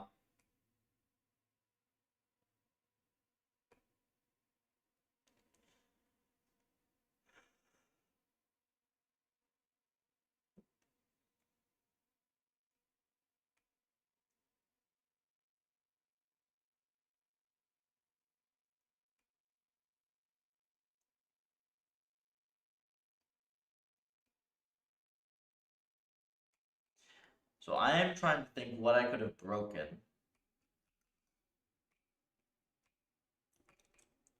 Do I have a version of this that did work? I think I did, didn't I? me go look at my old commit messages on this.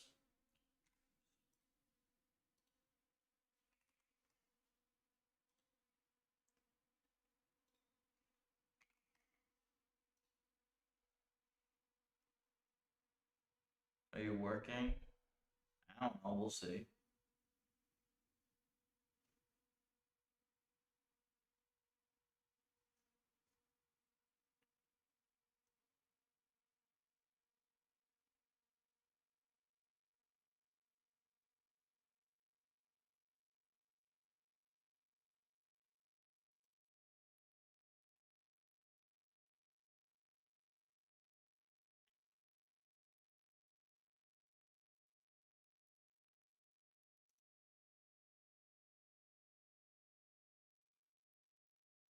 Heavy ball move on.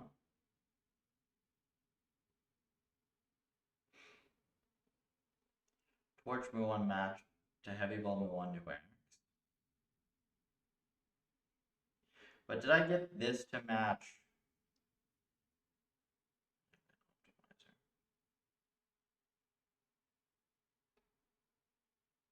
Hmm. Did you compare performance on wall clock? Yes, I did, E10. It's the same or slightly better.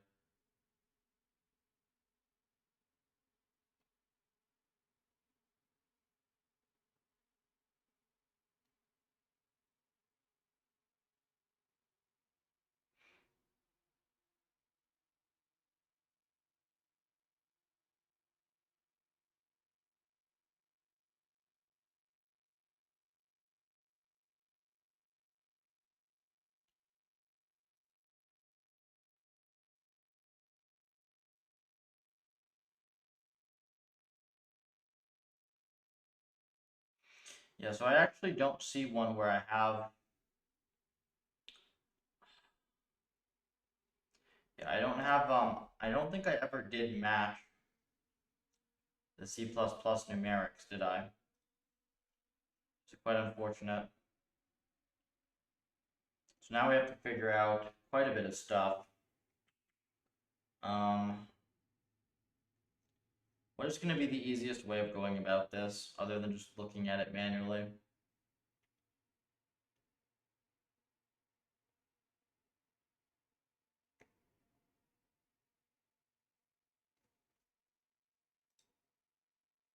Or is it better? Well, here, look, I have it in Python.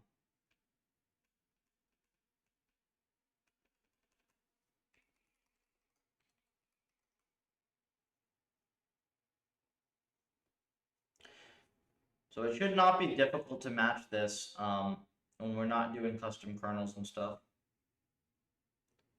One looks correct. No, but it shouldn't be 400 score. It should solve.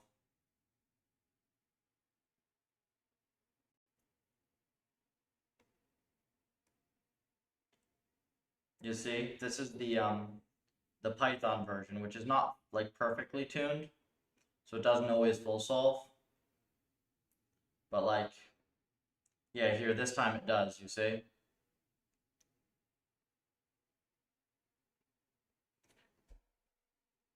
So unless I don't have the arc, no, I do have it set to oh.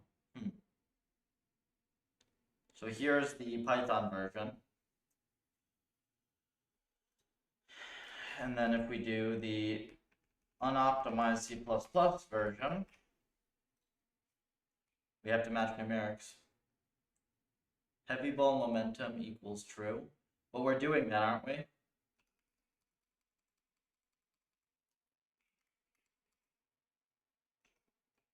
Oops. This is heavy ball momentum right here, right? It's just Nesterov. We have our own one.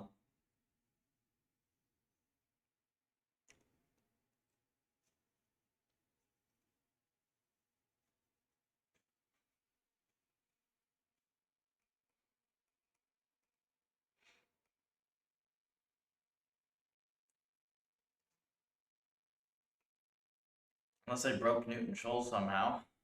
I don't think so, though. I guess this one could be.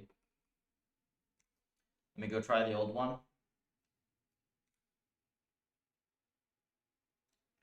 I would doubt that's it, but it might be.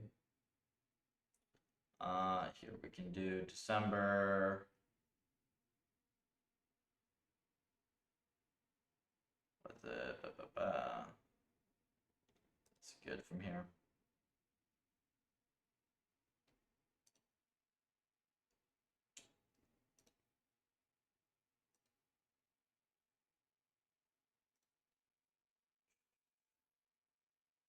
Okay, so this is the, where's the 0 power?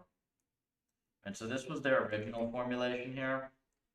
I changed it because it was slightly faster. I believe beating people at LOL. It depends what they do. If they just run Grok 5 on League without any training, no freaking way. If they just if they do a whole bunch of work like RLing it, then they might, but it's just gonna be like a less efficient version of OpenAI 5, like a less efficient and massively less impressive version of OpenAI 5.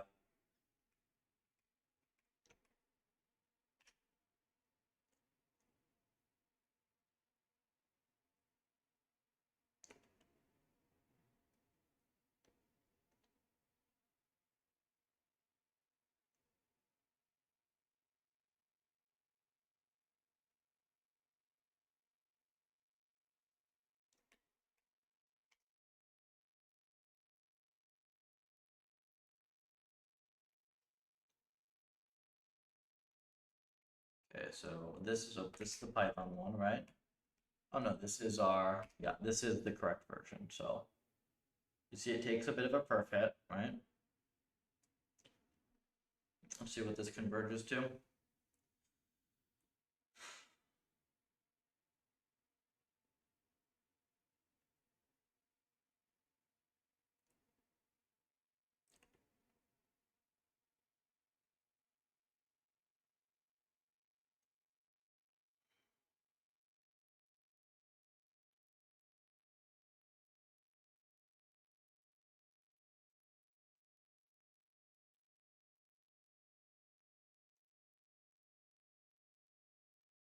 Okay, so this is still like 400s. It's not this. Was it 4 point something mil? Took quite a hit to per.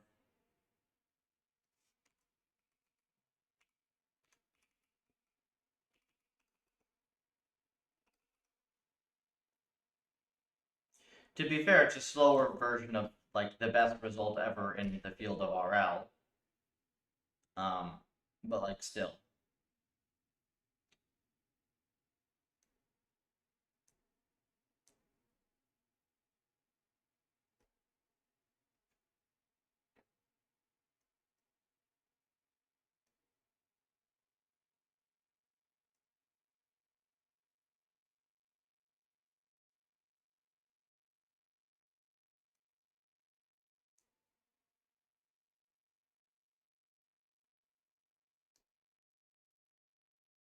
If you set heavy ball momentum to false, but isn't this what heavy ball momentum is, man?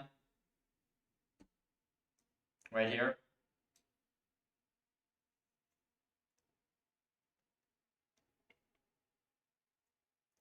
Because look, so we have the Python one.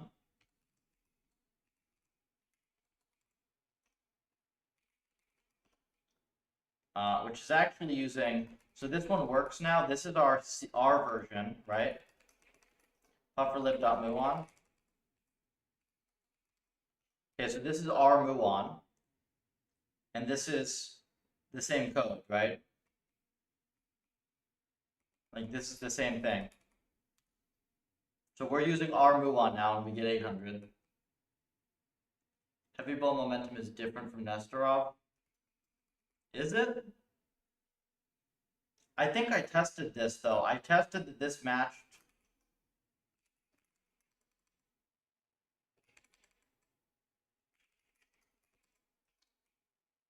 Yeah, I did test this. Look. Okay, so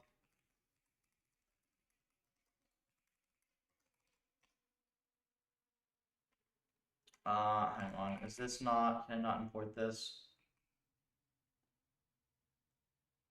Why can't I import this?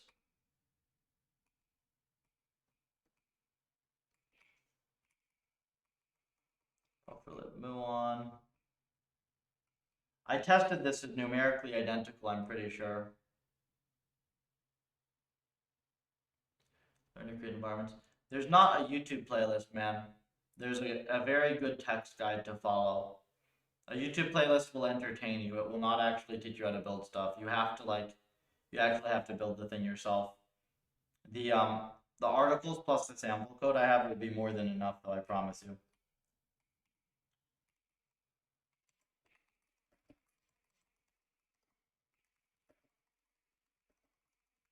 What the heck is wrong with this? You bad Alec. Take a look in utils. But I'm pretty sure I have a test that says that these are identical, man. Like numerically identical versus heavy ball.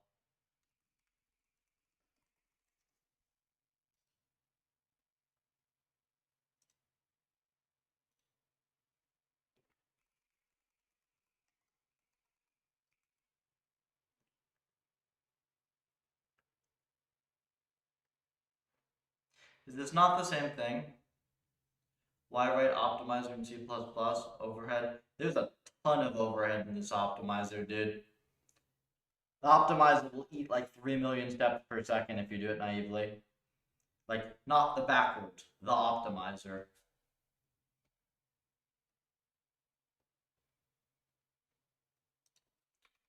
Does this test work now?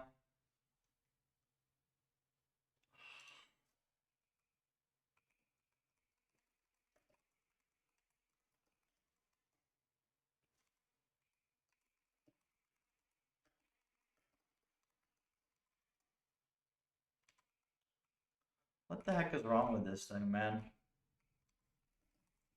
Why can't I run my test?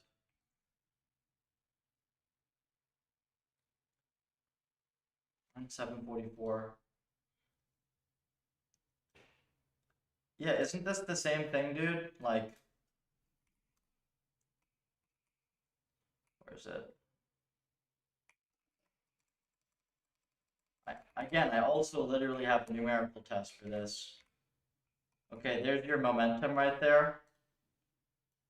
And then here's this momentum. Where's it? Oh, nope, wrong one. So G plus S times beta. G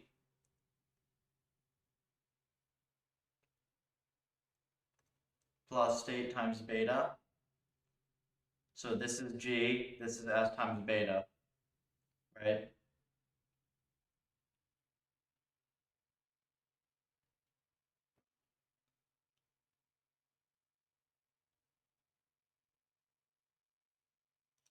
How does it make sense towards so unoptimized? Because they don't care about models this size. Exist in Nesterov and not heavy ball.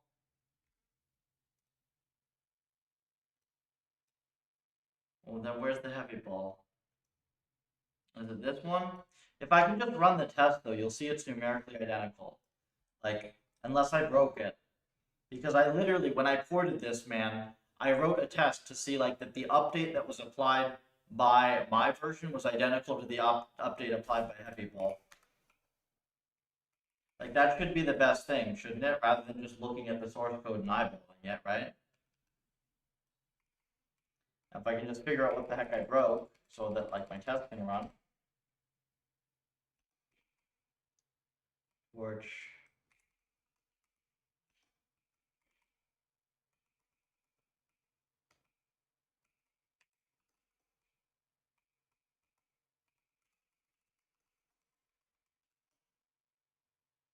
Dude, what the hell is wrong with this bad Alec thing?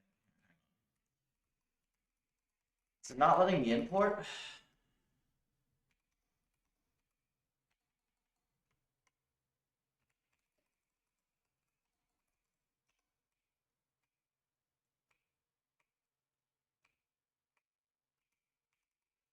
Oh, why can't I import pufferlib.muon?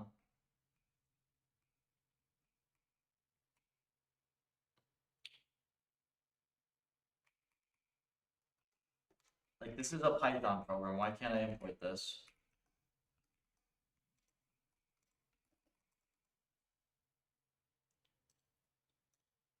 open source. Yeah, that's kind of the answer, man. That's kind of like you're looking at it live streamed.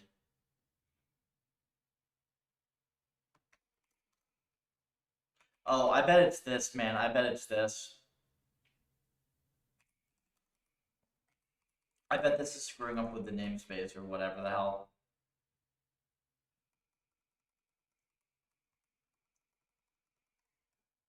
Okay, let's see if I can recompile and have this work for once.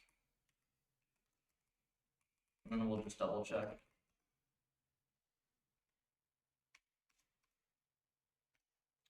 Let's add some stuff. Yup. Minus 2 million steps per second. You gotta realize that the timings are very tight with models this size, right? Our forward pass during eval is 130 microseconds.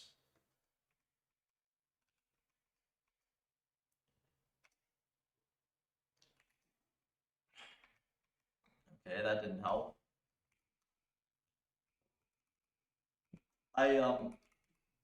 Well, I don't see how importing this possibly breaks anything. So let me recompile. Let's see if I just got stuff in the wrong order. Didn't import some other thing it needs. No way this should have a bad alloc.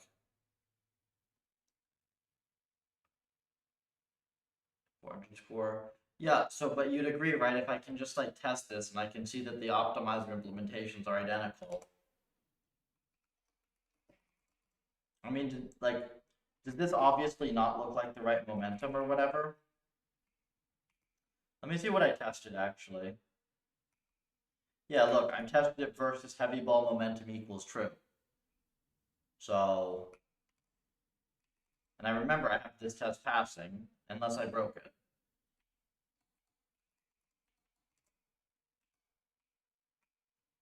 I wonder if it's like,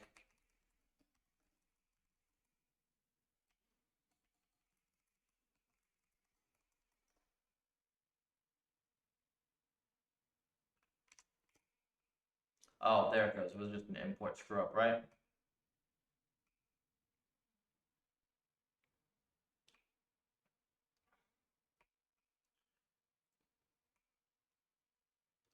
Okay, so this is the test, right? So we did 5 epochs.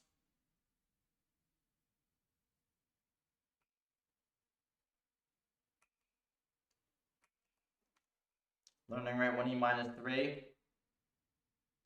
Biggest diff is 1e minus 8. And that's diff in final params.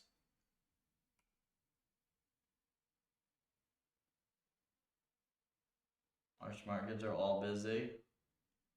I mean, I could have very easily taken one of those.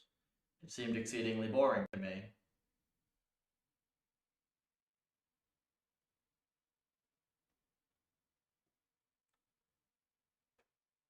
Bit compute, OpenAI for GPT, what would you do with RL? It'd be very difficult for me to scale it that quickly, to scale it super quickly. Just like, frankly, we need a ton of new M's to make use of compute. Like, just add more compute is not the answer to everything. Like, industry kind of leapt on that because, yay, there's something we can pour money into to get better results, right? But, like, that's not how everything works. Over initializing classes. Oh, it's minus 2 million steps per second even in C++, man.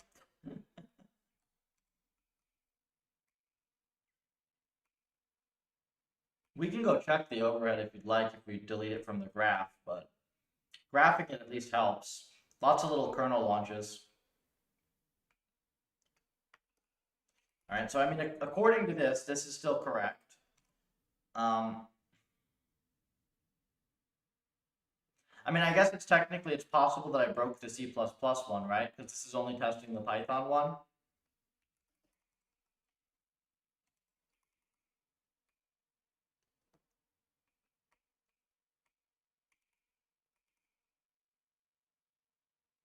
It was a pretty direct port.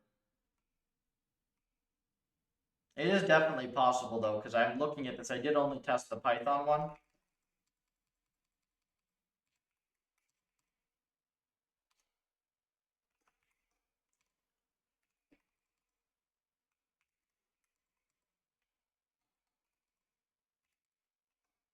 Here. Let's just take a quick look, see if there's anything obvious.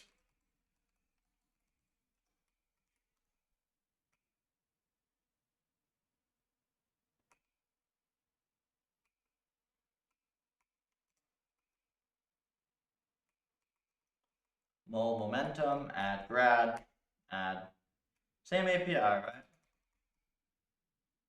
Grad, 0 power, grad update, times equals, so that's mole. Scale is square root. Oh, did I screw this up? Hang on. Okay, max of 1. Uh-oh. This wrong? Actually, it's heavy ball and Keller.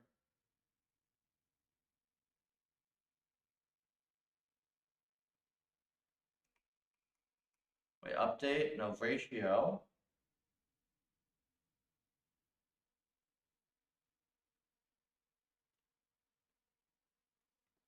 I don't see a square root, do you?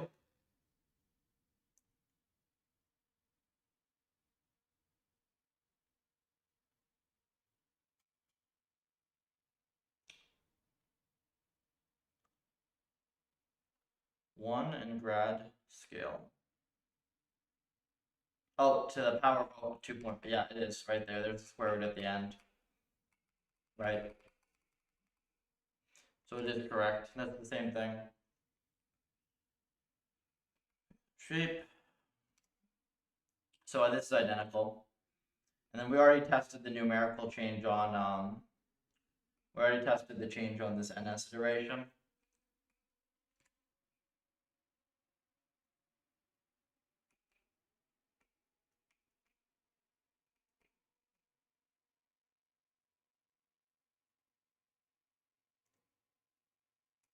I did put this to bfloat 16. I could do that clone.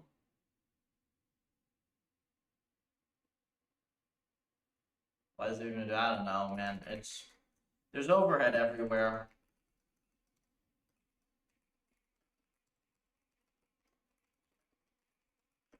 We have to work quite hard to get rid of it.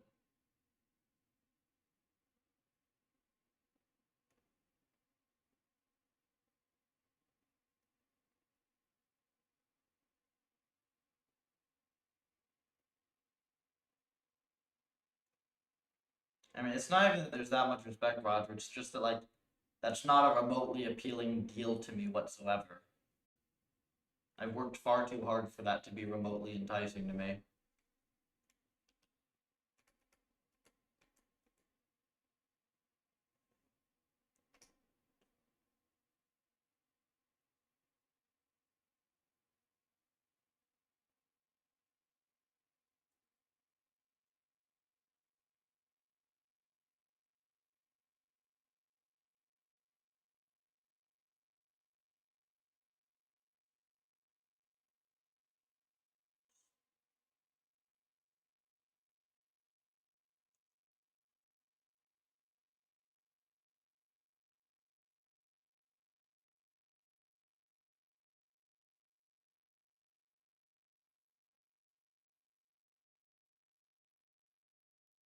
And it's the same as before.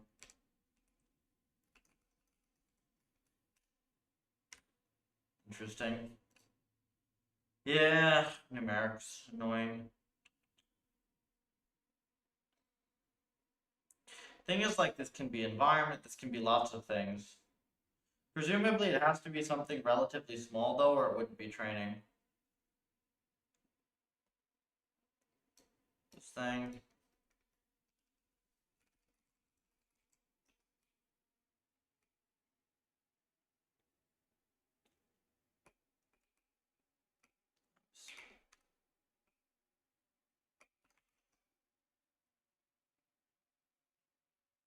Any MMOs?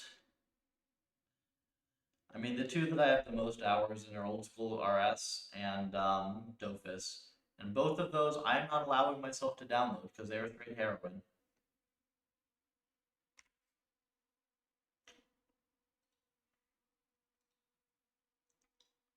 And Puffer needs to be completed. I'm trying to think like what other little subtle things I could have screwed up. I mean, I guess it is possible that I should print the learning rate real quick. Like actually make sure that the learning rate is correct. Because like that could mess it up, right?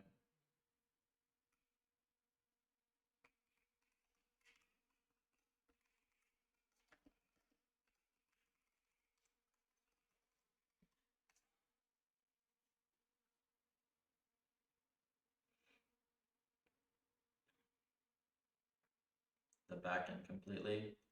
But I did that, dude. What are you talking about?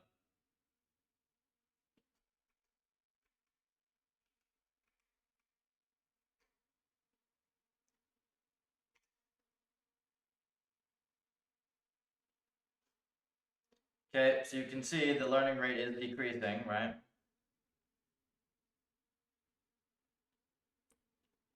This is being applied correctly.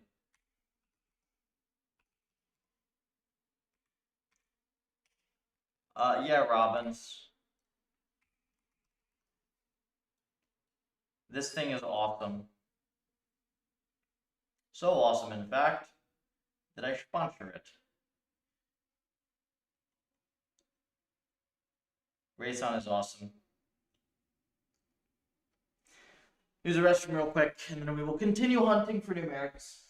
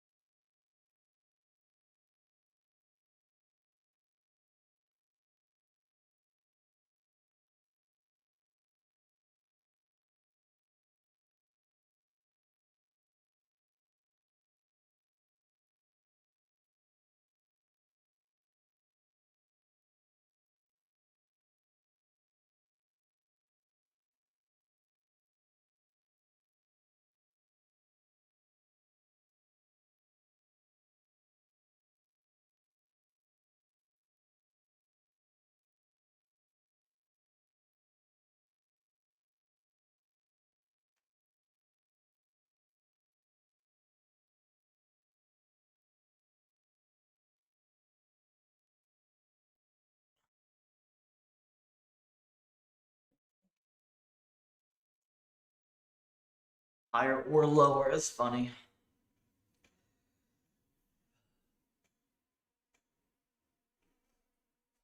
Yeah, that's pretty good for us. You know, you can do you can write shaders and stuff with this.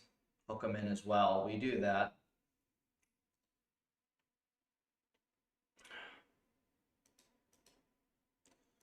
Okay.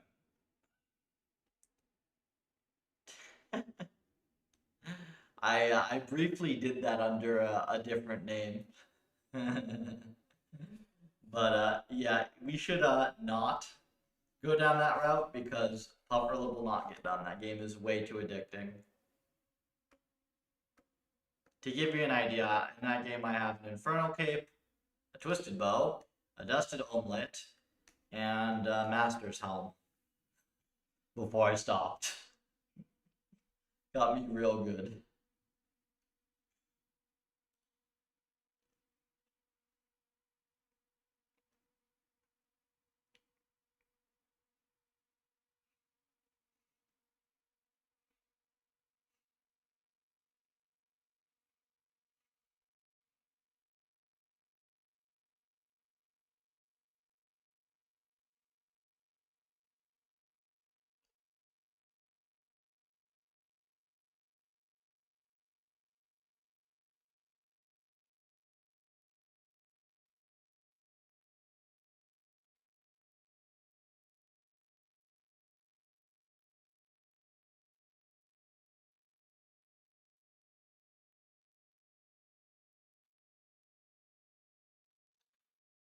I did that, Cordy. It didn't help. And I believe Keller's implementation, at least one of them, no, Lucas's implementation uses bfloat as well.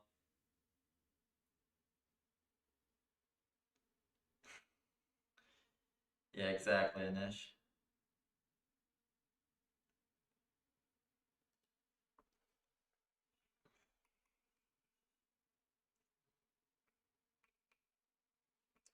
Okay,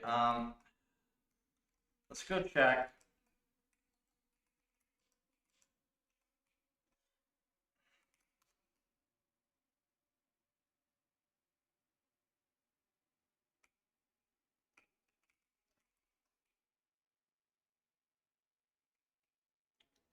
Check a couple things. Logging. We do have grad norm clipping enabled, right?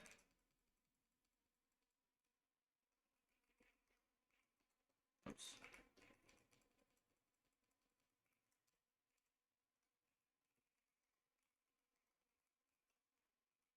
Yes, we do.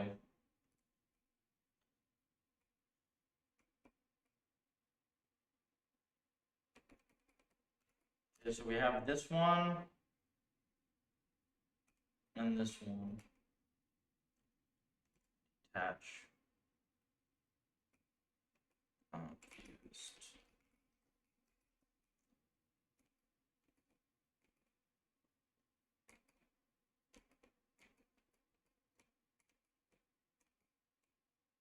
Where's our fuse PPO loss? Oh, here it is. And then ratio new. Attach. Yeah, this is it. And this one, also new value to attach. Yep. So they're all fine. I didn't mess with this. Accumulate mini batches. Should be one here, right?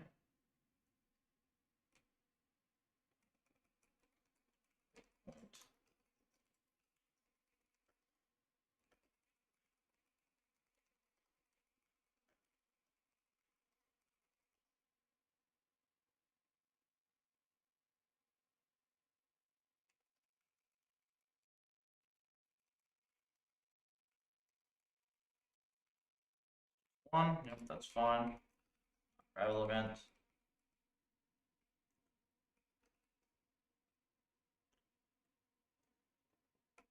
Anything else that I did?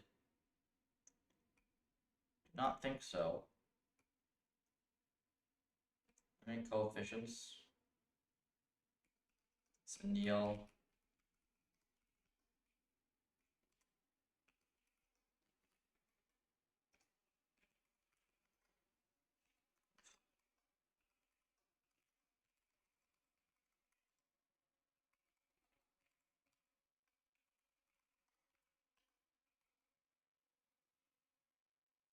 It's fine. Did you turn off ads? I don't think you can do that, right?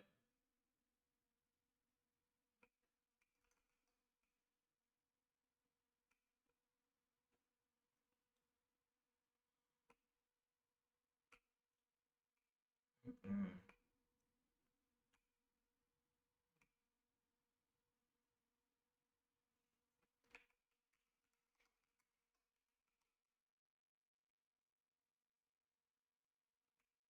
Well, hang on. I wonder if this.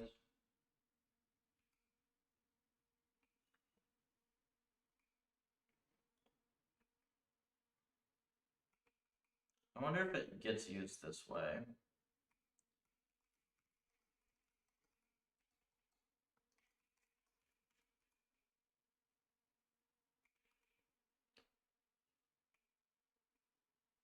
Nope. This is the same here as well, right?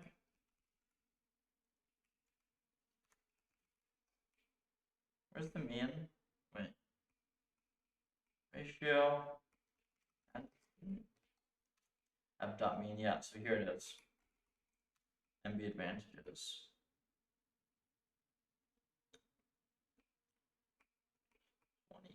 Yeah, this is all the same. I'm trying to think what other stuff I could have messed up. You know?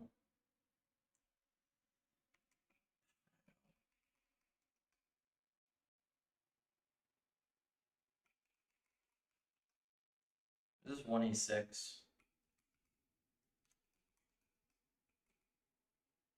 Wait, what's this prior probs? This looks different, doesn't it?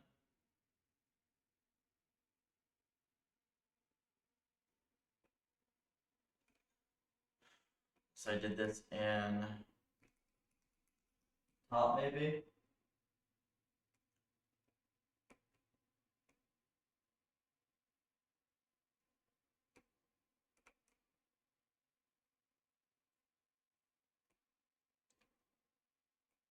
Yes, I have it here. Right, prior props, prior weights. And be prior. Oh, wait, hang on. Hang on, do I not copy? I do, right? Index. Anything small and weights. Get prio props. Get prio. Values, returns, changes. It's everything, right? I'm not missing any copies.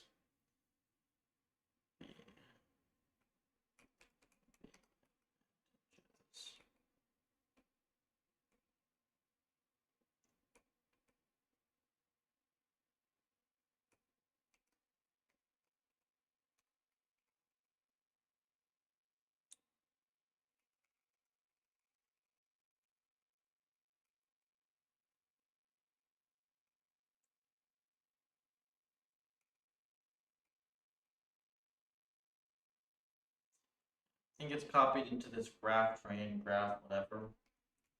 This.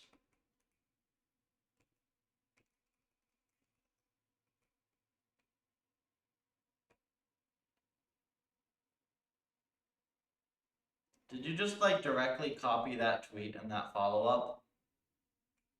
Or was that you who made the follow-up tweet?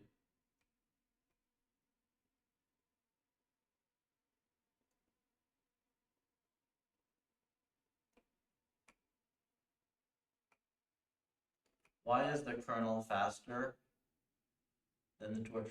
Eaton, we have traced CUDA graphs on everything, so the launch overhead is gone. The Python overhead is gone. We also have custom CUDA kernels for a bunch of ops. Oh, that was you?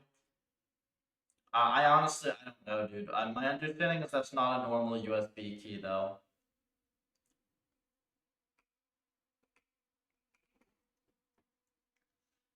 Because, like, yes, technically, there are a lot of mechanisms that you can defeat in that manner. My understanding is it's not a normal key, though.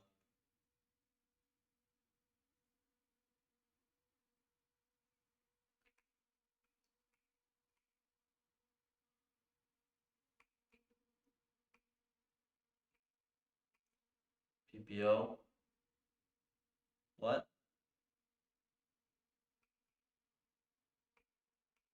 PPO loss. That is one of the things. Oh, that? Well, yeah, we have a kernel for it as well. But even if we don't use the kernel, it's still faster because we've used all the little operations.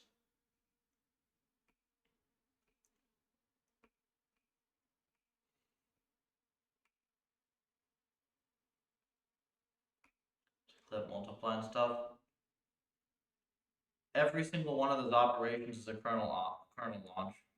What did I use? All of it. I wrote one kernel for it.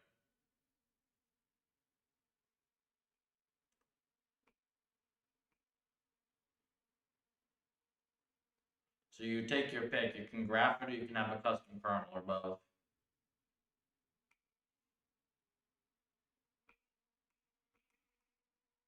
I don't know. I know I probably did still need to write that kernel, but yeah. Let me see.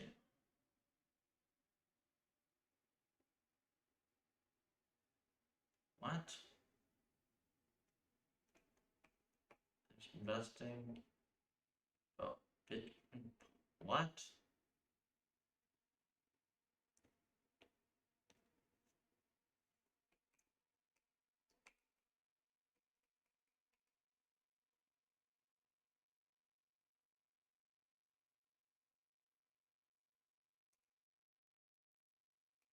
You can remove it. Remove what? The old implementation? No, it's going to be there for comparison and as a numerical check.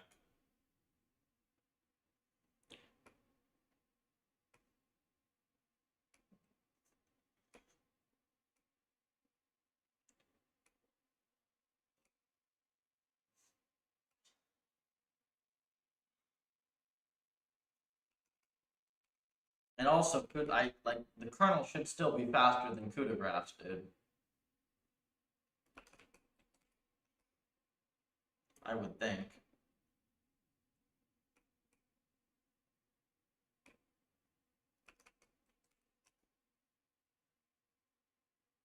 My element-wise kernel ops are still faster though than the graphed one. Like I have both, dude. We tested this. If you remove all of my kernels and just use graphs, you lose like 2 or 3 million steps per second. Like kernels I think graphing gets you 2 or 3 million, and then my kernels get you another 2 or 3 million.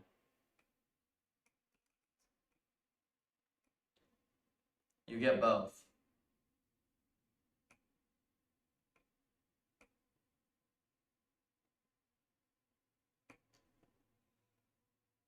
I'm trying to think what else I could have messed up.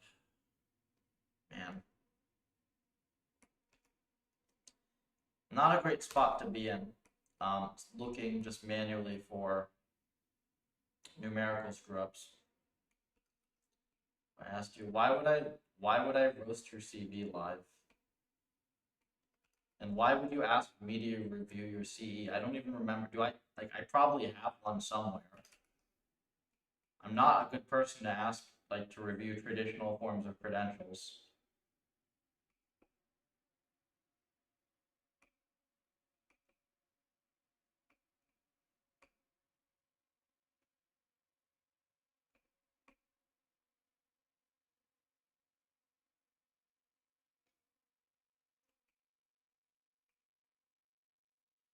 NVIDIA, slower parts for data loading. Also optimal. There's a lot more than that, E10. Like, the NVEC was slow because it wasn't GPU buffered. I had to do that. The LSTM was one part of the model. There were still other ops outside of it that were separate kernel launches. Torch compile itself is terribly written and slow. It's not as fast as just doing your own CUDA graph tracing.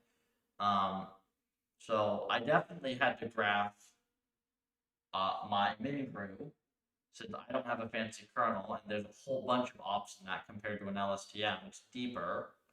Like, I had to write kernels for several things in MiniBrew because there are a bunch of element-wise ops that need to be fused. Plus the scan op, which is really tricky.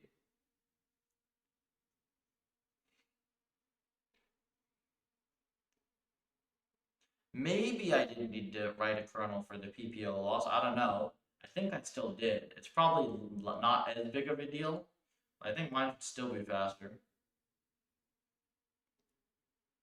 Why is kernel faster than CUDA graph?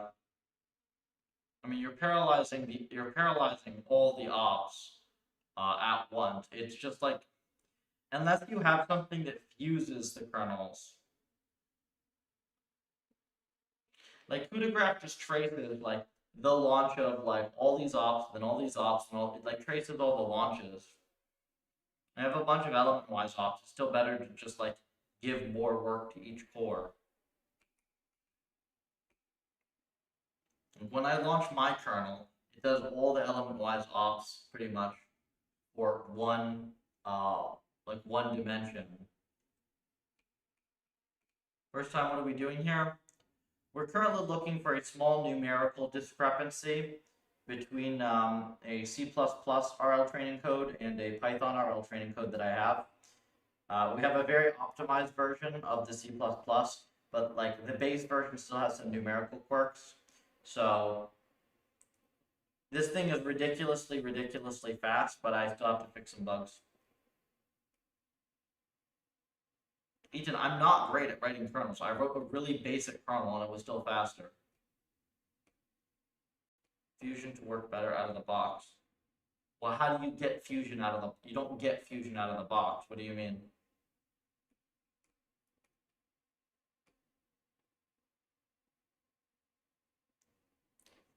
Oh, nope, it's everything except LLMs.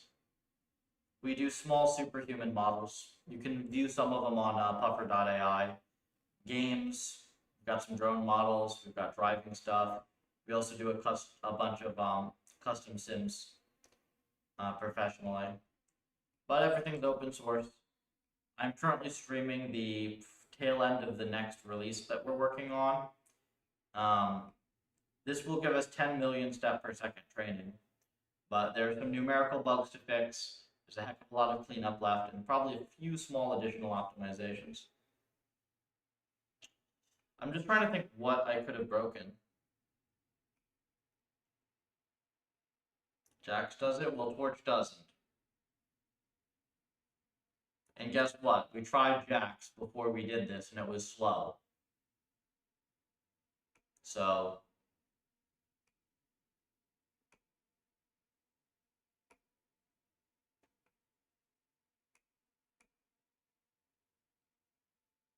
Jax doesn't as much. Yeah, Jax was just slow. It was slow. It took time to compile everything, and then the compiled result was slow. And you have basically no visibility into why. Now we have things that are fast, compile fast, don't have a bunch of startup overhead, and you have perfect visibility into everything.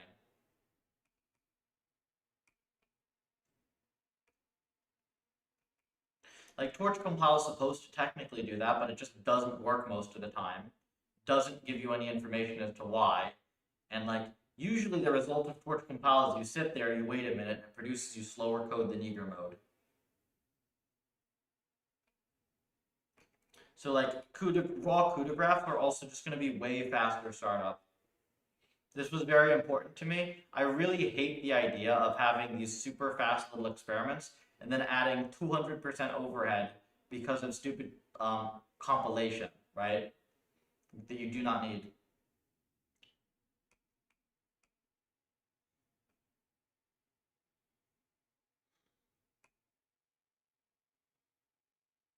There's actually really almost nothing that I like about Jax.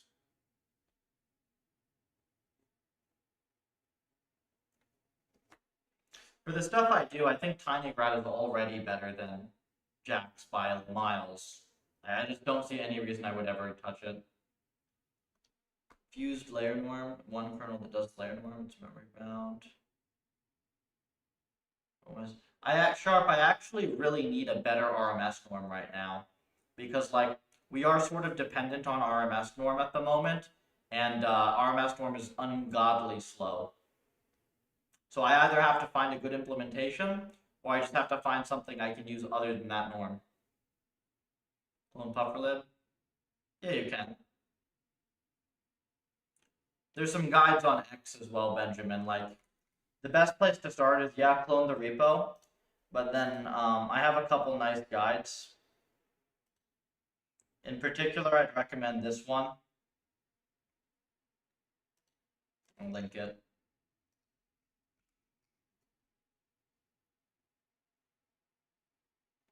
Compilation can be cached.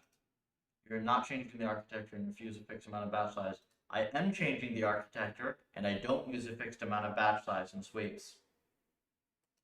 So no, it can't be cached. I've never used CUDA, but I can give it a shot. Well, if you have not ever done CUDA, I don't think you're gonna, like, it's not an easy kernel at all. It looks like an easy kernel, and then you realize that you get horrible cross terms on the backwards pass.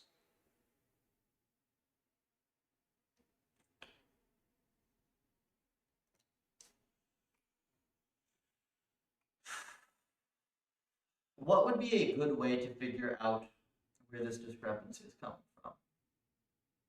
The problem is that a lot of stuff has changed, right? Like a lot of stuff has changed. Dynamically changing architectures. Well, E10, we do, no, because we do sweeps. So I'll launch 1,000 experiment sweep that includes batch sizes, mini batch sizes, like architecture width, layers,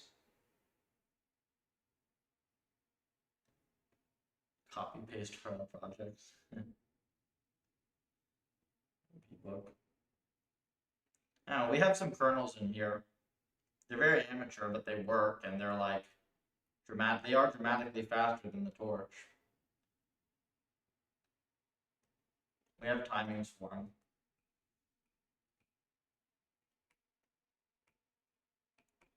I think what I should do for this, like,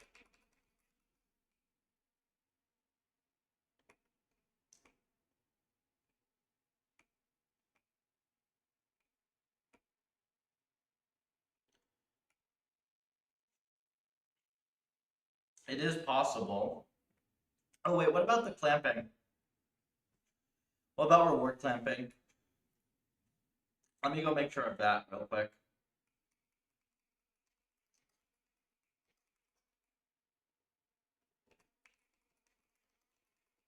That matters for breakout, actually. Select build next. Yeah, you can buffer train, buffer bomb. The buffer. Is this rewards? It's end rewards. Dot narrow. Dot clamp. Word buffer, term buffer. This is fine, no? Isn't this a fine clamp?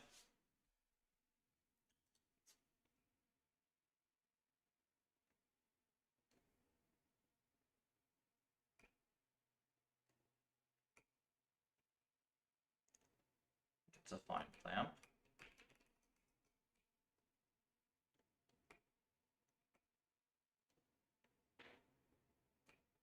That's pretty much what's done, right?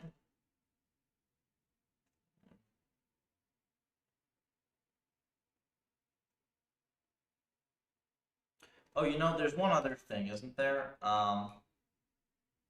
Rollout copy call. Let me see. State. This gets zeroed. I think I did this.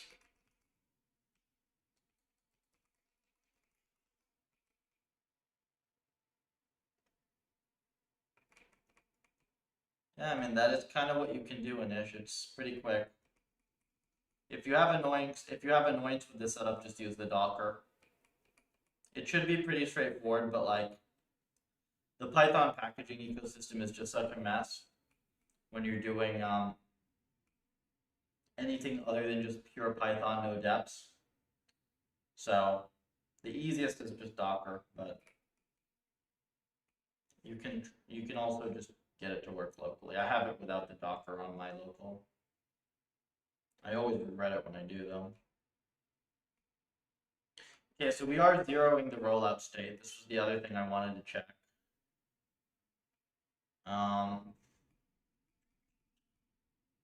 What the heck else would it be?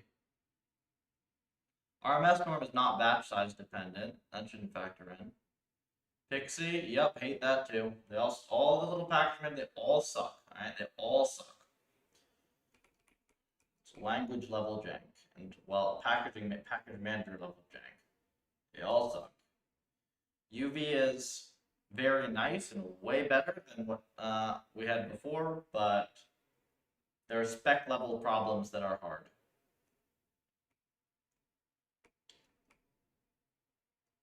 I'm very happy when I do not have to write Python. I just get to write C.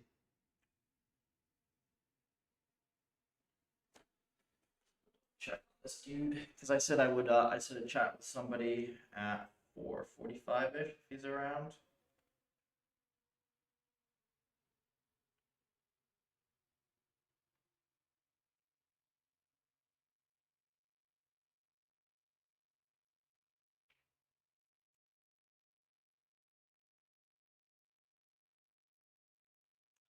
Okay, he wants to not do this today, so I get to do a call later.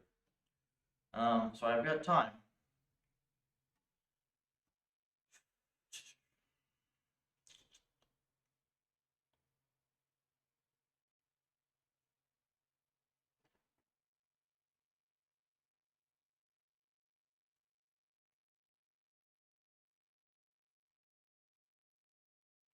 There are no data streams with threading set to 0, right?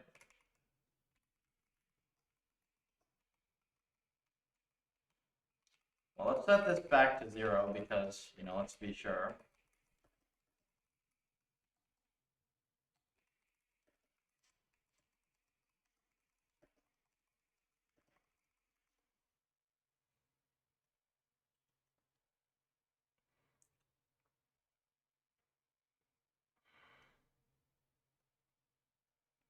Yeah, this is one of those annoying things. I just wish this bug would go away.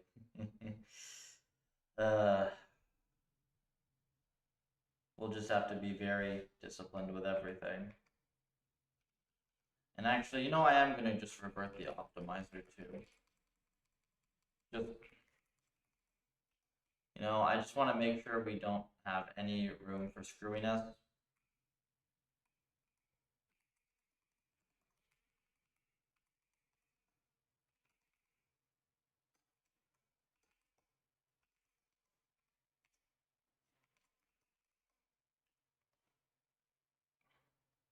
We've got graphs off and kernels off, okay? So we're using, this is pretty much the simple C++ version.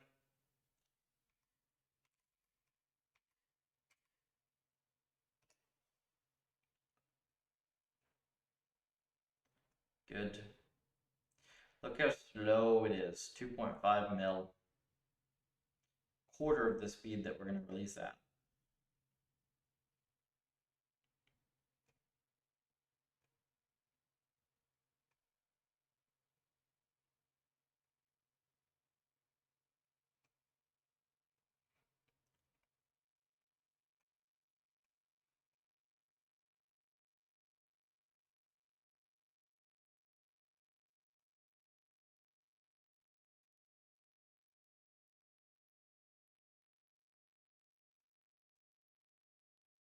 Is there a way we can isolate the environment, I wonder?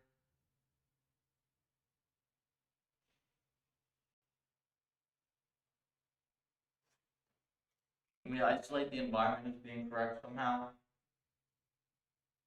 Well, we do have the test. The end. What?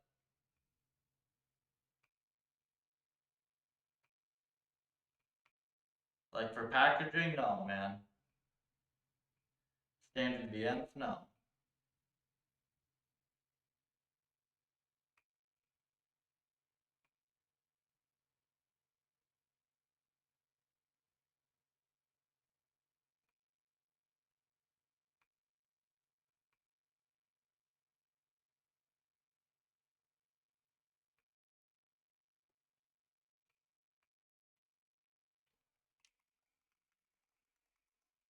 Make sure I didn't do anything weird in create environments.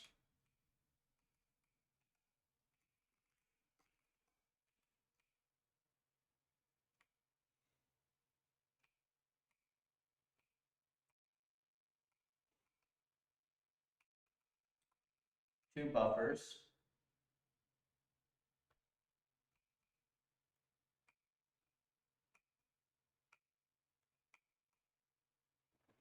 Function dtype.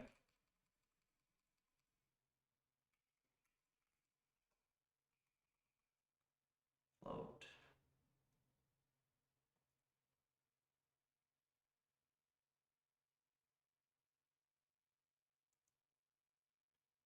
You know what I should do is I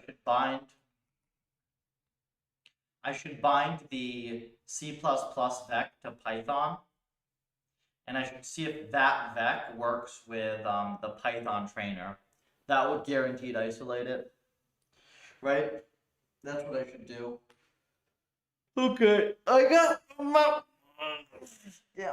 about an hour to keep doing stuff. I need a quick snack. I'm hungry. let me go walk around for a few minutes, and then we'll come back. We'll do another hour. I'll bind our vec to Python. We'll test it out in the Python implementation, and that should be at least either fixed or guaranteed one major source of error eliminated. I'd say like a third of the possible sources of error eliminated. All right. What do I do during my free time? I lift weights. I run. If I'm really tired, I play some games. That's about it. Oh yeah. And then while I do my exercise, typically I listen to audiobooks. All right. I'd be right back.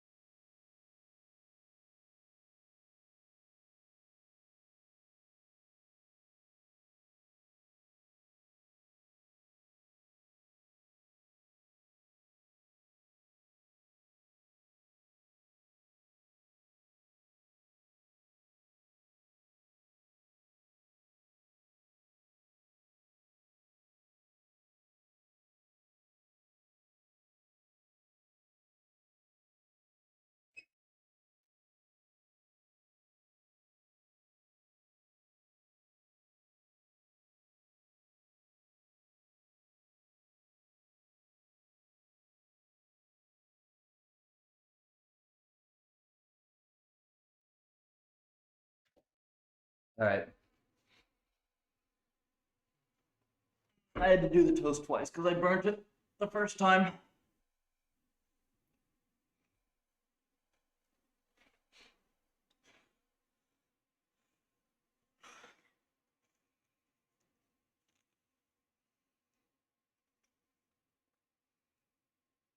Thanks, Cordy.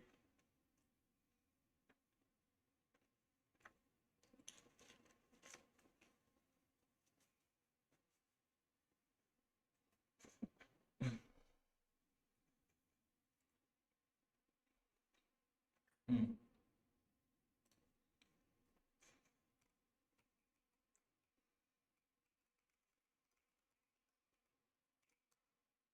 The exposed trait environments, right?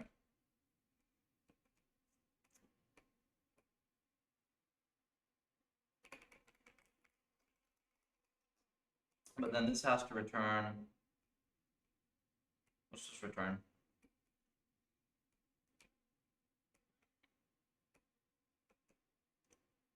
Hmm.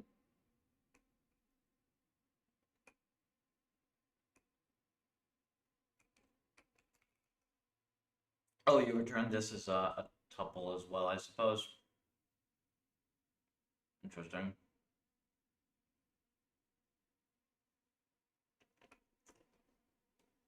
Well, you probably can't. Can you,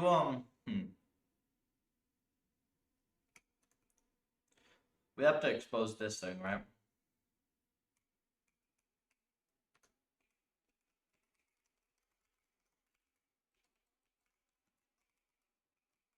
Oh, yeah, this is fine. Python vec receive, Python vec send.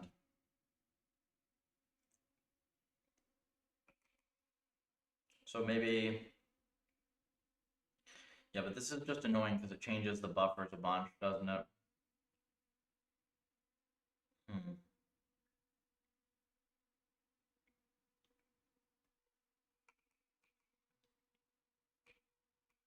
And buffers. Oh, but I did end buffers as well. So maybe this is fine.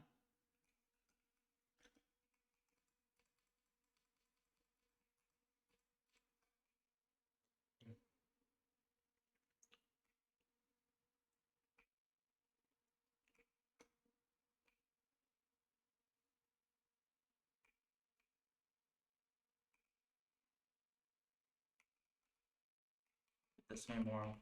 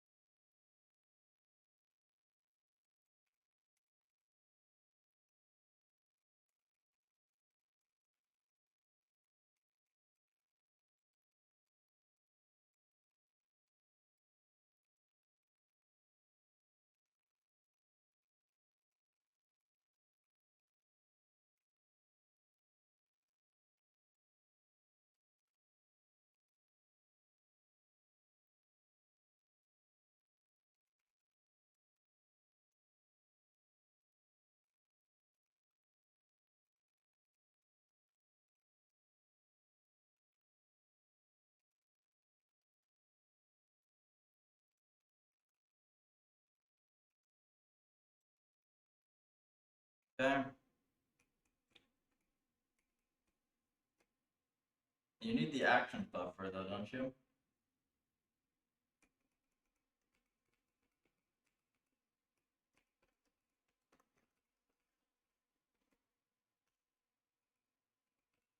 Oh wait, and obs actions rewards.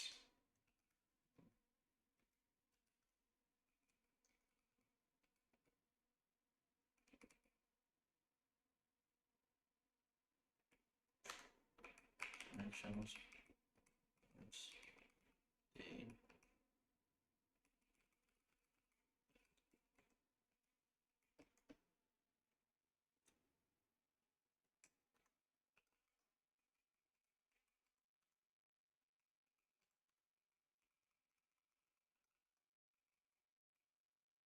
Okay.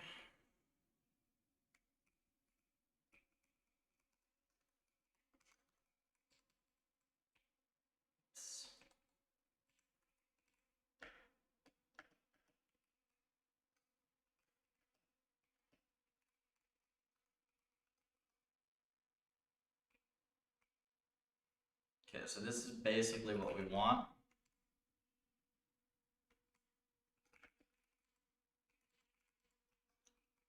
And then the only thing we need to change, this needs to be 1.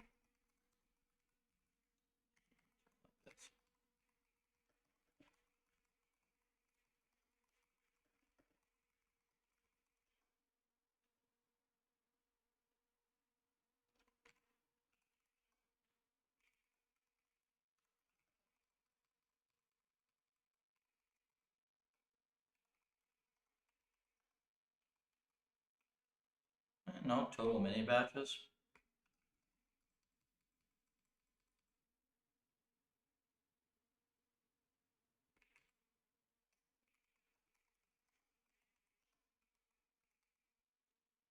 I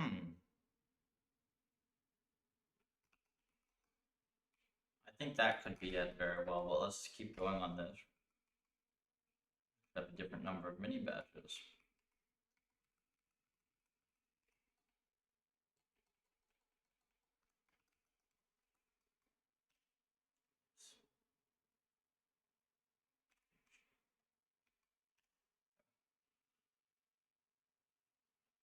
M's.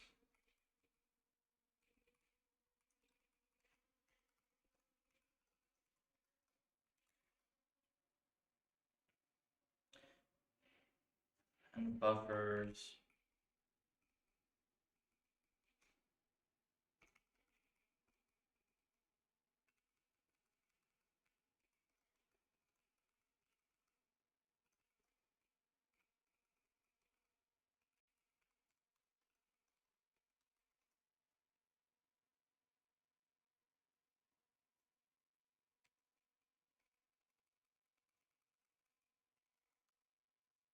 And like as you can tell, I'm getting kind of tired, so I'm being a little lazy with these tests.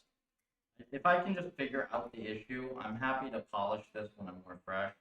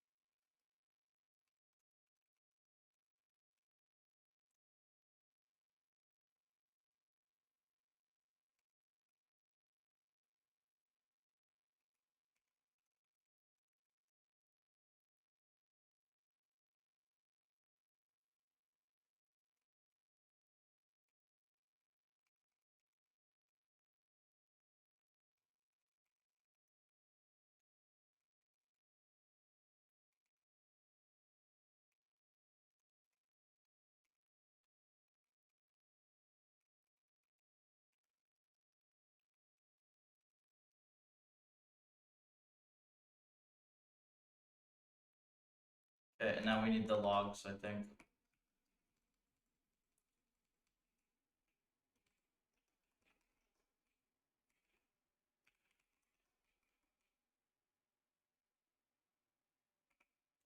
Yeah, like this.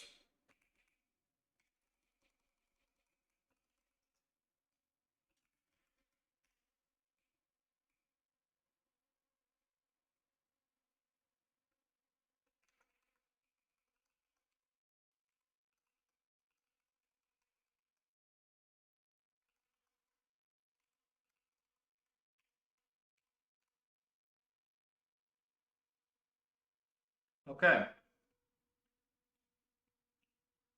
We have some ends.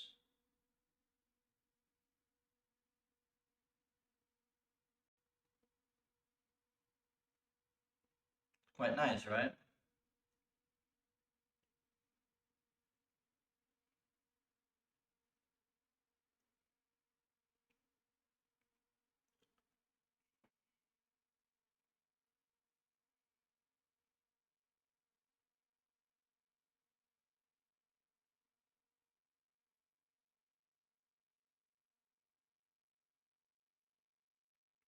Ooh. Uh-oh. Does seem to be a difference. It's better, but that does still seem to be a difference, no?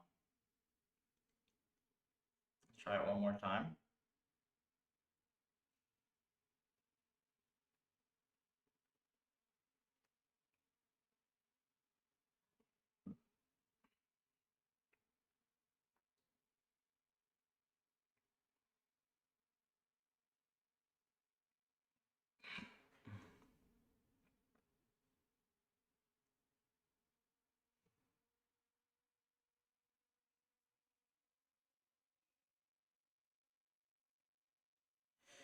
Okay, yeah, there is a difference.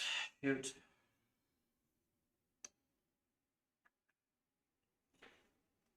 Interesting.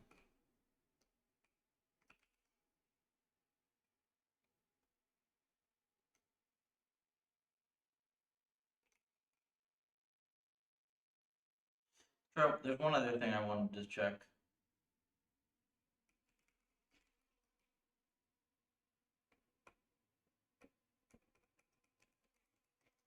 Okay, no, we do have this num many batches the same. So this chunk should be the same, right? Num many batches.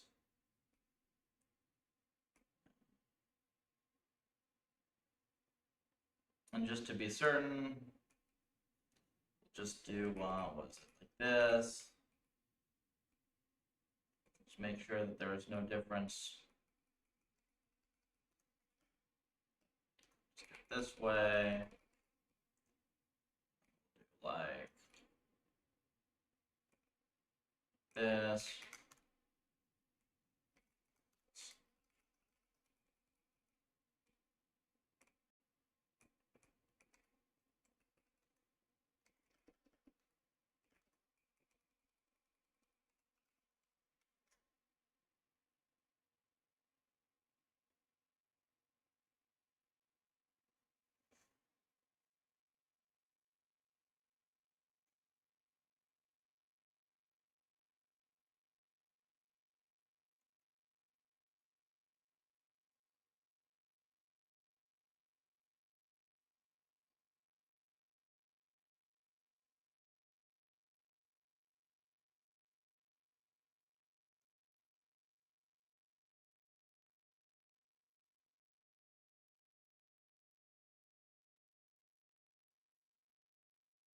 See, this is better. So there's an end level difference. Ah, crap. How can there be an end level difference? With no threads. There is one though. I guess this gives us a nice limited scope to test for our initial bit.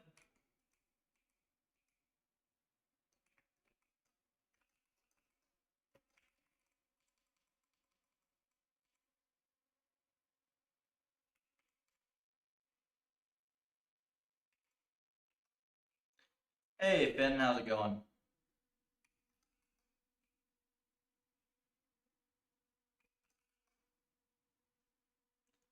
Better tuned hyperparameters? It's supposed to be the same hyperparameters, my guy. Unless I've screwed up royally. Truly royally.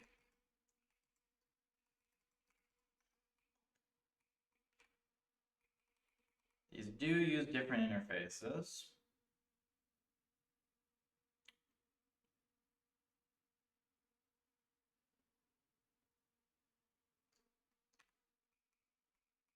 Yeah, Finn, we are currently on the 10 mil step per second grind. Almost done. Home stretch. Finn is one of 2 contributors who PR'd the drone environment.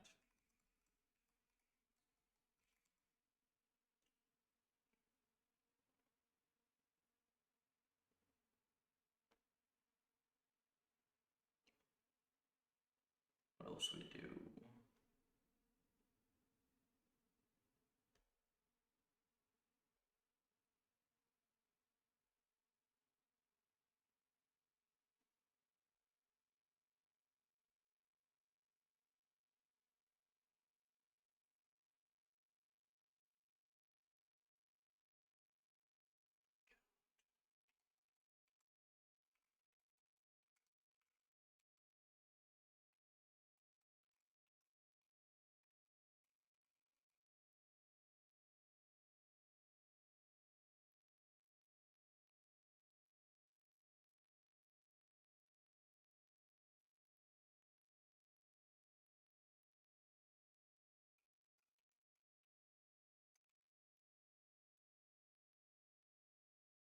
Some issues with sweeps because of nan and continuous. Sent PR to fix. Thank you. Should match discrete. Actually, I'm curious how you did that because I've been wanting that one for a while, man. You just consistently submit useful stuff. That is quite nice.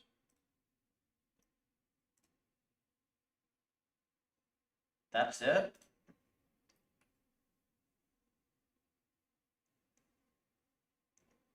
Does this actually fix it, dude? If is instance.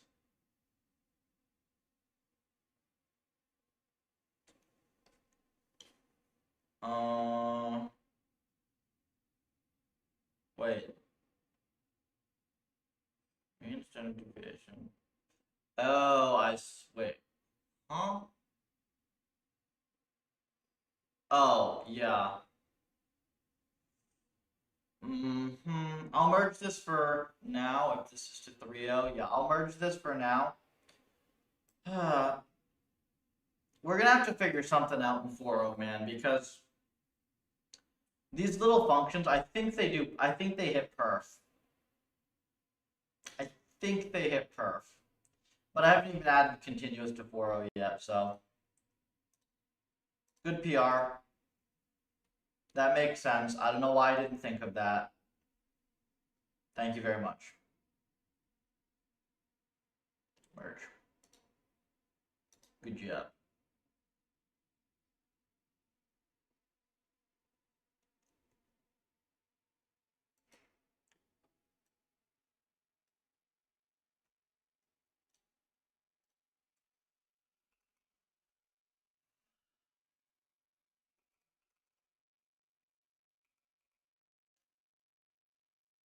The story around here, Finn, we're up to 9 point something million steps per second training. We just have some numerical issues to fix. And it's through crazy usage of undocumented C++ backend CUDA graphs, as well as a bunch of custom kernels. Downsample equals 0 and config is supposed to disable downsample or make disable sample equals. It's supposed to mean it's okay. That's kind of unintuitive. It's supposed to just use the last point QWERTY.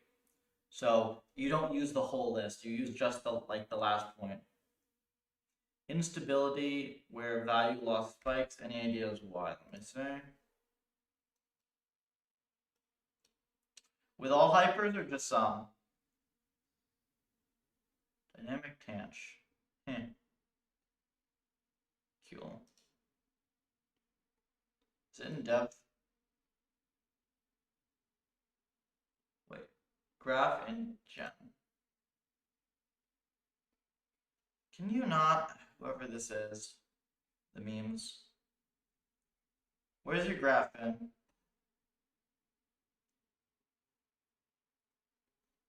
It's somebody posting memes, but it's.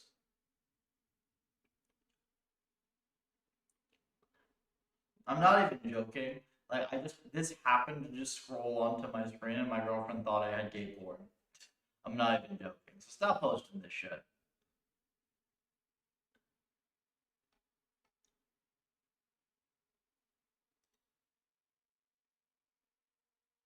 Dev.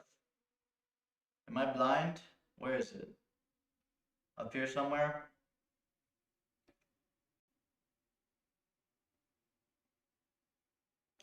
Truncations versus terms. There is, somebody did mention that to me yesterday, that like we could look at that. I'd be surprised if it makes a difference, but not that surprised. Implemented Atom, RMS, prop momentum, SGD, implemented fully connected net in the assignment. 231N, revised, put ML if I continue with 229. Yeah, dude, this is what I mean. Like, you can do 229 and stuff if you want to, but you're just gonna get the idea that this stuff is really hard, and even if you do the really hard stuff, you can't really do very much with it. Which is why I prefer to teach people, like, rather quickly through experience how to do useful stuff and then fill in gaps. You do have to fill in the gaps along the way, but like 229 does more than fill in gaps. It teaches you a bunch of stuff that frankly just isn't relevant at all, and it does it up front. Check my RL guide, man. It's got like, I don't know if you're interested in RL specifically, but you will learn a ton of low-level dev, performance engineering, general ML, like fast prototyping and experimentation, architectures. Like, there's a lot of good stuff in there, and you can do it all on one GPU.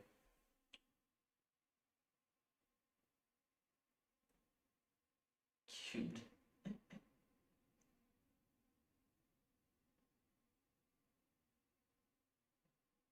Here's the FinDev. What are spikes? Where are the spikes? Oh, what the?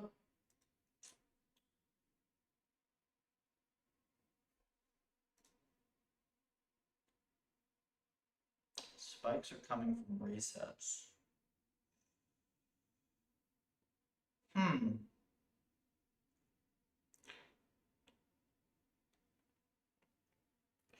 If you can detect that in some way, Finn, it's weird how regular that is. Are the M's resetting like all at the same time? Because if they are, we should be doing staggered resets. You either do non-deterministic time, like we probably should have staggered resets. It could be that. Full into building, math gaps. I don't even think it would be 229, honestly, man.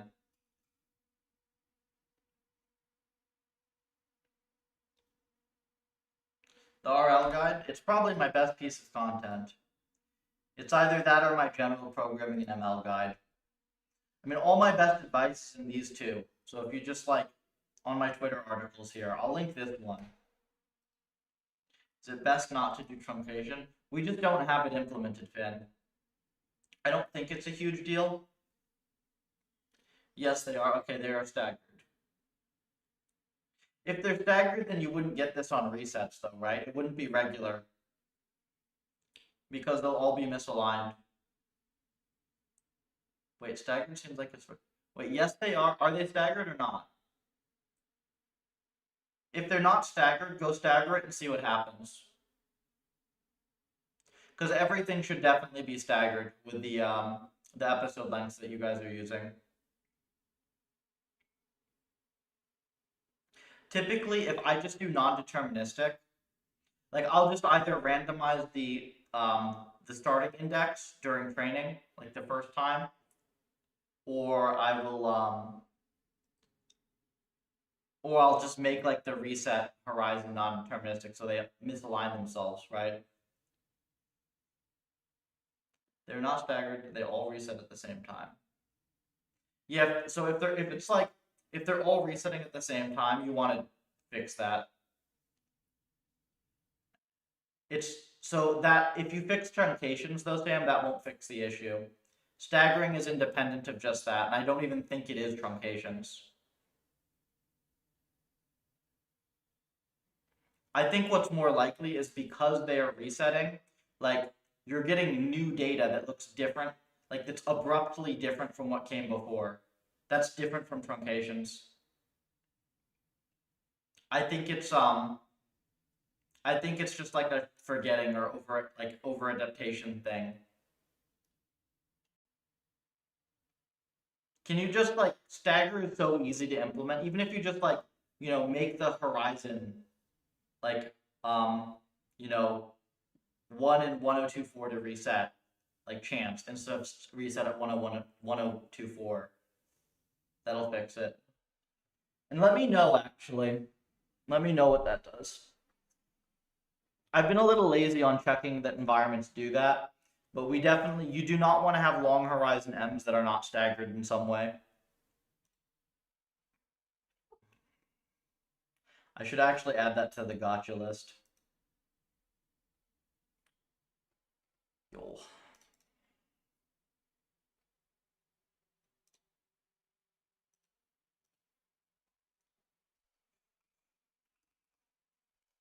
Okay, what else we mess up here? Yeah, because I'm here for another 20-ish minutes for ref, because I gotta get to dinner after. Been live for 6.5 hours.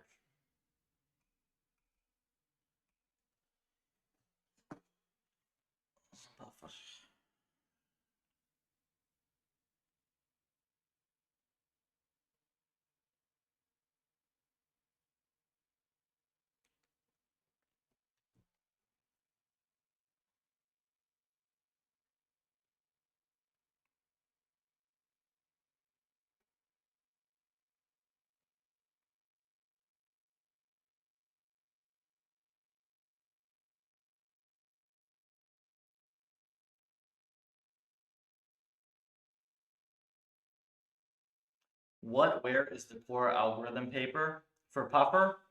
There isn't one. There's a blog. Our algorithm, it's very, like, the algorithm is very close to PPO, but the changes we've made qualitatively, they make a big difference. So, where is it? Yeah, puffing up PPO. The changes are very substantial, like very significant, even if they're not super sexy. I don't really publish full papers anymore. Though technically there is a paper for Puffer 2.0. The Puffer 2.0 paper won an award. So that was kind of cool. We'll probably make that the last one though.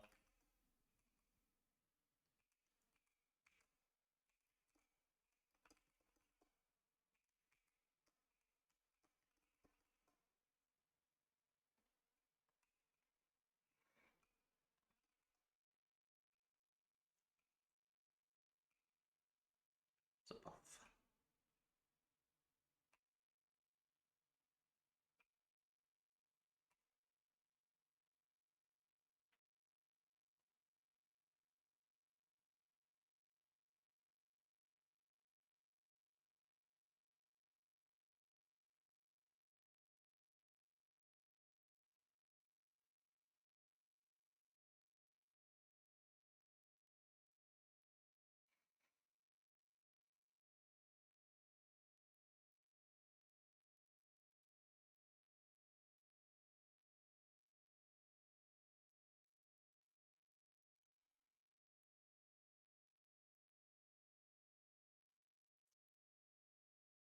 how would it be? Right, we wanted to look at Pufferlib and finding.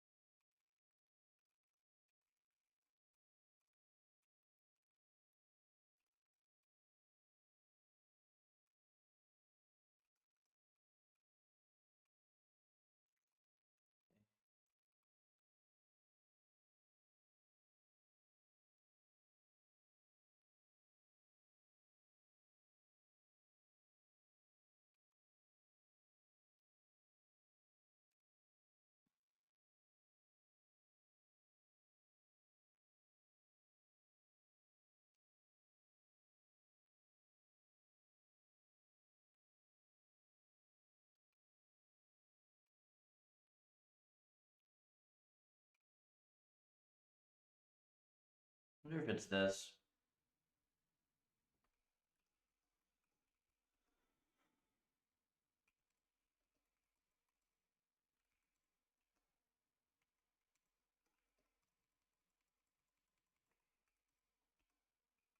Someone give me advice who's looking to pursue research in RL.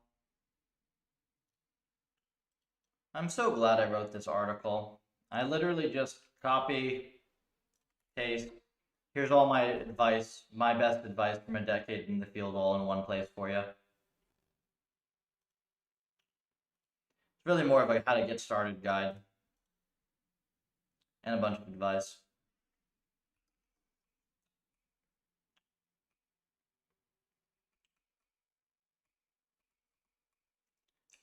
That's called instant gratification.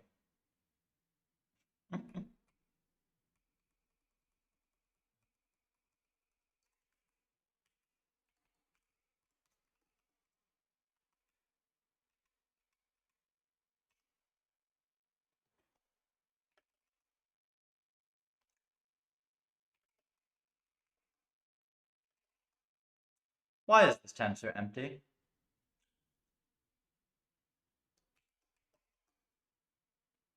Hmm.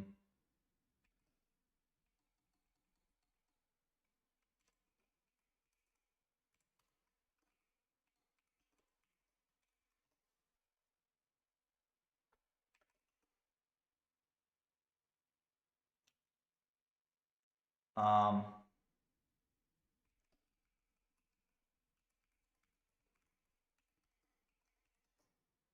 Yeah, so this is wrong. Interesting. Now it's right. That seems odd to me.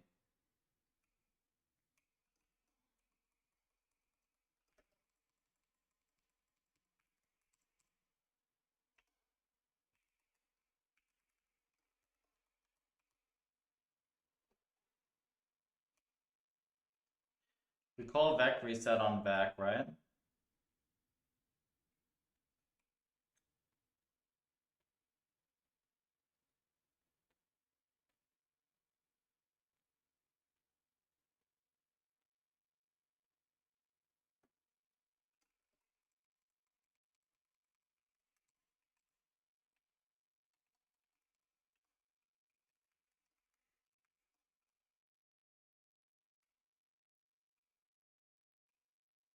Ah, hang on. This was wrong.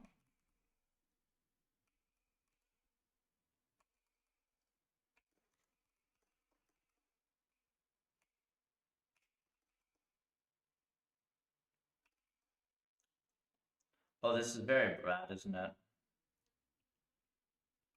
Yes.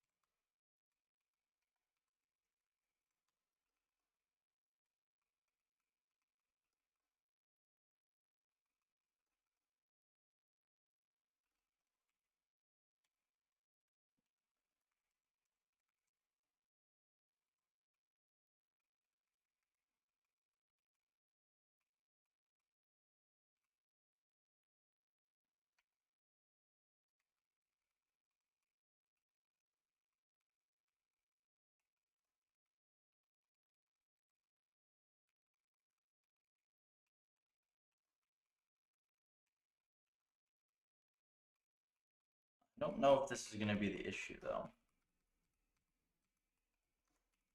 Seems like an issue.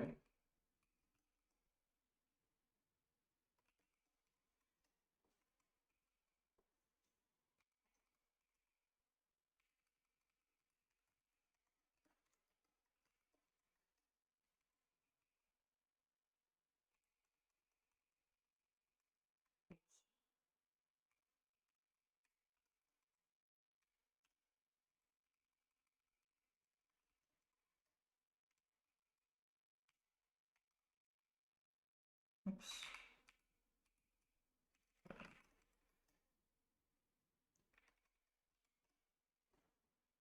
Started building my env. Cool.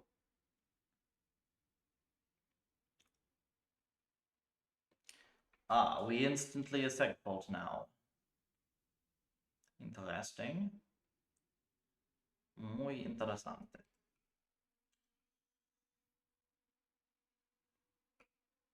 Muy interesante.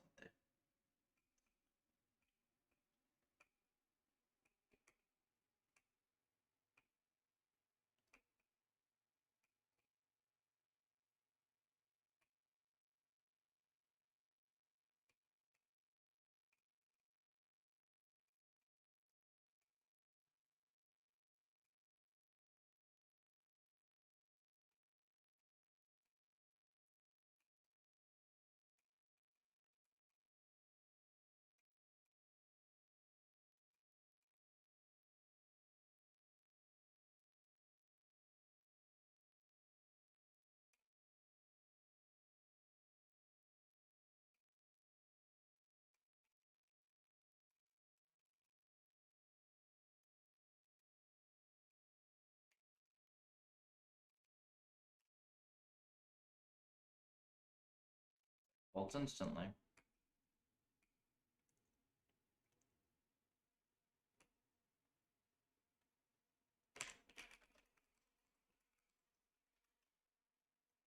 Interesting. Do you have a job or did you quit? I finished my PhD and then I started Puffer. Puffer's a private lab. This stuff is all open source, but we also run professional services. We build mostly high performance simulators for companies.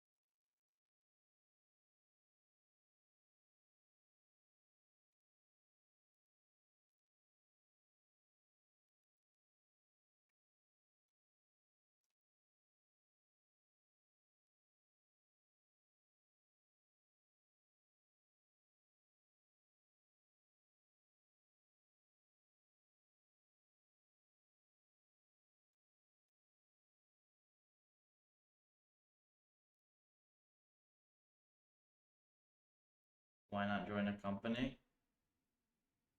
I'm building way cooler stuff here than I could at any possible company. I mean, I've devoted the last decade of my life to this, man. It's finally actually working. In the last couple of years, we've made everything 1,000 times faster. This update's going to be another 3x on top of that. Yeah, exactly. Pepe. I'm good. I do my own stuff.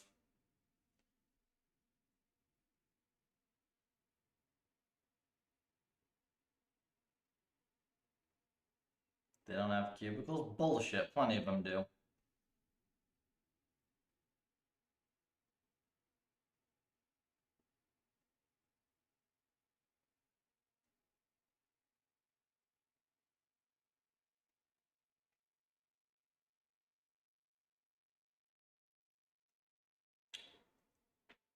I mean, you're catching me at the end of 7-hour stream. So if I'm a little unenthusiastic, it's because I've been fighting, debugging this thing all day.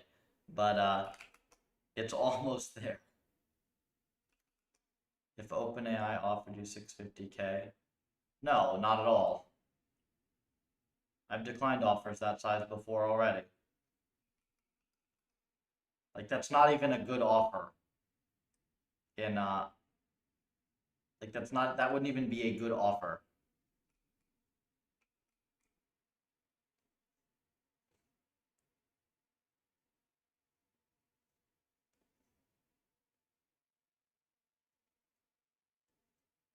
Particularly not given that OpenAI is one of the places that they actually expect you to do work.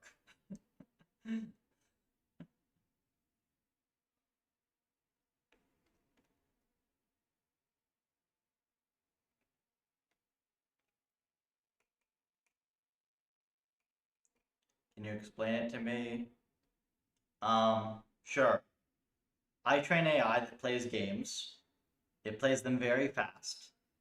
A lot of real world problems look like games.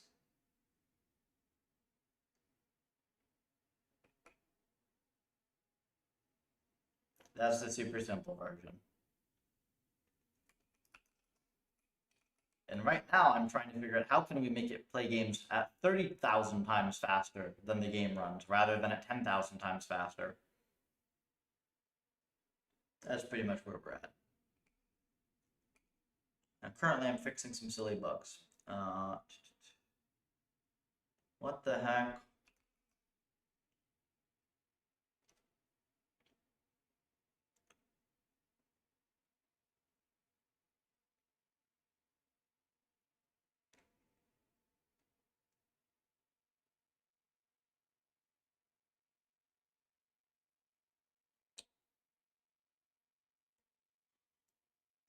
How does this thing set fault?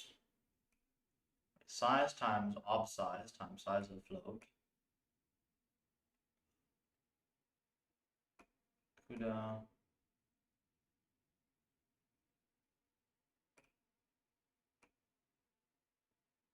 Wait. Use GPU. Copy.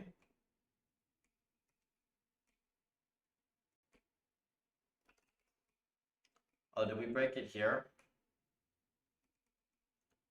Oh, maybe I break it here.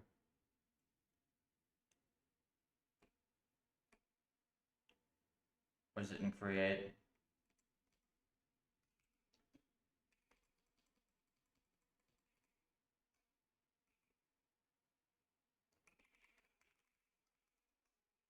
How will it help me in daily life? Things don't have to help you in your daily life directly to be useful. This goes into research and science and other industries, dude. It's not a consumer product.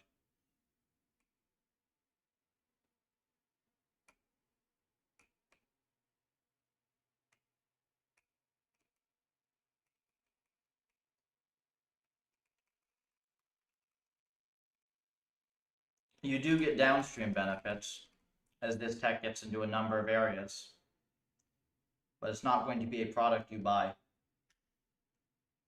Not directly.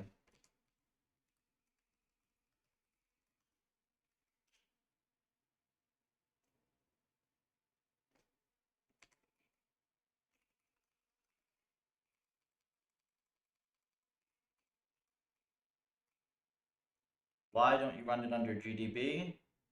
Because I'd have to run it under GDB through Python, which is a little bit annoying. I will do that if I have to. But I want to see.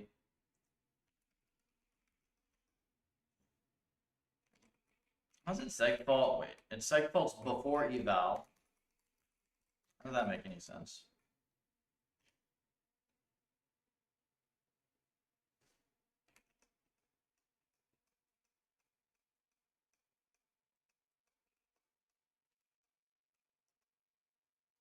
It's segfaults on receive. There we go, that's what I was looking for.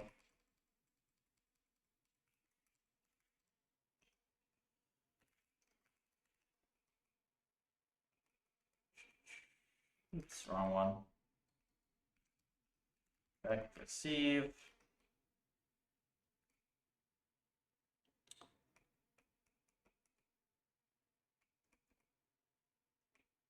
Well, that makes no sense because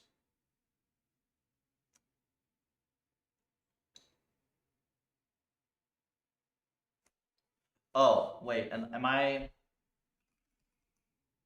hang on, I think I'm dumb.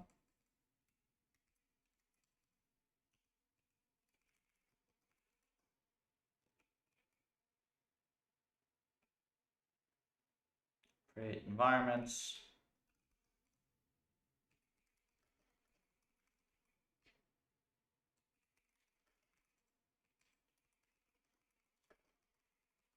Let's see if it's still segfaults. To sell the service. Yeah, so we build all this is open source, but companies that want us to build high perf simulators contract us to do so. I mean, the idea is you can look at our tech, you can look at everything else out there, and you can tell quite quickly that it will be way more cost effective to just hire us to help build your sims and get your RL working than to do it internally or try to hire somebody else.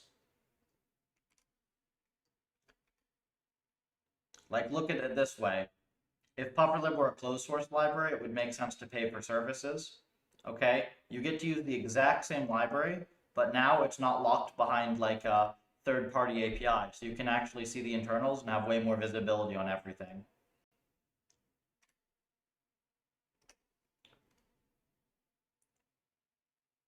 What kind of sectors, industries you got for this now? Some finance, one thing in commerce. We're looking at some game stuff next year. A little bit of defense stuff. We previously did some stuff in animation. It's like it's a pretty broad range of applications. Like the target domain is fiddly, unintuitive sims that are essentially optimization problems. Any trading firms in Czech? That is unbelievably specific. So no.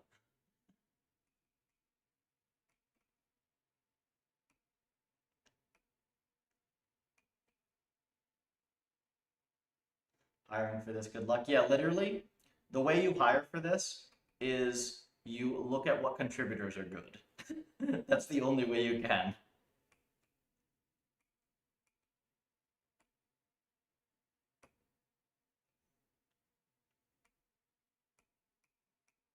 And this doesn't make any sense to me how this can possibly segfault, because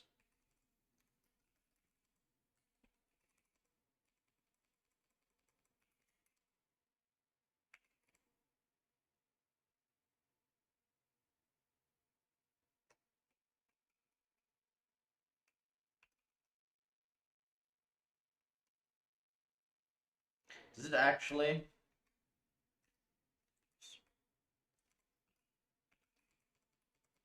I gotta go in a few minutes.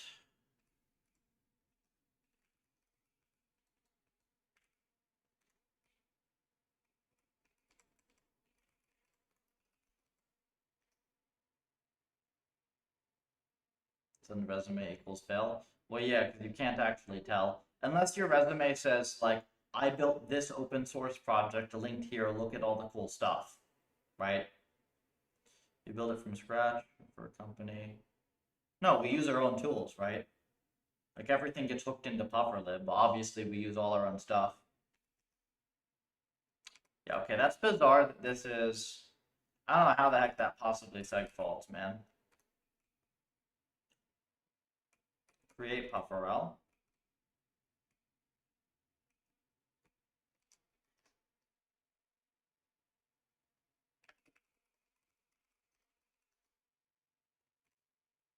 Just give the wrong object or some dumb thing.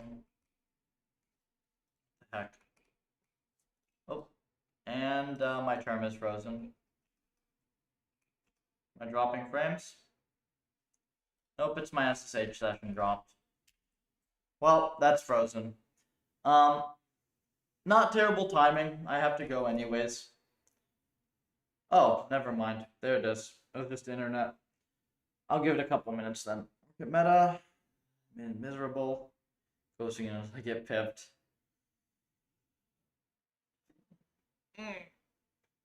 What should I do? Instead of coasting until you get pipped, you should probably like build skills and get a more interesting job somewhere else, right?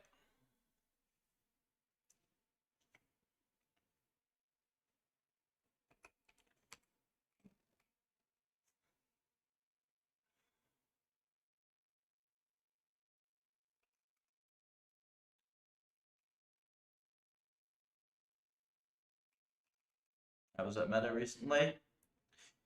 Yo, can you guys tell the Torch folks to like please stop making everything slow? That would be great. If you can get the word on over. Yo, guys, can you just like make your code faster, please? It's like I swear everything that I touch from Nvidia is fast, and then everything that I have from Meta that wraps it is slow.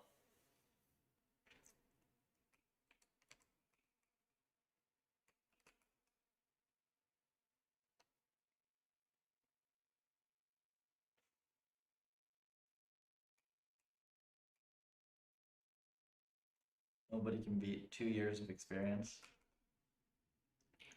I mean, you're looking at places that go off of years of experience.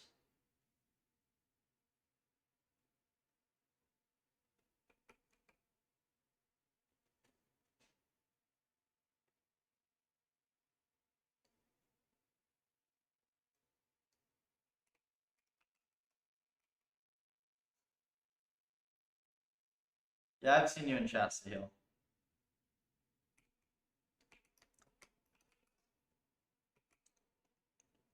How the heck can this possibly...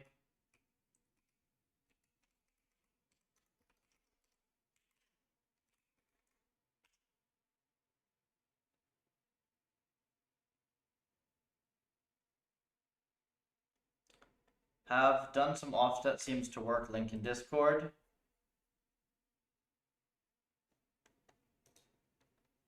Doop, doop. Well, wait, why did you just instantly PR the offset stuff? Like, shouldn't there be... Where's the graphs?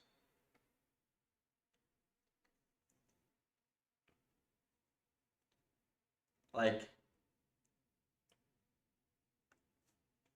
shouldn't this be policy? Like, shouldn't there be graphs of policy or something? Completion rate or whatever the metric is?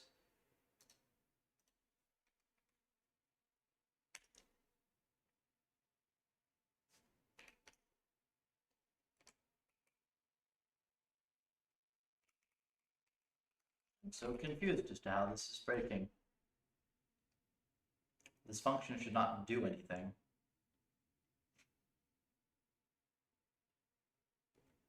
Been doing dev? Ah, okay. Oh, I see, the PR. My bad, I didn't see this, the head of it.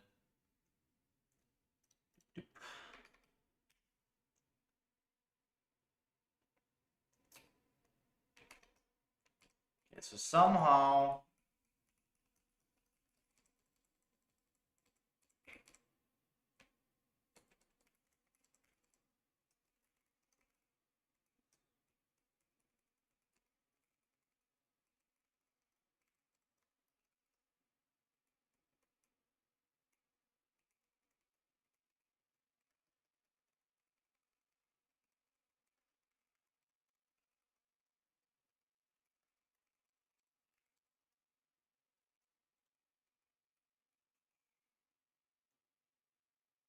Expected. Ah.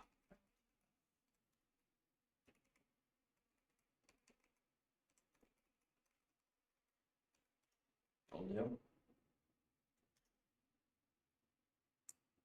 We've made great progress. Drones are fine with physically accurate parameters in a full 3D model. Very nice. New graph, solid. Okay, that sounds great. Yeah, that sounds great.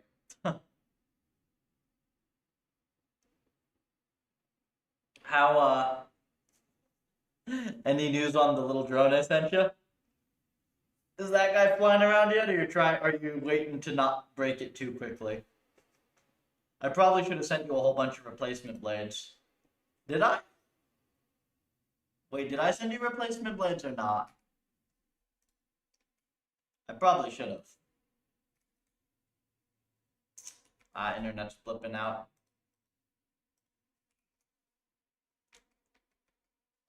Is it? What? Oh, wait, hang on. Back receive 0. I do not understand how this seg faults. Literally how? You did? Perfect. Hardware is good? Cool. I'm waiting for the RL drone, right?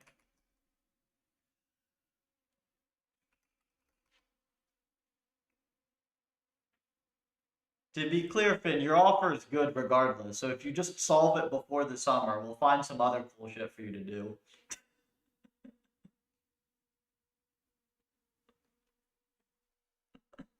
So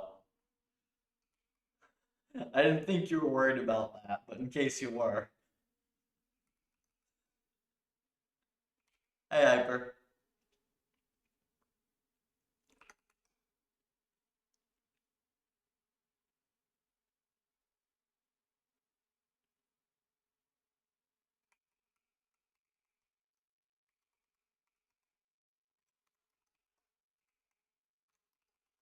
This is how I don't understand how on earth this is possibly seg faulting. Close to done, the policy should be flying. I would think so. Wait, seg fault? Oh, because this is none.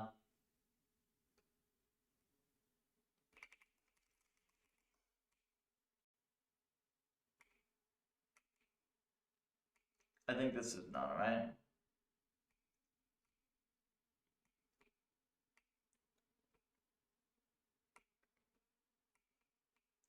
Wait, eh? No.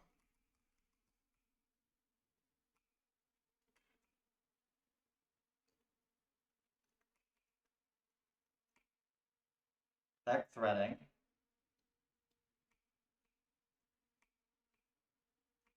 I'm so confused.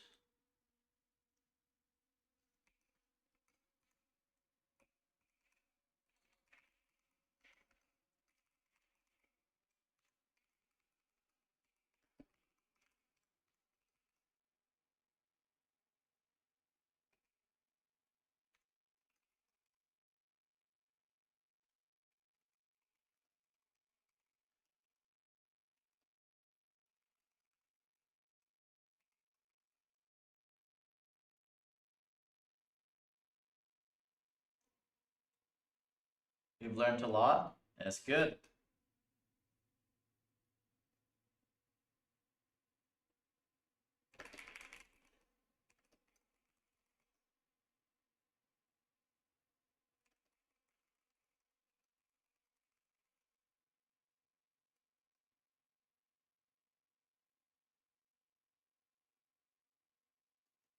Can somebody explain why on earth is this seg faulting here?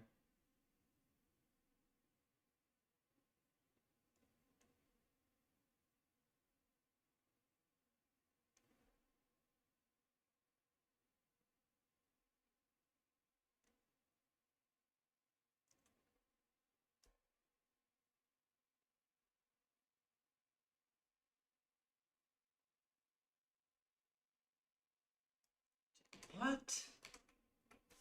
I know, it's weird, right? I don't understand how the heck this is... It's allocated, right? Is there some weird corruption? Because, like, look, it's not conditionally allocated.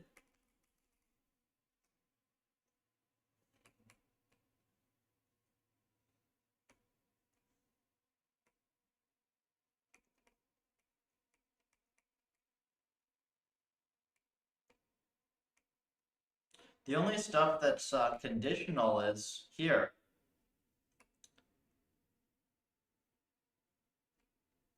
Did you return from the function? No, it doesn't. It doesn't get to the end of the function though, unless I'm dumb. Let me see.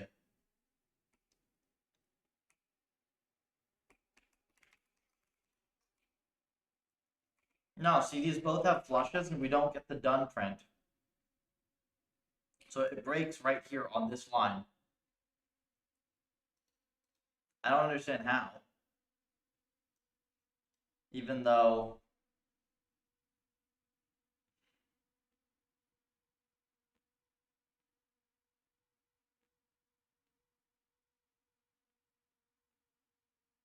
it doesn't make any sense.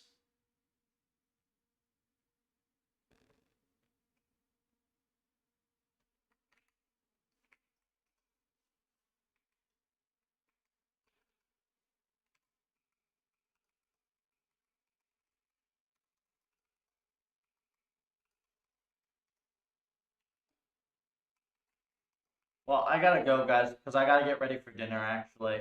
Um, I will see you all around. Thank you for tuning in. I should be streaming some tomorrow. We're pretty close to having this done. Speed's decent, numerics a little off. If you want to support my stuff for free, it's all on puffer.ai. Just feed the puffer a star. I don't know how many environments I have to make about puffers eating stars for people to do it, but it helps me out a ton. Join Discord if you want to get involved with the development of this. It's a lot easier to get into than you would think. If you've got a decent programming background, you're probably good. And other than that, you can follow me on X for more RL content. Thank you all. See you around.